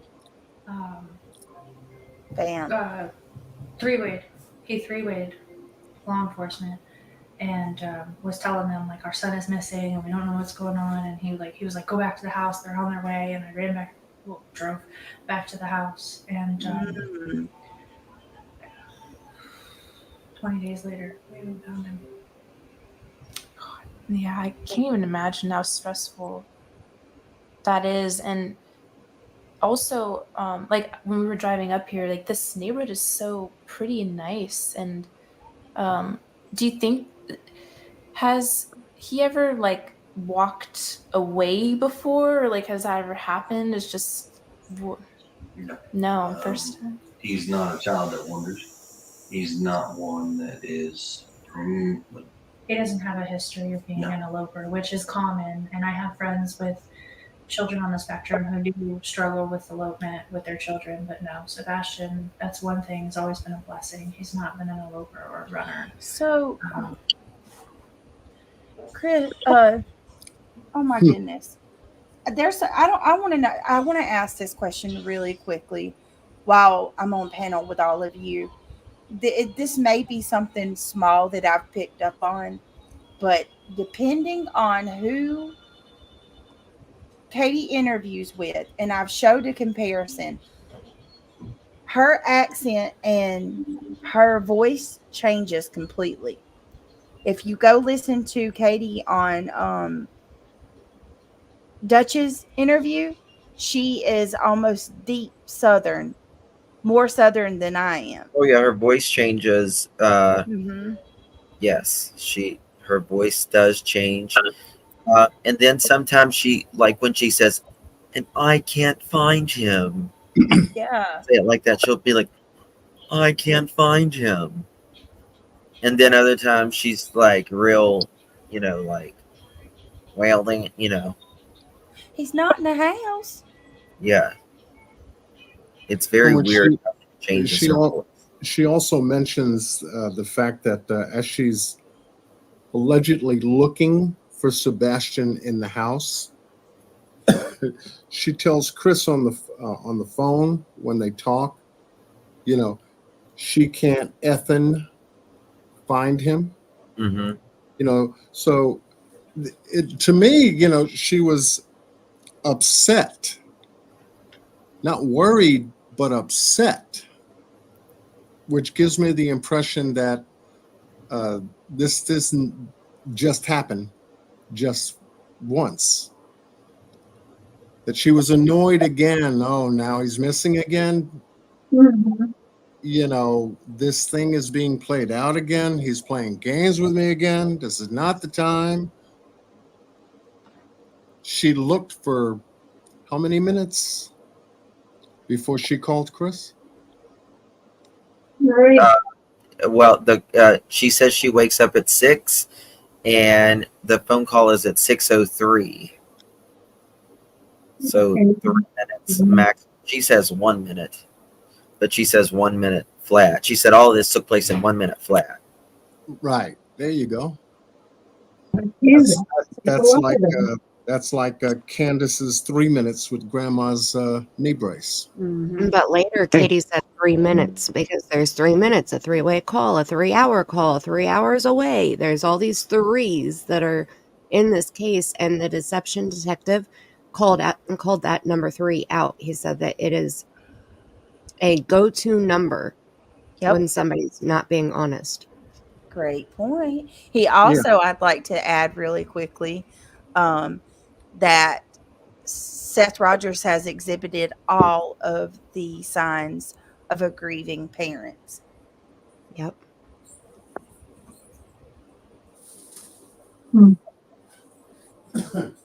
You guys, we're gonna jump down. We'll be in chat though. Thank you for having us on, Justin. The dream team again. Of course. I'm so excited that Mr. Mark is in true crime I again. know. I'm getting back I into it. Yep. know. So we'll figure out whose platform is next. We'll get into the email chain and figure that out after. Thank you, Justin, and I love you guys, adore you guys up on panel. And Mark, you want to say anything? Oh, thanks for having me on. And Mark, come back, please. We need to do the Looking Glass, and we need to do John's channel too. Yeah, I'm Yep. excited, you guys. I appreciate you. I got a lot of videos to go watch, sir. And Mark. Yeah, Mark and I got to do our homework. I sent you the links to every video. Yeah, I'm going to go through them all. Awesome. Much love to you, Sharon, Mark, as always. Same to you, John. Thanks, everyone. Good night. Have a good night, you guys. Thank you. All right. Well, his primary areas are like social and emotional dysregulation issues and things like that. But he's very smart. He's functional. Overall, he's a pretty happy kid. I mean, he's a teenager. He's coming into his hormones. He's angry that he's growing a mustache, but for the most part, he's a happy kid. And What are your theories? Like, I'm sure your mind has thought of every possible thing that could have happened, but is there any theory that you can talk about that you think? What I can tell you is with all law enforcement, with everybody that's involved, there's nothing that's been eliminated. Everything is on the table. Everything is being looked at from every possible aspect. everything from he got out and walked away and was outside of the search radius before we started searching to the worst. And that's currently where we're at. I mean, it's really trying not to go down that road because we're gonna find him. Speculating causes problems. Assumptions cause issues. And based on facts of what everybody knows, right now, there's nothing, and everything is still on the table to being looked at. We just know he's out there somewhere. One other question I have is recently Channel 5 in Nashville, they had security footage that showed 2 flashlights the night he disappeared. Watch anything... Katie. Watch Katie. Yeah, watch your fingers. Now they're going to shoot this down real quick. Now remind you, they are the ones that said Sebastian left with a flashlight.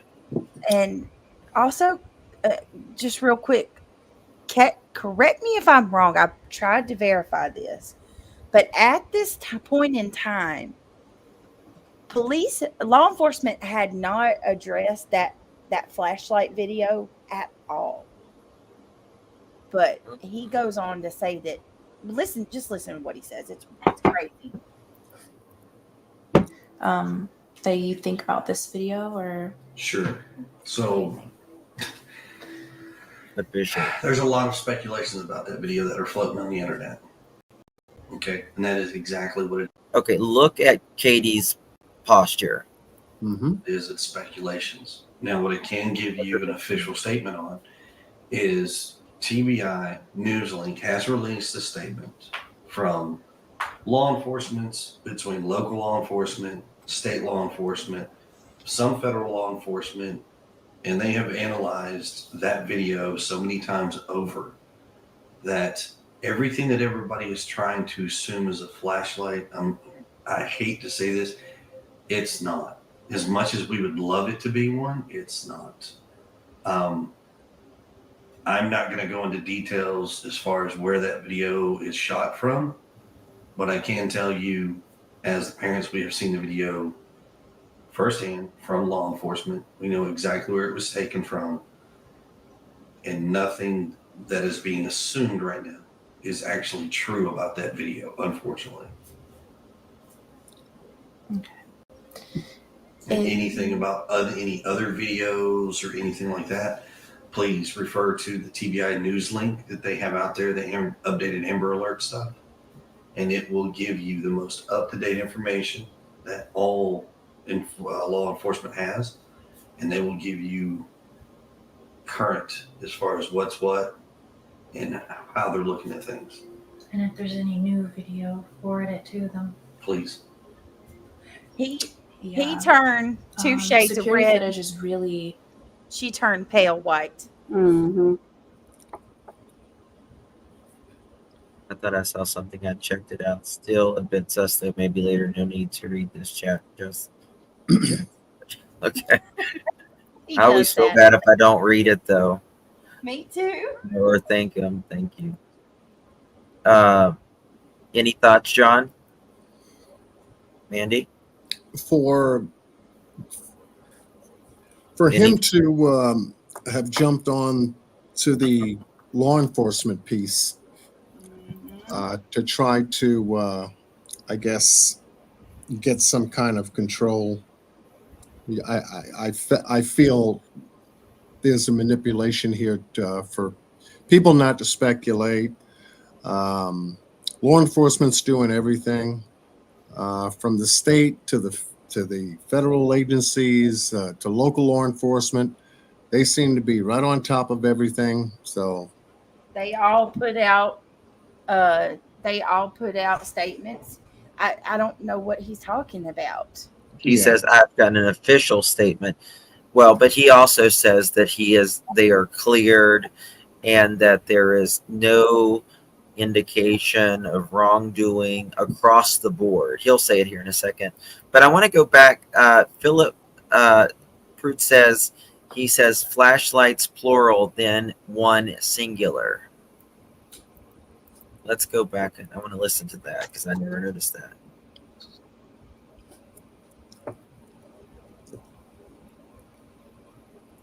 Local law enforcement, state law enforcement, some federal law enforcement. Hold on.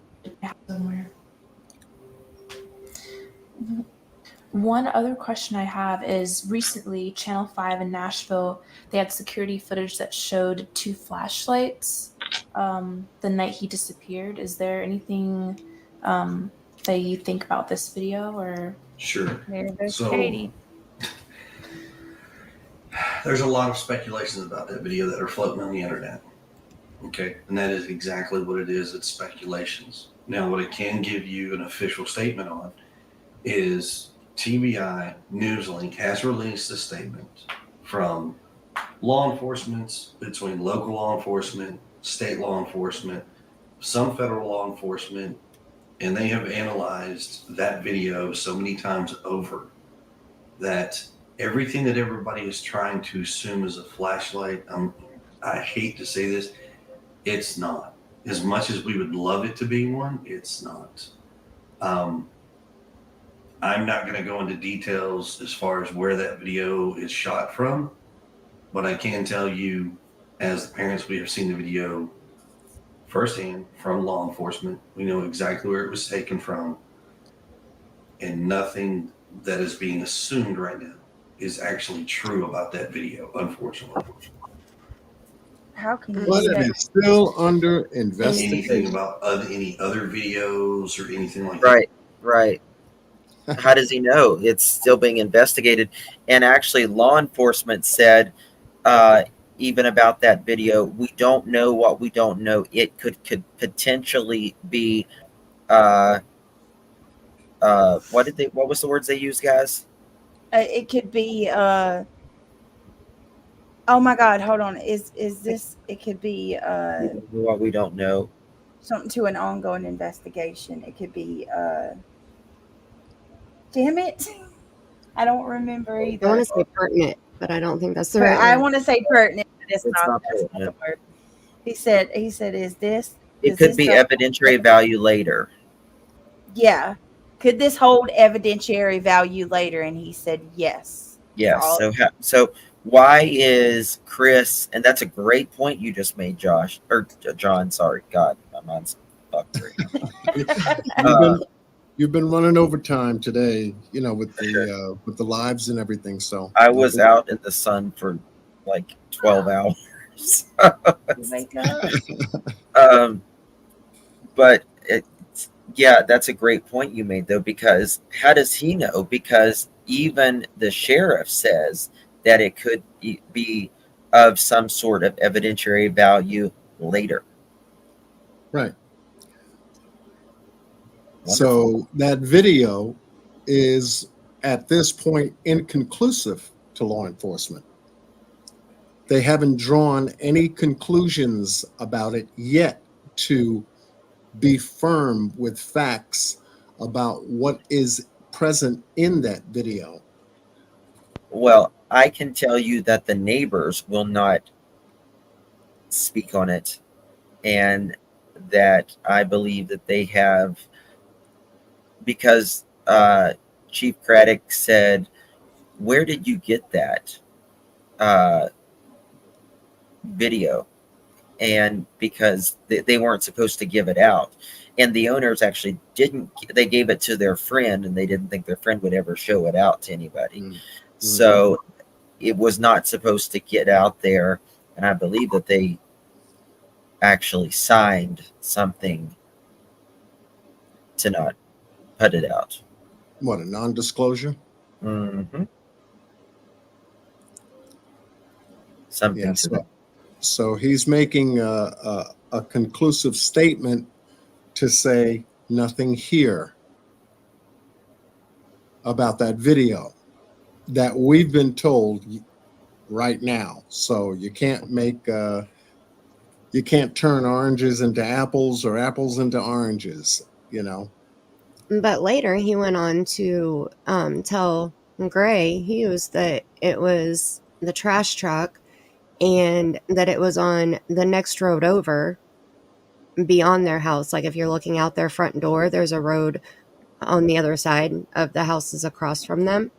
And I have a map and pictures I was going to show earlier, but I can show after we finish this if you want to see kind of the layout of it. It doesn't make sense. Like if you look at the location of where they're assuming the trash truck was and where they're trying to say that the camera angle was, it doesn't make sense.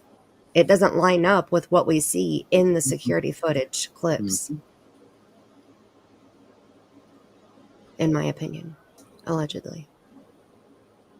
Hey, y'all, I'm going to go ahead and step down, but thank you for having me on the panel tonight. Thank you, dear. Thank you for coming up. Nice And to meet all of you that I didn't meet last time. Tammy, congratulations on your passing your firefighters. Oh, You were saying something about that. Yeah. Right. Yeah, that's major. Congratulations. Thank you. Thank you. Big round of applause. Thank you. I appreciate y'all. Thank you very much. Y'all have a good evening, and I will see y'all again soon. Thank All right, you, have a dear. good night, Yes, sweetheart. indeed. Yes, Bye. indeed. Bye. And then there were Please refer four. to the TBI news link that they have out there, the updated Amber Alert stuff, and it will give you the most up-to-date information that all law enforcement has, and they will give you current as far as what's what and how they're looking at things. And if there's any new video, forward it to them. Please. Yeah. Security footage is really like a game changer. We're working on Riley's strain and trying to find like if someone missed one on a corner or something. That's Around this neighborhood, and this whole community. I mean, I can tell you that much here. When it comes to the cameras, there has not been one person that has said no. And trust me, it is greatly felt that everybody has been so open, so helpful in pushing out any which way they can. I mean, there's been some families that have actually been on vacation that weren't home, and they got they've got permission from that family to take a look at their cameras and go in their houses without them even being present, which has been amazing. So, but yeah. That's good. If there was something that you could say to Sebastian if he was listening, what would you say? Oh God. He if you can see defers. this or hear He this, then we automatically just want you home, deferred to baby. her. Yep. That's when he cocked back and he defers physically to her. Yep. This is the only time, John, in every interview that he actually lets her have the floor. Yes. When it And comes then to ever since expressing love. this, not a time, because she screwed up royally in this one. And she cocks her head back, like, let me boil it up real quick. Mm-hmm. You're You're right. It really feels that way. She wasn't crying, sniffling, anything until the question. No, Nice Marie, not only is there no plead for Sebastian, I've never seen her plead for Sebastian. We have witnessed Seth desperately plead for Sebastian on Web Sleuth's interview. I mean, on her video when they all were on panel. And Chris actually interrupt him and tell him to stop when he's pleading for the public to help him find his kid. But you can see how plain and clear. If you can just back up a little bit, go back to the question if you can, Justin, and then let her ask the question and pay careful attention as to what he does once the question has been asked. Sure. Everybody has been so open, so helpful in pushing out any which way they can. I mean, there's been some families that have actually been on vacation that weren't home, and they got they've got permission from that family to take a look at their cameras and go in their houses without them even being present, which has been amazing. So, but yeah. That's good. If there was something that you could say to Sebastian if he was listening, what would you say? Boom. Oh God. That if you can see this or hear this, that we just want you home, baby, and we love you. And there ain't nothing gonna stop us from coming and getting you and bringing you home. I can't speak for his father, but I'm pretty sure we all have the same opinion that we love you, miss you, we want you home. And if you can, call us, get wherever you can, let us know, and we will come get you. Call 911, run out into the street, go in public, anything.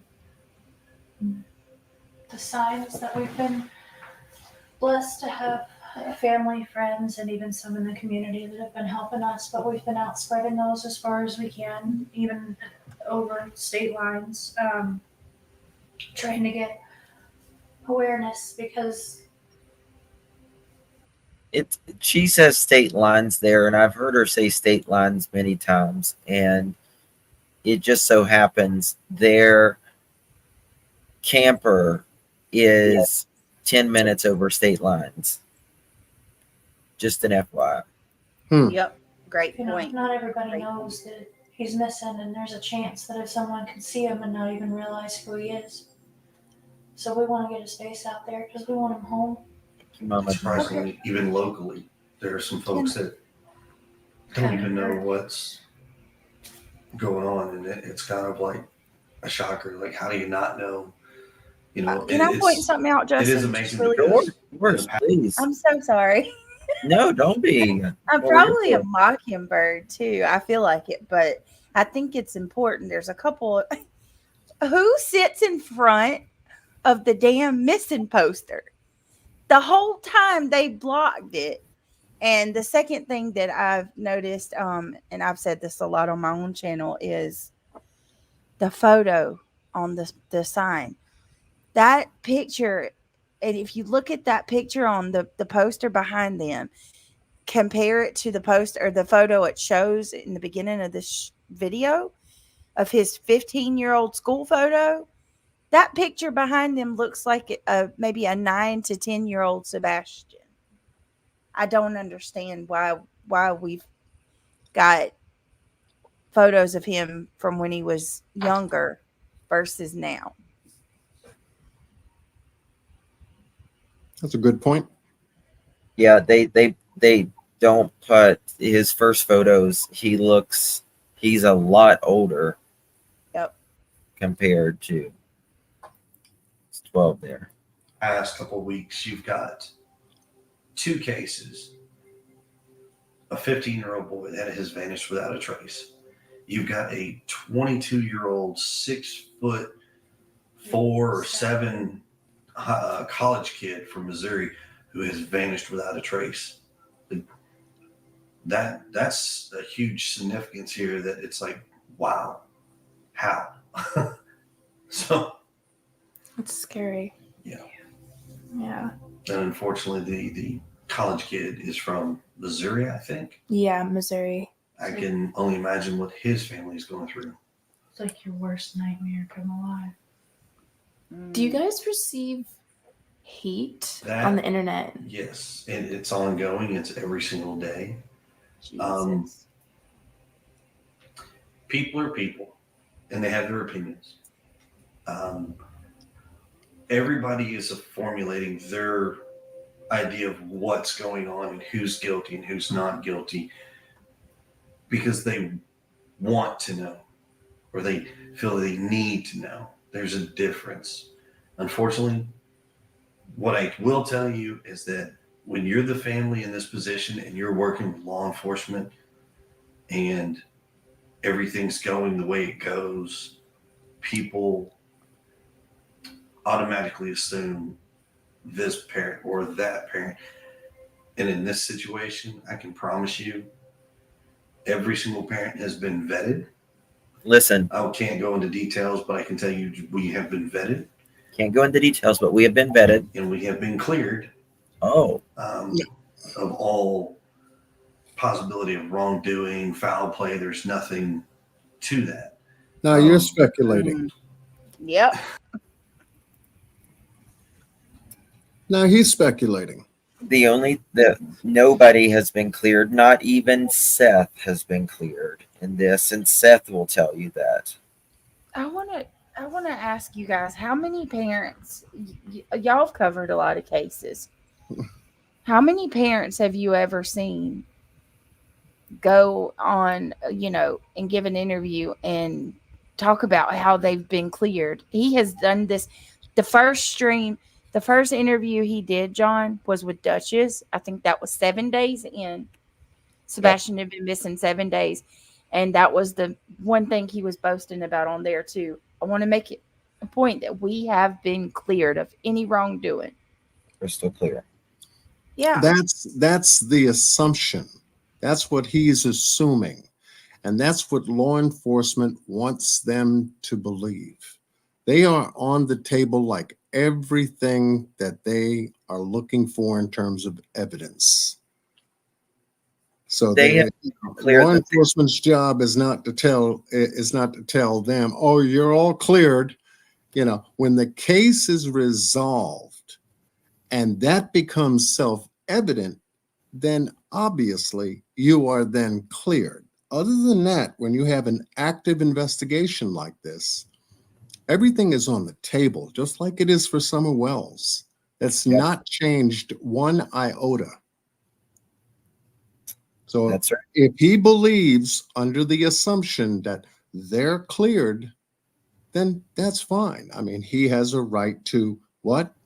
His own opinion. Yes.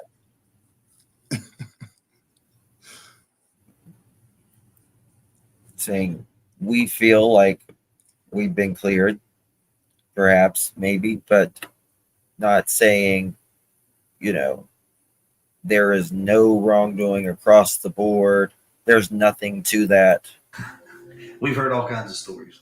I pretty much don't even go online anymore at this point. I, on the other hand, I do go on and I do talk to these folks, and I want them to understand they have this formulated opinion on who we are, not who we truly are. They've never met us. We've never crossed paths with some of these folks. But Hey, John, do you have a Cash App link or PayPal link? Do I have a what? I'm sorry. Ben wants to know if you have like a PayPal or Cash App or Venmo. It's Cash App. Okay, what is it? Can you type it in the chat? Oh, okay. I'll see if I can do that. Ben is absolutely amazing. No one's ever asked me that before. Oh, well, Ben, so I can tell appreciative. you, he supports everybody that in our little circle. So thank you, Ben. Thank you. You are freaking awesome. Let's see here. Craig, you better stop giving all our money away. I'm sorry, I had to say it. They did. They said Ben is my husband, John. It's the funniest thing ever. Who's your husband? Ben George, the one who just asked you. They said, my husband. Okay, well, So it's a joke. I think I put it in there right. Hopefully that works. That's the one I always use on my channel. Where is it? Where's it at? Oh, I love that, Linda. It's the $, my name, John Q, #1. Okay. Where is that come? That's hilarious. Somebody in the comments said these two, there it is, Linda Brookover. Those two are on the table like Thanksgiving turkey. Yes. Yes. QUE #1. Yes, it's JOHNQUE #1. Yep. Come on, guys. We got Thank 30 you. more. 33 I've never been asked that, and I'm trying to send you something too, but I don't see it. Oh, yeah. It should come up with the my picture. I mean, when you see me at the pool table, you know it's me. JOHNQUE #1. No. It's JOHN. It's $, my first name, John. Q CUE #1. CUE. Right. I still don't see it. Uh-oh. $JOHNCUE #1. Correct. I don't see it. Huh. Marlena's got it. She seemed to have found it. Thank you, Marlena. JOHNCUE. Q. You got to put a Q before the CUE, Justin.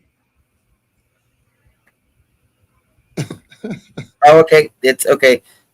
Okay. QCUE #1. There you go. I found it. All right, Ben George, read Marlena's read the one Marlena just share. It's on Justin's screen. That's she found it. She found it. Okay, I sent you something. Oh, you guys are so sweet. Thank you, Justin. If you want to know, just ask me. I'll answer your questions to the best of what I can. There are some things that I cannot give you because law enforcement has dictated that we are not to provide certain information. But I will try. I don't believe that. I don't Direct. believe that. I am brash, but I am very respectful. So if you have questions, ask. I'll give you what I can. So Just be why respectful, hasn't please? why keep in hasn't law mind, enforcement There's 3 parents and there's thousands and millions of people out there that may have questions. I'm sorry. I get so aggravated with them. See, that would be a great interview to have either with him or her or both together. If you could possibly get, send an invitation to talk about Sebastian. Really, we know he's missing. We know he's missing, but Exactly. to go over how Sebastian was, what was his days like, what, if anything, when he had a bad day, you as parents, what are some of the things that parents have to go through or have to deal with when it comes to a child that has a very specific autism that they're experiencing in their life. And this type of autism is a deletion something. Yep. It has something to do with deletion. I forget. Chromosome deletion. A Yeah. chromosomal deletion. Where, okay, has that been defined for them? And if so, what medical term is used, for that? And what are some of the symptoms of that they've experienced? And how are they able to work through that? How are they able to help him? A conversation like that wouldn't hurt at all because it helps us to understand Sebastian. Right. Absolutely. Y'all, 30 more likes to get to 1,000. Let's do it. He's almost girls. Rayan says, John's hot, just saying. John, every single time, John. You are, telling you. I'm telling you. You got away with the ladies, my man. Well, much love. John, John's you know why I like you so much, John? You're so humble. Yes, I love that about you. He's so humble about I mean, that's why I've been, whenever I do and go live and do casework and things of that nature, that's what I'm about. All of the things aside, the drama, the noise, the whatever it is, has nothing to do with my interest in it other than the case that I'm working. And nothing will ever take me away from presenting content that is factual and based on the story that people are following. That's what they came for, Bingo. That's right. The other stuff don't count. It never did for me. You can go to my channel and watch any of my videos, or I don't get into that mess. I don't purposely come on to get into that mess. That mess is a mess. So I leave the mess where it belongs, and it leaves me the hell alone where I belong. It's that simple. It's that simple.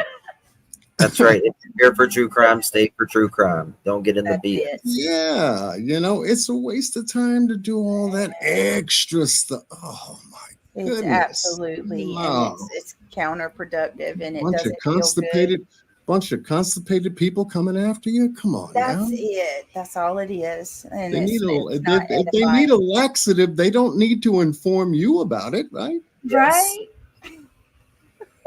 I love that. Yeah. I'm gonna try to think like that, John. When next time somebody's boasting or aggravating me, I'm gonna just think, wow, you really need to go use the bathroom. Yeah, I mean, because that's what they want is attention. They want it from you. They want you to come back so that people can go back and forth. And it's a big disservice, my opinion. It's a big disservice to your subscribers. It is. Wait, what? Puts them in an awkward spot. There's some of you in chat saying, Brittany, listen to him. I'm listening. I mean, I'm not going to have somebody manipulate my time and my energy away from what I go live to do. I love John because he's very clear-eyed about what he's here for, and I appreciate that. Yeah, thank you. Thank you so much for the wise words and advice. Absolutely. Now you're welcome. I mean, it's just something to do. Every time someone tries to infiltrate my chat or try to disrupt me, it to me, I may see it in the chat, but I don't respond to it, because I know what they want.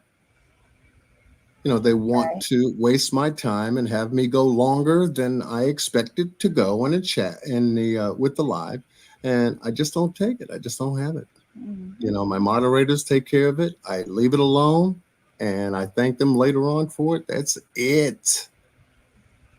Congratulations. Did we hit 1,000? Did we hit Yep. 1,000? Yes. Oh my God. There we go. Woo-hoo. Here we go. Christopher! Oh, Grace! Oh, Grace! Christopher! Christopher! Oh, Grace! Christopher! Christopher! Oh, Grace!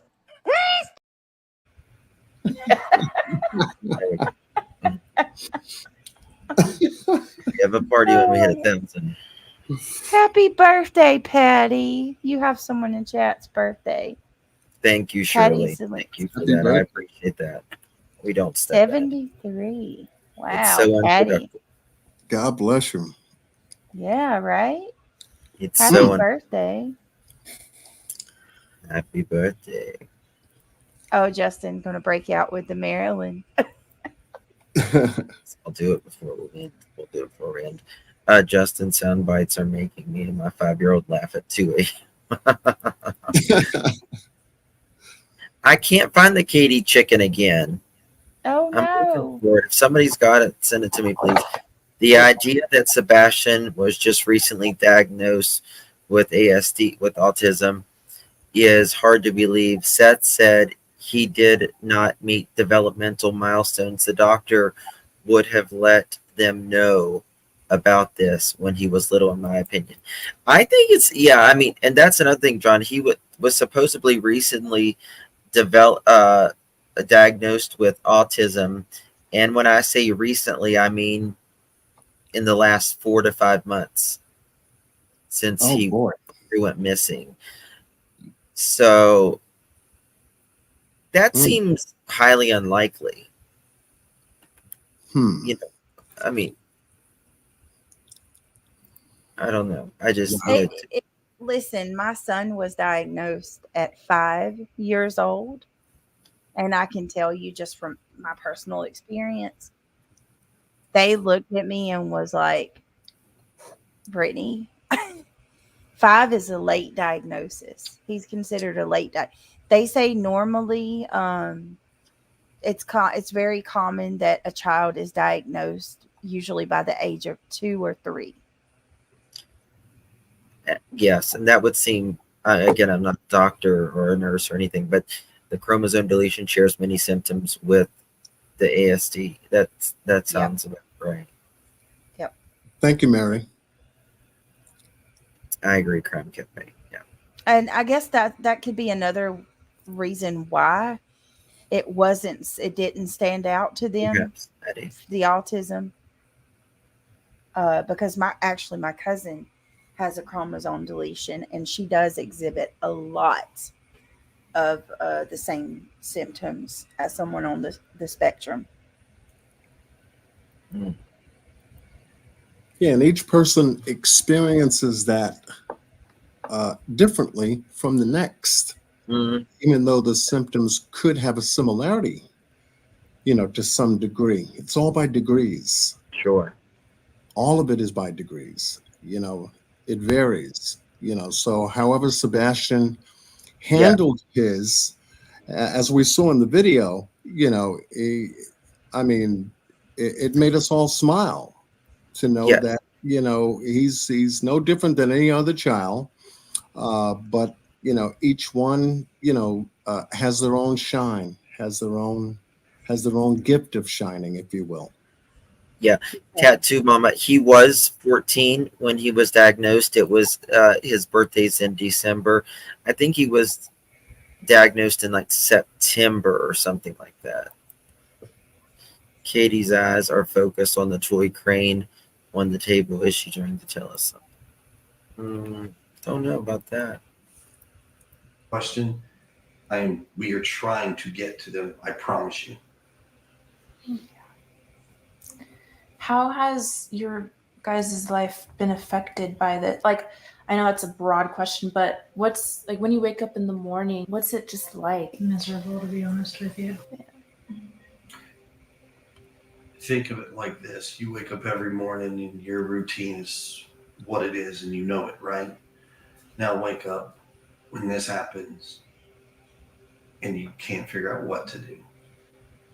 You struggle every single day on trying to get out of the bed, to deal and face everybody's negativity, Oh my God. and you try to make it a positive.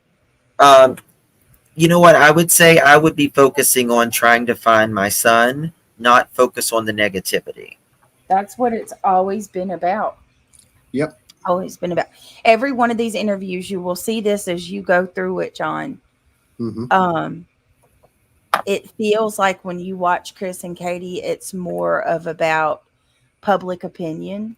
What was And me? it's Like Donna about, Camp. yes. Yep. Yeah, because he's focused on one thing.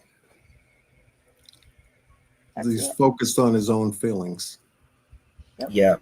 Focus on the negativity. Well, that would be the least of my worries. If your child is missing, who gives a rat's ass nest what anyone thinks? I just want to find my kid. Find my kid. That's it. Notice That's how all I want. That's all I need. Seth doesn't really give two shits about what people think about what he says, what he does.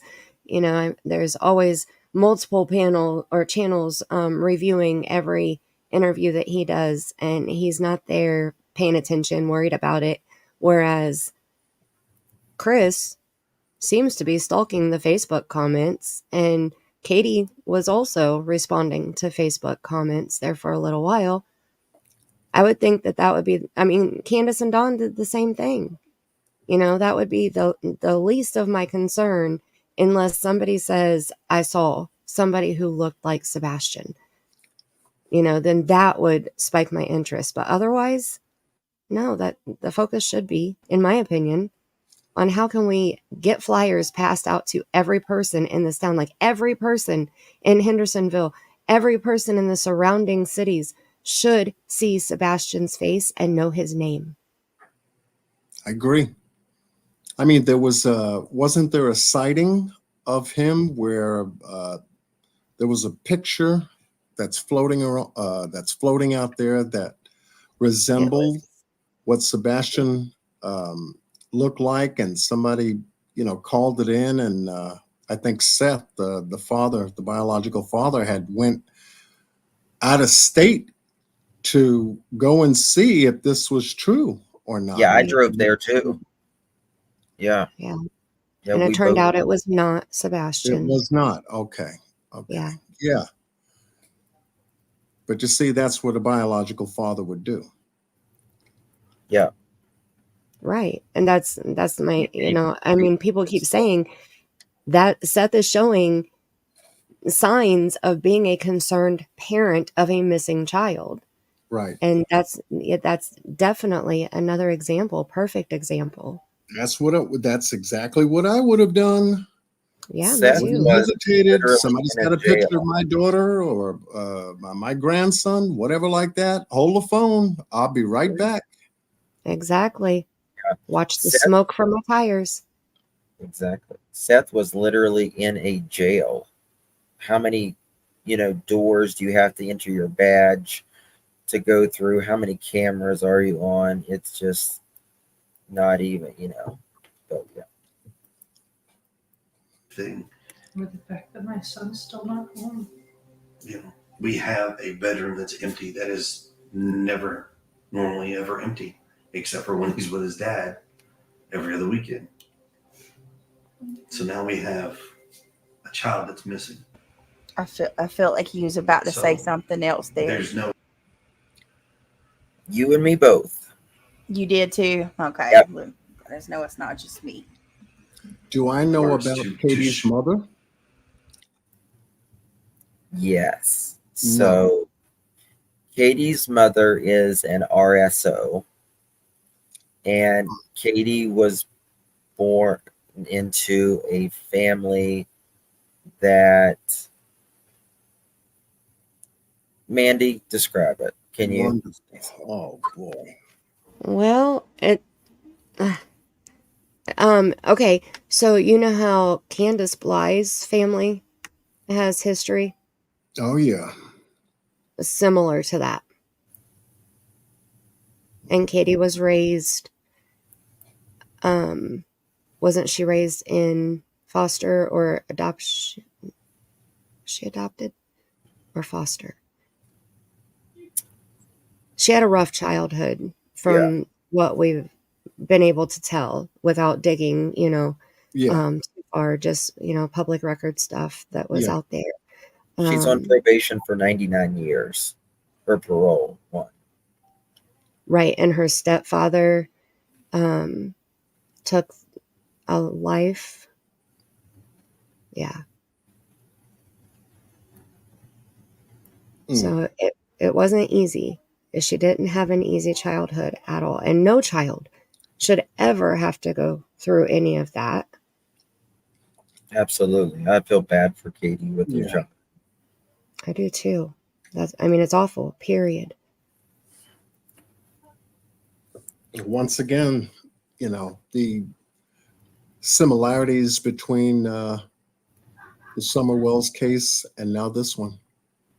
Right. Yeah. And that's just one example. I watch a lot of interrogations and trials and, stuff like that. I love those channels.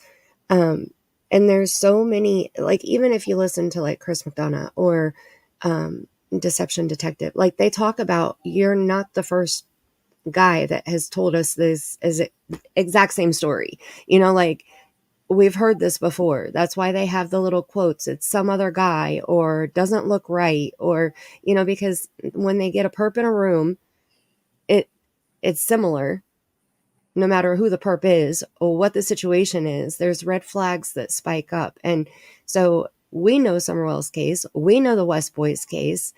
And we know the red flags in those cases where we can compare the red flags. And people get upset when we compare cases. So that's why I'm trying to explain. It's the red flags in the cases. We're not comparing the children. We're not comparing, oh, well, this parent is identical to this parent. No, the red flags that this parent is waving in front of us are what red flags that we've also seen that parent wave in front of us. And it's a similar case. Yeah. And yeah, definitely. I agree with you. When I look at it, it's a behavior pattern. Right. It's human nature responding to cause and effect. And when you can and they all think that they're smart. When you can put the backdrop of this kind of a situation against parents and put them in the story, they respond in kind. You saw that in the West case. Yeah. Most clearly when they did their police conference, their press conference. You saw it with Don and Candace in their conference, and likewise, Stephen Stearns and Jennifer Soto in their interview. And here's another interview. So when you can put those 4 interviews laid out on the table and look through them side by side, one by one, you begin to see and to hear certain words, body language. Everything comes out of that. And then you can decide intelligently to say, are they telling the truth, or is there something left out, or is there something going on?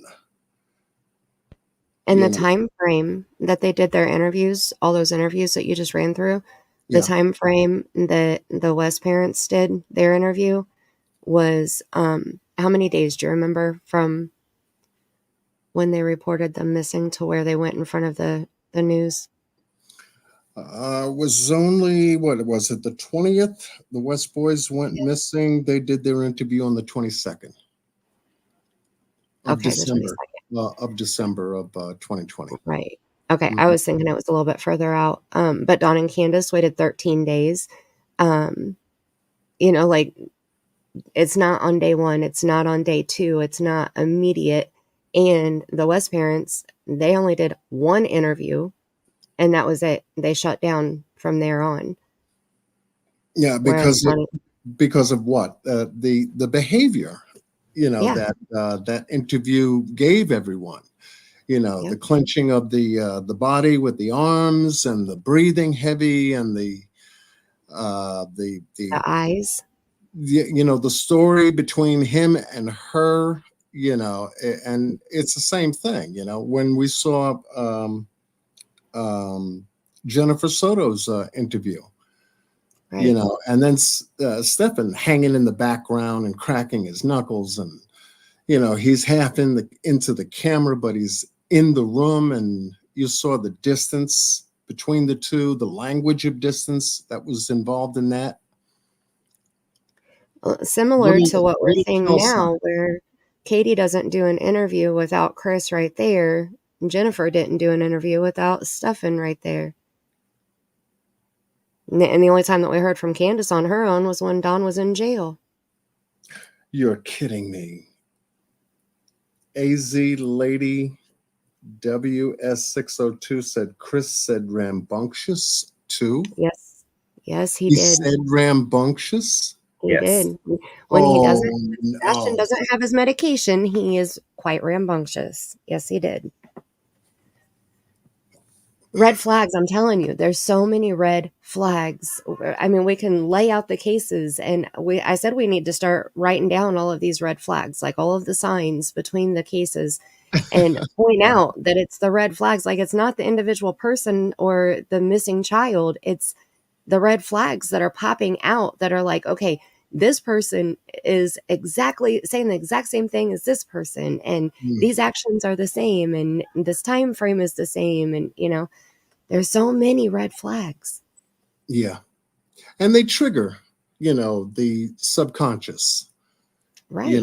Our critical mind, which is our conscious mind, the things that through our 5 senses that we hear, see, taste, smell, touch, all that stuff is a filtering process. But when we get to think about what that filtering process does and our intake of it, it's going to give you a feeling. That's your intuition kicking in to say, should I believe this or not? Is this a little bit more to this than not? Are they telling the truth or not? Is there something going on here or not? And each one starts to stack up on the next, and lo and behold, you begin to go into a direction. And that direction defines the course of everything else that happens afterwards. Right. They have a missing child now. They're on a specific course. They're looking for Sebastian.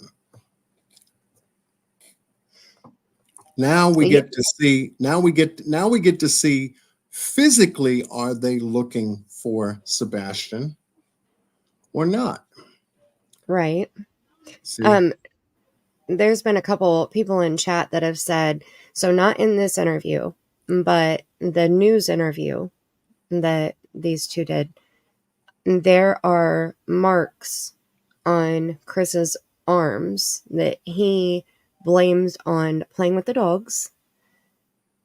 But Justin had shared the pictures and played with the contrast and the saturation and all of that. And they definitely didn't look like dog bite marks. Marks on his arm, his forearm, his hands? Yeah. His forearms. Almost like headlock position, like that part of your arm. Right, the interior portion of the forearm. Like up towards the elbow on the top part where the arm bends, and yeah. Wow. Yeah, the truth is on its way out. Yeah. Yeah. Exactly. Yeah. Interesting. All right. Let me finish playing this because I got to go to bed soon. Okay. Okay. Describe it, but I can just tell you, it's like you get up and now you don't know what to do. Sebastian's parents also talked about how his actions and behaviors could be different, or how he would respond in a new environment. Well, that's kind of tricky because Sebastian hasn't been on his medication in 20 days. So he is rambunctious. There you go. He's going to be hungry. He turns into a bottomless pit. I mean, he's your teenage boy, you know, always hungry. On the spectrum, yes. But not one autistic child in this world is like another one. What we can tell you is he's smart. He can be goofy. He kind of has issues with personal space. He hasn't mastered He can be up in your face kind of kid. he can be aggressive if he's upset. Yeah. He's emotional. He's a teenager. He doesn't like punch and hit and throw, but he No. gets really like aggressive stanced or like clipped where he just won't talk to you, or you know, if he's really upset, he like growls. Yeah, man. Yeah, he what? Be vigilant. You know, and we don't expect everybody to stop what they do and spend every waking minute. But you would be surprised on how easily people are complacent and not realize certain things. We're all guilty because we're all human. We all live a daily life. But sometimes just being a little bit extra vigilant. Aware of your surroundings in case there's something suspicious. You never know. But don't ever stop is all we ask. Please keep looking, keep searching. Anything, reach out. You know, doesn't matter. Yeah, we're gonna definitely, you know, keep his story in the spotlight, and all it takes is for one person to see something or know something, and we need is that's just that one clue. The old saying, see something, say something. And a few others, but we're working with everyone we can. And taking, like, some people have been kind and reached out with resources that I didn't know were out there, and I've reached out to all of them. Truckers Against Trafficking, we reached out to them just in case. Biker world, that's one thing everybody has in common is their love for a child, and they can't stand to see children missing, hurt, and it doesn't matter who it is. It doesn't matter what group it is. That's one commonality between every group. And that's why as a part of being in that world, we go and we utilize our brothers and sisters to help spread that word. You'd be surprised on how easy it is to spot somebody. The biker. So How can people help? This community, I'm going to tell you right now, far and wide, multiple communities, counties, various people, some people in other states reach out either through social media, in person, but everybody is searching. They've looked, they're constantly looking, they're constantly giving us ideas. Hey, check this. What about this? All of that is great. Report anything that could potentially, even if it's little. It doesn't matter what it is. However, what we can ask is that instead of people assuming and trying to put negative out there, just try to stay with the facts and report all the things that are positive. Any ideas that may help, trust me, all law enforcement are available and they are looking at everything. Sebastian Rogers is still missing. If you know something, say something. Chronicles of Olivia. Thank you, Miss Olivia. Yeah, she's amazing. Did a good job. Did a very good job. Thank you, Justin. I did Absolutely. Thank you, John. Ben said check your Cash App, please. Yeah, and thank you, Ben. I did receive your gift. Thank you. I think he said he had to set up Cash App to be able to send it, so he wanted to make sure that it went through. Oh, that's amazing. Oh, That yeah, is so sweet. definitely. Ben is Definitely. Much love to everybody that is joining tonight's live. I know we didn't get too much into Summer Wells, but yet, to compare this case with Summer Wells' case, and I'm sure Justin, are you going live tomorrow? yeah, I'll be live at some point. Yes. in the Will evening. you be piggybacking Summer Wells tomorrow, or Maybe. I wasn't planning on specifically Summer Wells tomorrow, but I mean, I can talk about it.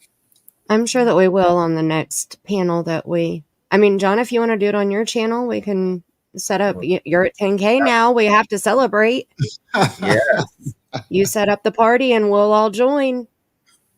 Oh, okay. All right. So when do you want to do it? When do you have an You idea? tell us. When you do it? Hey, can I put my number here? In the private chat? Yeah. Yeah. And you want me to call you? I can give you is it okay if I give you Mandy's? Is that okay? Yeah, I give absolutely. you and we can set it up. Jenny Okay. said just go back when he Okay. says sure. Video, he physically puffs up, sits taller, then he smirks hugely. He's proud of that moment, like he was the ninja best part statement, like when he was proud he broke the web. Oh yeah, because he was proud that he said he broke the web as well.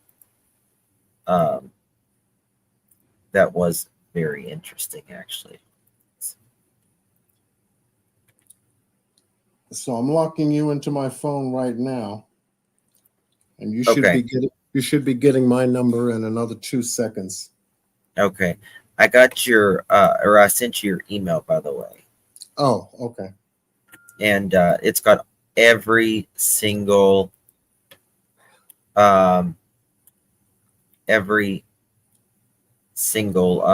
what is it Interview. interview on there. Thank you for Oh, beautiful. filling that out. Yeah. So yeah, I will definitely touch base with you on that, and most likely, if you wanted to do it in like a Tuesday or a Wednesday, I'm good there so far. All right. And I'll set it up, and we can tighten it up with everyone else. It usually works good on any day, just later in the evening. I usually try to do it later because my grandbaby goes to sleep, but then also that lets everybody else do their live streams before our panel party live, I guess. Right. Yeah. And I'm so Recently, excited you Channel hit 5 and 10K. now- too. I know. Me too. Very excited. So was there something else that you had, Mandy, in reference to something after this video clip that we just covered that you wanted to Oh, share? I was gonna just share the picture. I just have a screenshot from the overview to show where people were saying, well, I'll be specific. Where Chris Proudfoot told Gray Hughes where the trash truck was, because here he's not allowed to talk about it. Unfortunately, we're not allowed to give the details. But later on, he gives the details to Gray Hughes, and Gray Hughes is like, he loves his maps just as much as you do. And so he mapped it out by what Chris Proudfoot had told him. And so I have the pictures pulled up I was going to share to kind of show you how he explained it. And it doesn't make sense. In my opinion, it doesn't make sense whatsoever. I'll run through it super quick here. Okay, so this red line is the dog scent trail, correct? What we had just talked about. This is the Proudfoot home here. And this is where the flashlight area was. This is the Gotcha. camera house. Okay. Okay. This is the dog scent trail that goes all the way down the road. This is kind of a different view here. So here you can see this other road over here. So this is the Proudfoot home right here. Right. This is where the camera is. Right. Okay. Now we're going to go to my scribbles here. Okay. So the red is still the dog scent trail, kind of similar. This is where the car was parked in the camera view. Okay. The yellow line is the right edge of the camera picture, and this is the left edge. Okay. Okay. And then the camera is right here. The Proudfoot's right here. This road up here, all the way over here, is allegedly where the trash truck was that we are seeing the headlight of. Like, see, how does it doesn't make sense. And this is where the dogs went all the way to the retention pond over here, which is the one that they drained. Okay, so the dogs followed a trail, not Sebastian's, but a trail all the way down here into here over to here. Now I'm glad you brought that up, because that was going to be my question. I had pulled it up. If Justin can click on my little box real quick, I had pulled that up, as you can see, because I was going to ask, what is this? Is this a development that's going up? Yes. This is not far from the house, which is right over here. Right. It's right on Kaylin Lane. Then you show me this trail that leads directly to this area. Is this like a landfill area, or was this part of the landfill area that they were talking about?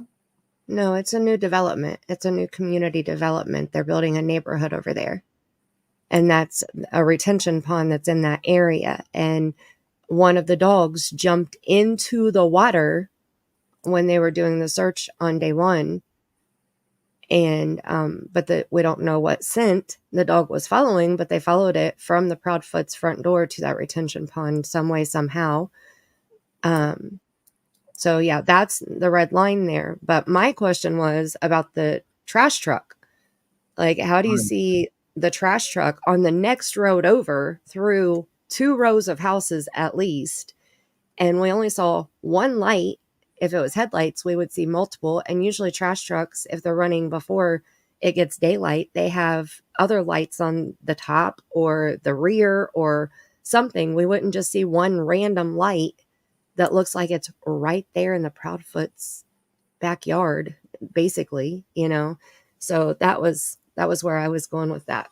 Because this would be sorry about that. This would be an isolation point. If it's under development and there are no lights, pretty dark place outside at night anyway, and there are no lights, I mean, this is ideal. If you were a body snatcher, so to speak, and you didn't have any time type stuff.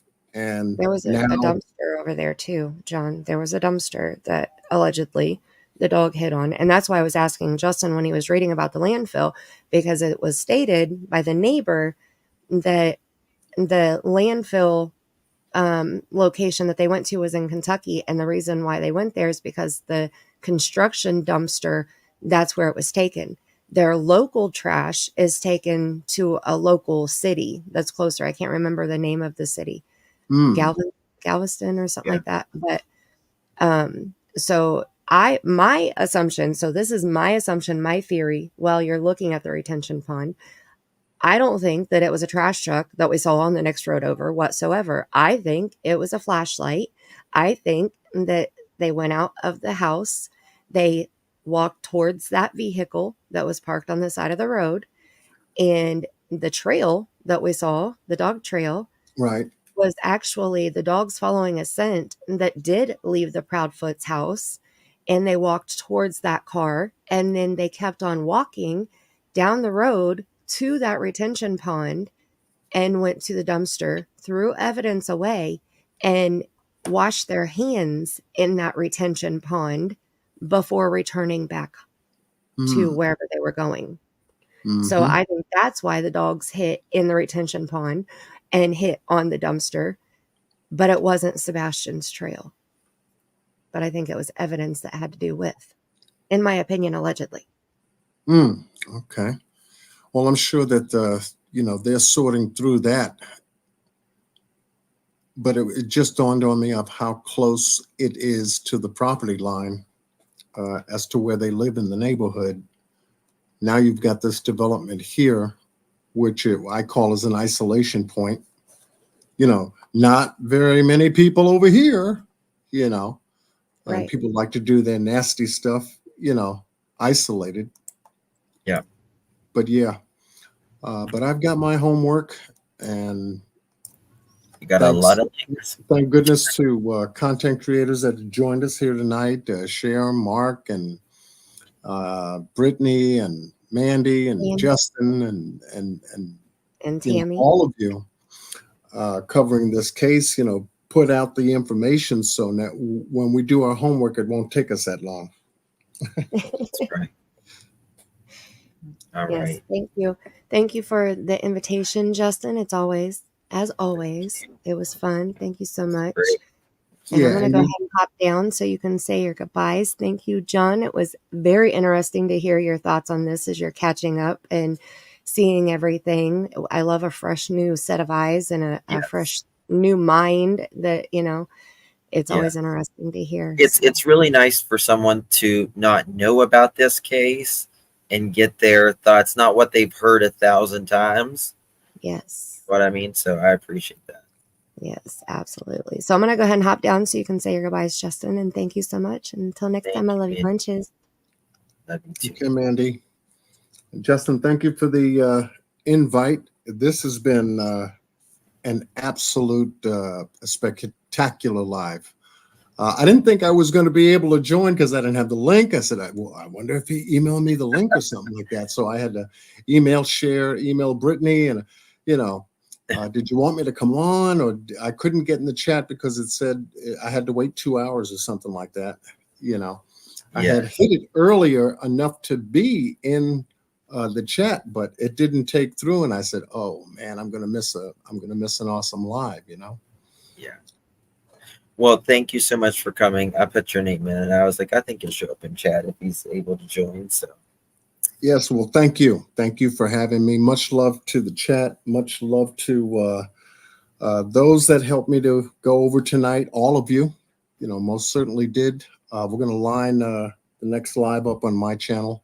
Yes. Continue this story. It's very important that we do.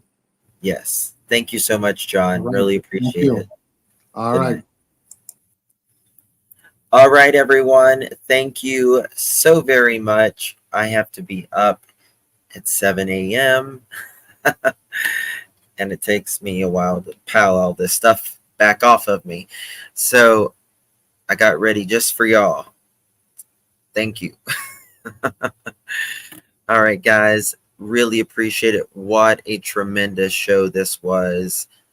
All because of the generous people on the panel and you guys in chat. You guys are everything that makes this possible. Truly, truly do thank you guys for your support each and every day. Not only for me, but especially for the victims that we speak about every single day. You could have chosen to be anywhere in the world, anywhere on YouTube. You have plenty of choices. I absolutely recognize that. And you chose to be here. So thank you, truly. I will see you guys tomorrow at some point, God willing. Good night, and God bless each and every single one of you. Good night.